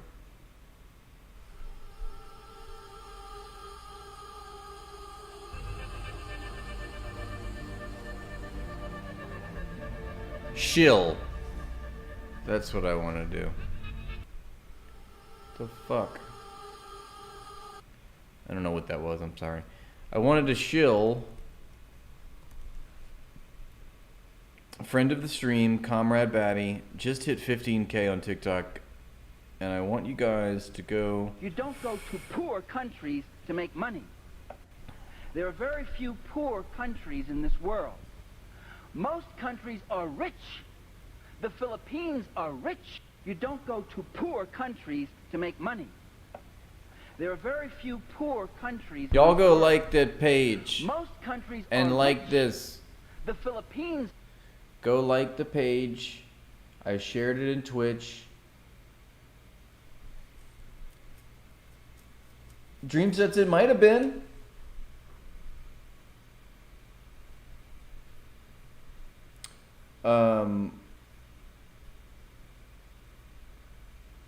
I just saw the same 8-bit chatter say, "What's my solution?" Is that what you said?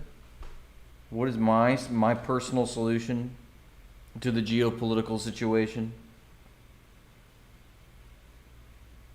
Oh, do I offer an alternative? Do I personally offer an alternative? I also don't understand this type of thinking. You know. Yeah, you know what the crazy alternative could be? 8-bit goners. You know what the crazy alternative could be? Israel could, I don't know, this sounds wild, but follow international law. They could not, illegally occupy territory that they acquired through war. They could not, have an apartheid state. Wild, right? It's like saying in the 1970s, well, South Africa. I mean, what's your alternative then? Should they just not have the Bantustans? Should they not have their apartheid? You never offer a solution. Like, motherfucker, the solution has been voted on year after year after year after year. The world is in resounding consensus here on what to do. Okay?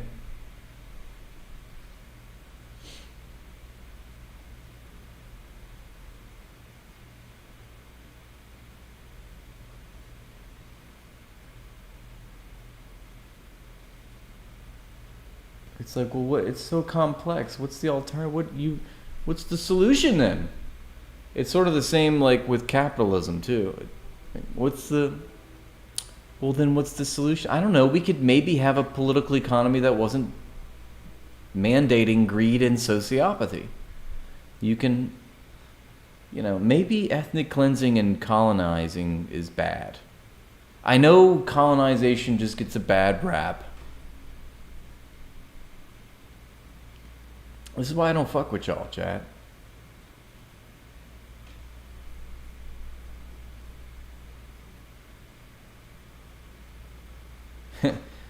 Yeah, what else are we gonna do? Not burn down the village? We've got to. Remember, those little kids, they grew up to be strong men who can fight against us.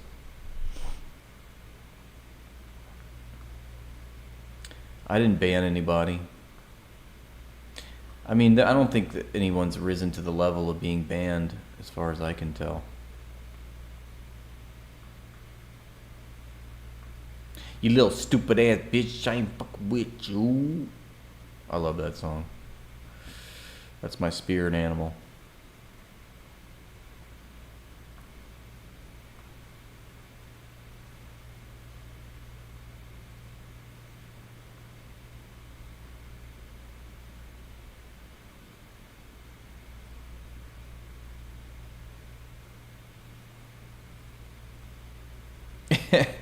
Yeah, we could maybe just not have our economy run off the blood of Palestinian children.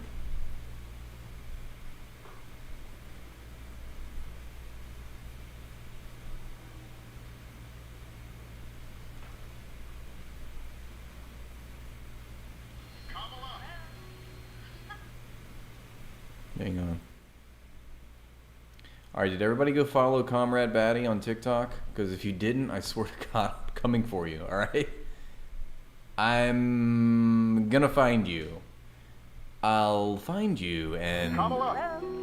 Hi. This is Kamala Harris. I've said it many times, but it bears repeating. Israel has a right to defend itself.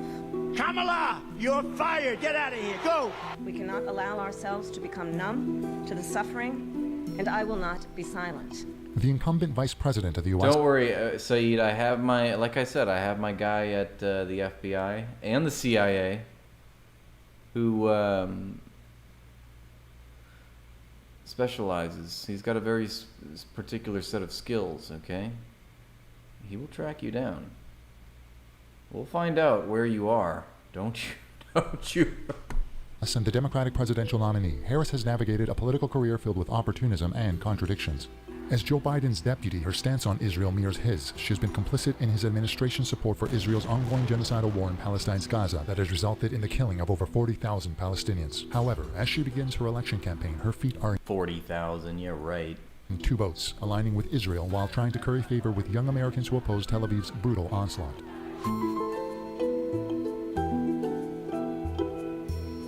The president... No, but Kamala said she wants a ceasefire, though. Hopefuls' double standards were on full display when Israeli Prime Minister Benjamin Netanyahu.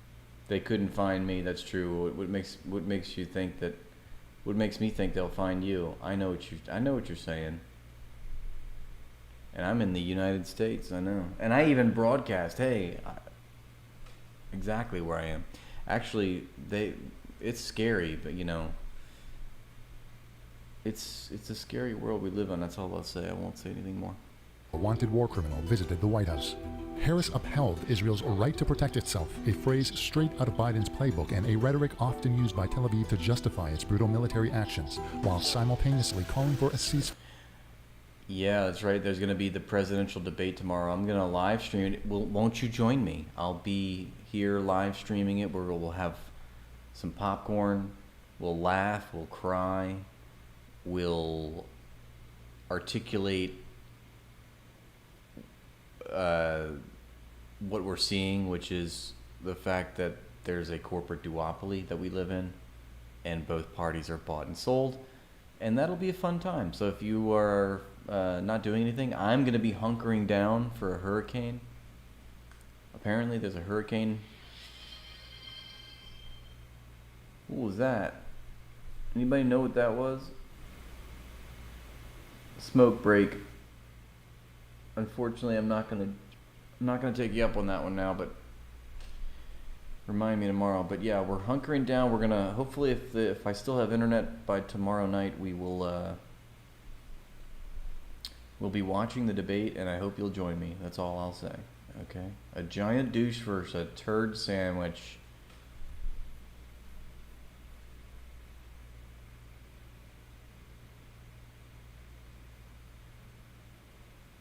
Fire in the besieged enclave. They're all dirty commies. Kamala Harris, yeah. So, Does this approach signal a major shift in the U.S.'s policy towards Gaza? Well, not really. Experts say that Harris has hardly championed any significant measures against Israel and has failed to acknowledge the role played by the U.S. in exacerbating the suffering of Palestinians. She has outwardly said how much she supports Israel's right to self-defense and even spread the lies of October 7th, the mass rape hoax, Hamas killing indiscriminately 1,200 people.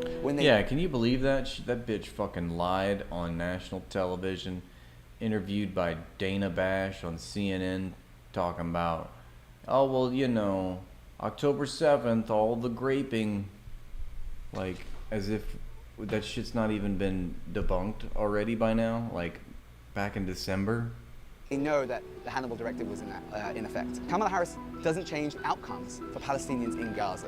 A survey by Harvard Youth Poll reveals that younger Americans support a permanent ceasefire in Gaza by a 5-to-1 margin. So, when pro-Palestine protests broke across campuses in the U.S., the stage was set for Harris to woo young voters, many of whom have been alienated by Biden's approach to Israel's war on the besieged Palestinian enclave.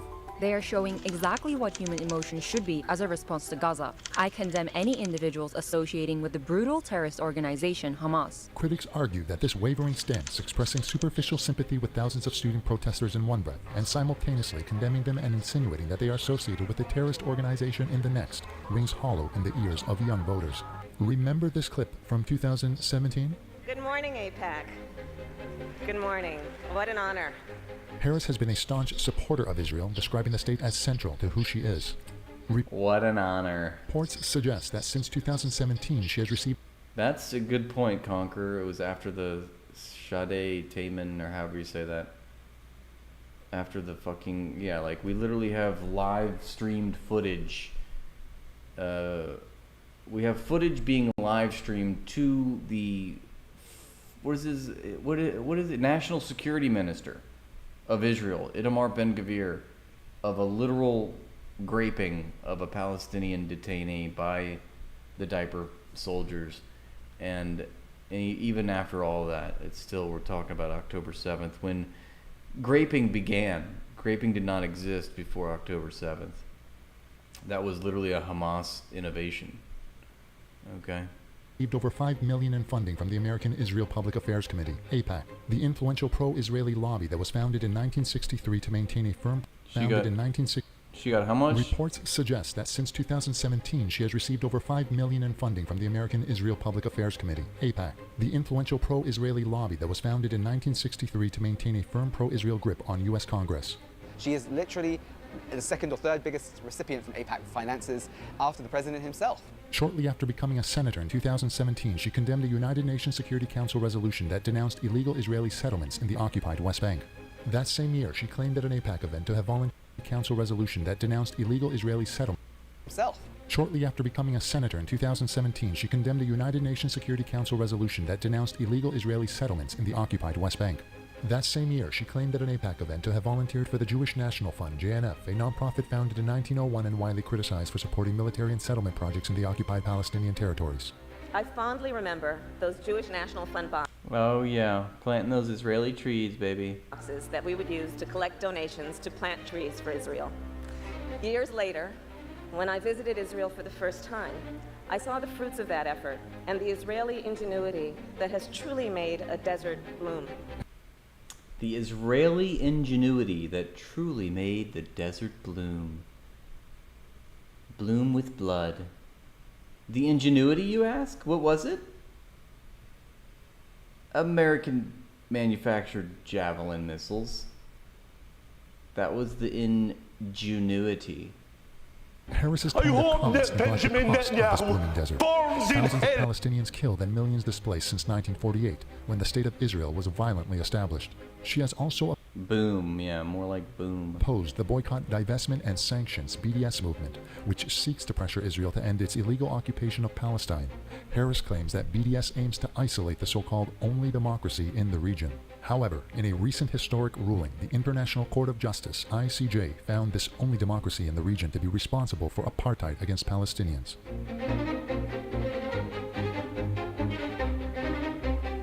Harris's political contradictions extend beyond her support for Israel. Her murky record as District Attorney of San Francisco and then Public Prosecutor for the state of California complicates her progressive facade and makes it difficult for many progressive Americans to take her seriously. Harris has been accused of consistently being silent and not pursuing a significant investigation into the Catholic Church's abuse scandal that was initiated by her predecessor, Terrence Hallinan. Participation in going after clergy or predators of the Catholic Church or bishops who had enabled these people was less than zero. Her office also pursued Jamal Trulove on a murder charge in 2008 that an appeals court later overturned. The case cost the city millions in compensation and 6 years of Trulove's life. She showed up at the two most pivotal times in this first trial, and me being convicted and me being sentenced. She wanted to be present for a celebration of a conviction. That's what it felt like, a celebration? A celebration, that's what it felt like. Trulove is still waiting for an apology. So we are putting parents on notice. She also supported state legislation that sought to criminally prosecute parents of children who skipped elementary school. The legislation disproportionately affected low-income black people. For years, Harris also undermined a 2011 Supreme Court ruling that required California to reduce overcrowding in prisons, which violated constitutional rights. She refused to release low-risk, nonviolent inmates, instead overseeing 1,900 convictions during her tenure as San Francisco's district attorney. And when she was California's attorney general, she incarcerated over 2,000 people. A substance she since then has admitted to using, she now supports the legalization and decriminalization of marijuana. Have you ever smoked?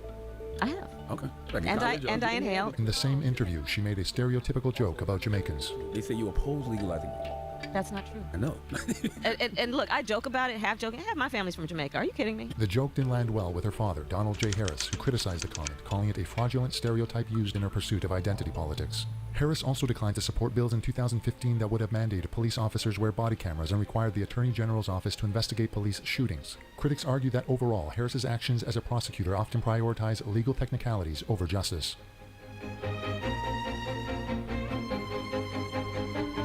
According to the polls, Harris has a favorability rating of 46%, maintaining a lead over former President Donald Trump, who was trailing at 43%.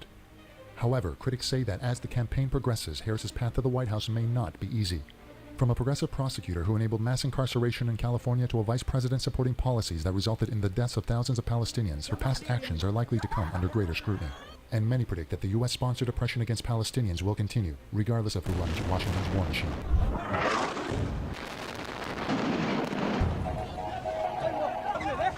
For the majority of Palestinians, President Biden, Vice President Harris, and the Democrat Party in its entirety is responsible for what is happening to them in Gaza. And it's no surprise that he feels comfortable handing the reins over to her as she takes a go at Trump.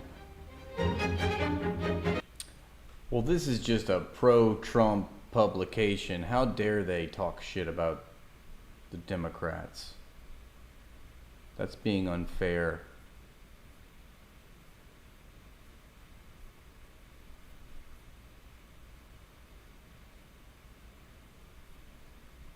Should we golf clap? Golf clap? Golf clap.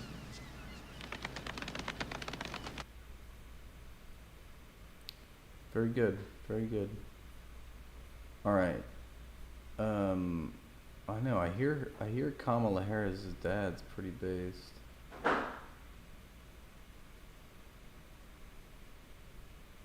Okay, let's see. This might be my last video for tonight. It's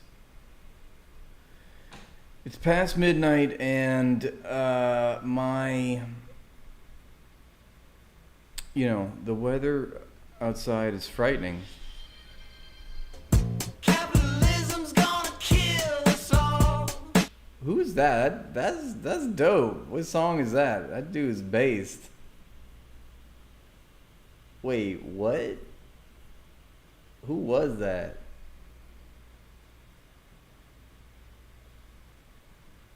No more dad jokes. No. We must have all the dad jokes. I love dad jokes. I am a walking dad joke.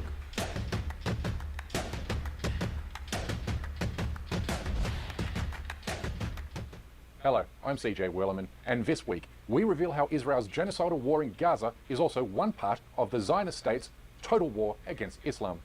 But first, please remember... To dad joke or not to dad joke? That is the question. Alright, I'm going to play this and then I'm going to sign off. And I want to thank you. And just before I do, I just want you to know that you should come back tomorrow now, you hear? And we'll laugh at the next presidential debate, okay? Come on now. Remember to like and subscribe to our show. Now let's get into it. Israel's so-called war in Gaza meets the textbook definition of genocide because it's acutely evident it intends to destroy all traces of Palestinian life, either in whole or in part, with the country's leaders openly boasting they aim to eradicate and annihilate Palestinian life, history, religion, and culture. This is a genocide from end to end because Israel has not only snuffed out 42,000 innocent lives and counting, but also it has completely destroyed the Palestinian territory, making it totally unlivable for decades to come, leaving less than 10% of the land for 2 million civilians to find shelter.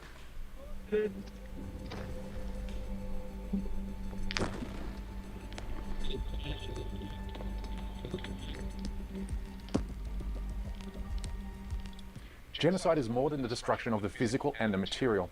It's also about annihilating the cultural and spiritual, which is why Israel is hell-bent on destroying the predominant religion of Palestine, the religion of Islam.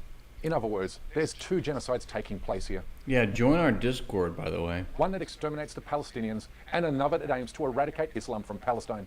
And I'm not talking only about Palestine here, because Israel is waging a global war against the religious faith of 2 billion people, of which we will dive into the details in a moment.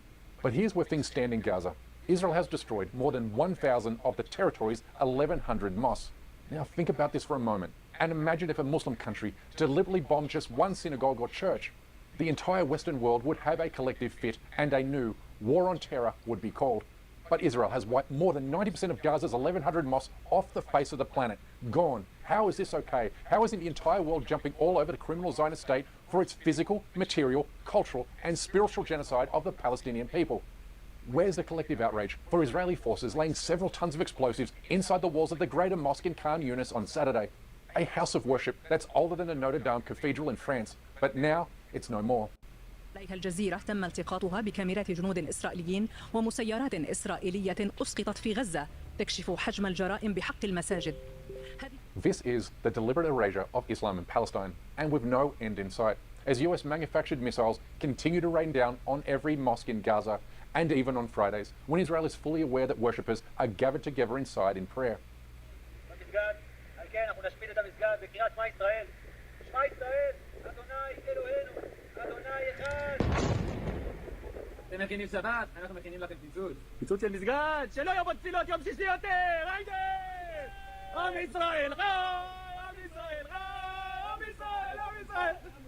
What kind of demented and deranged demon takes great pleasure from bombing a house of worship?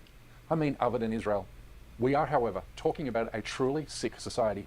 Even CNN, which has long acted as Israel's chief propagandist in the United States, revealed how Israeli soldiers are producing instructional videos for a global audience on how to blow up a mosque. This is a how-to video on how to blow up a mosque in Gaza. Format is internet fluent. The content is very real. Filmed, edited, and posted on Instagram by an Israeli soldier. It's one of dozens reviewed by CNN. Last week, Israeli soldiers filmed themselves setting fire to the Quran inside a mosque in Gaza City. But this is just one of many instances in which the Zionist goons have desecrated Islam's holy book while committing genocide. The message this sends is clear, that Israel's declared war on Islam, and not just in Palestine, but across the entire globe. This message was carried with a bullhorn last week when Israel's security minister declared his intention to build a synagogue on the compound that's home to Islam's third holiest site. But this is about much more than threats and bellicose language. Israel believes it can turn back the tide of Palestine's growing popularity by undermining the growing popularity of Islam. And we are talking about a concerted effort to attack the Islamic faith with a well-financed propaganda campaign like no other in the Zionist state's history. And it's one that's already having deadly effects on Muslims across the planet, from Europe to India and from the United Kingdom to the United States. We are talking about a multi-billion-dollar effort to sow hatred and fear about Islam in the form of articles, videos, ads and reports, with Israel and a consortium of pro-Israel groups providing 70% of this total funding. I have written a long article in the American Studies Association journal with my estimate that 70% of the funding for the Islamophobic industry, meaning organization groups and individuals that demonize Islam and Muslims, comes from pro-Israel sources.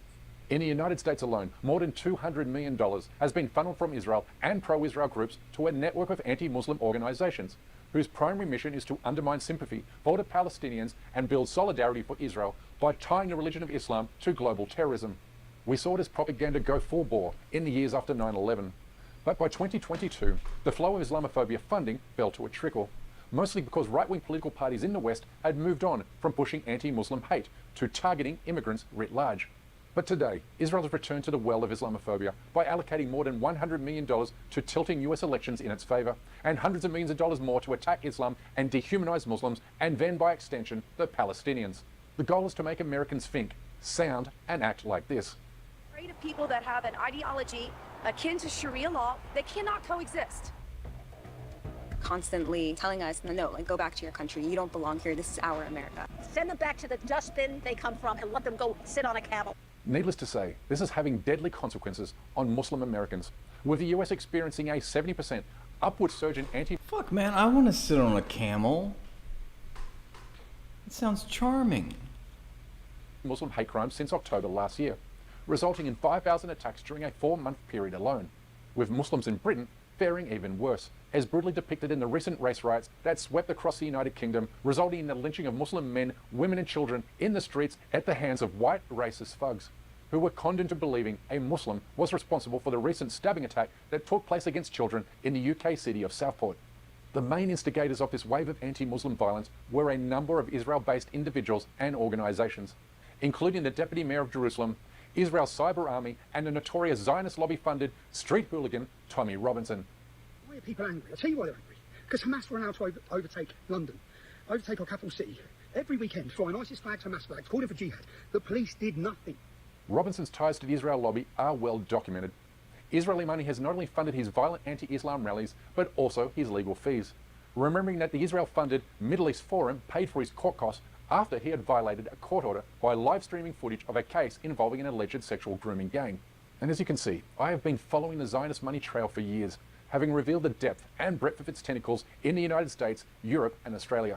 And in this report, I showed how the effort to tie Islam to terrorism started in the year 1979, when Israel hosted a conference on international terrorism in Tel Aviv, in which notable attendees included George H. Bush and Likud party founder Menachem Begin.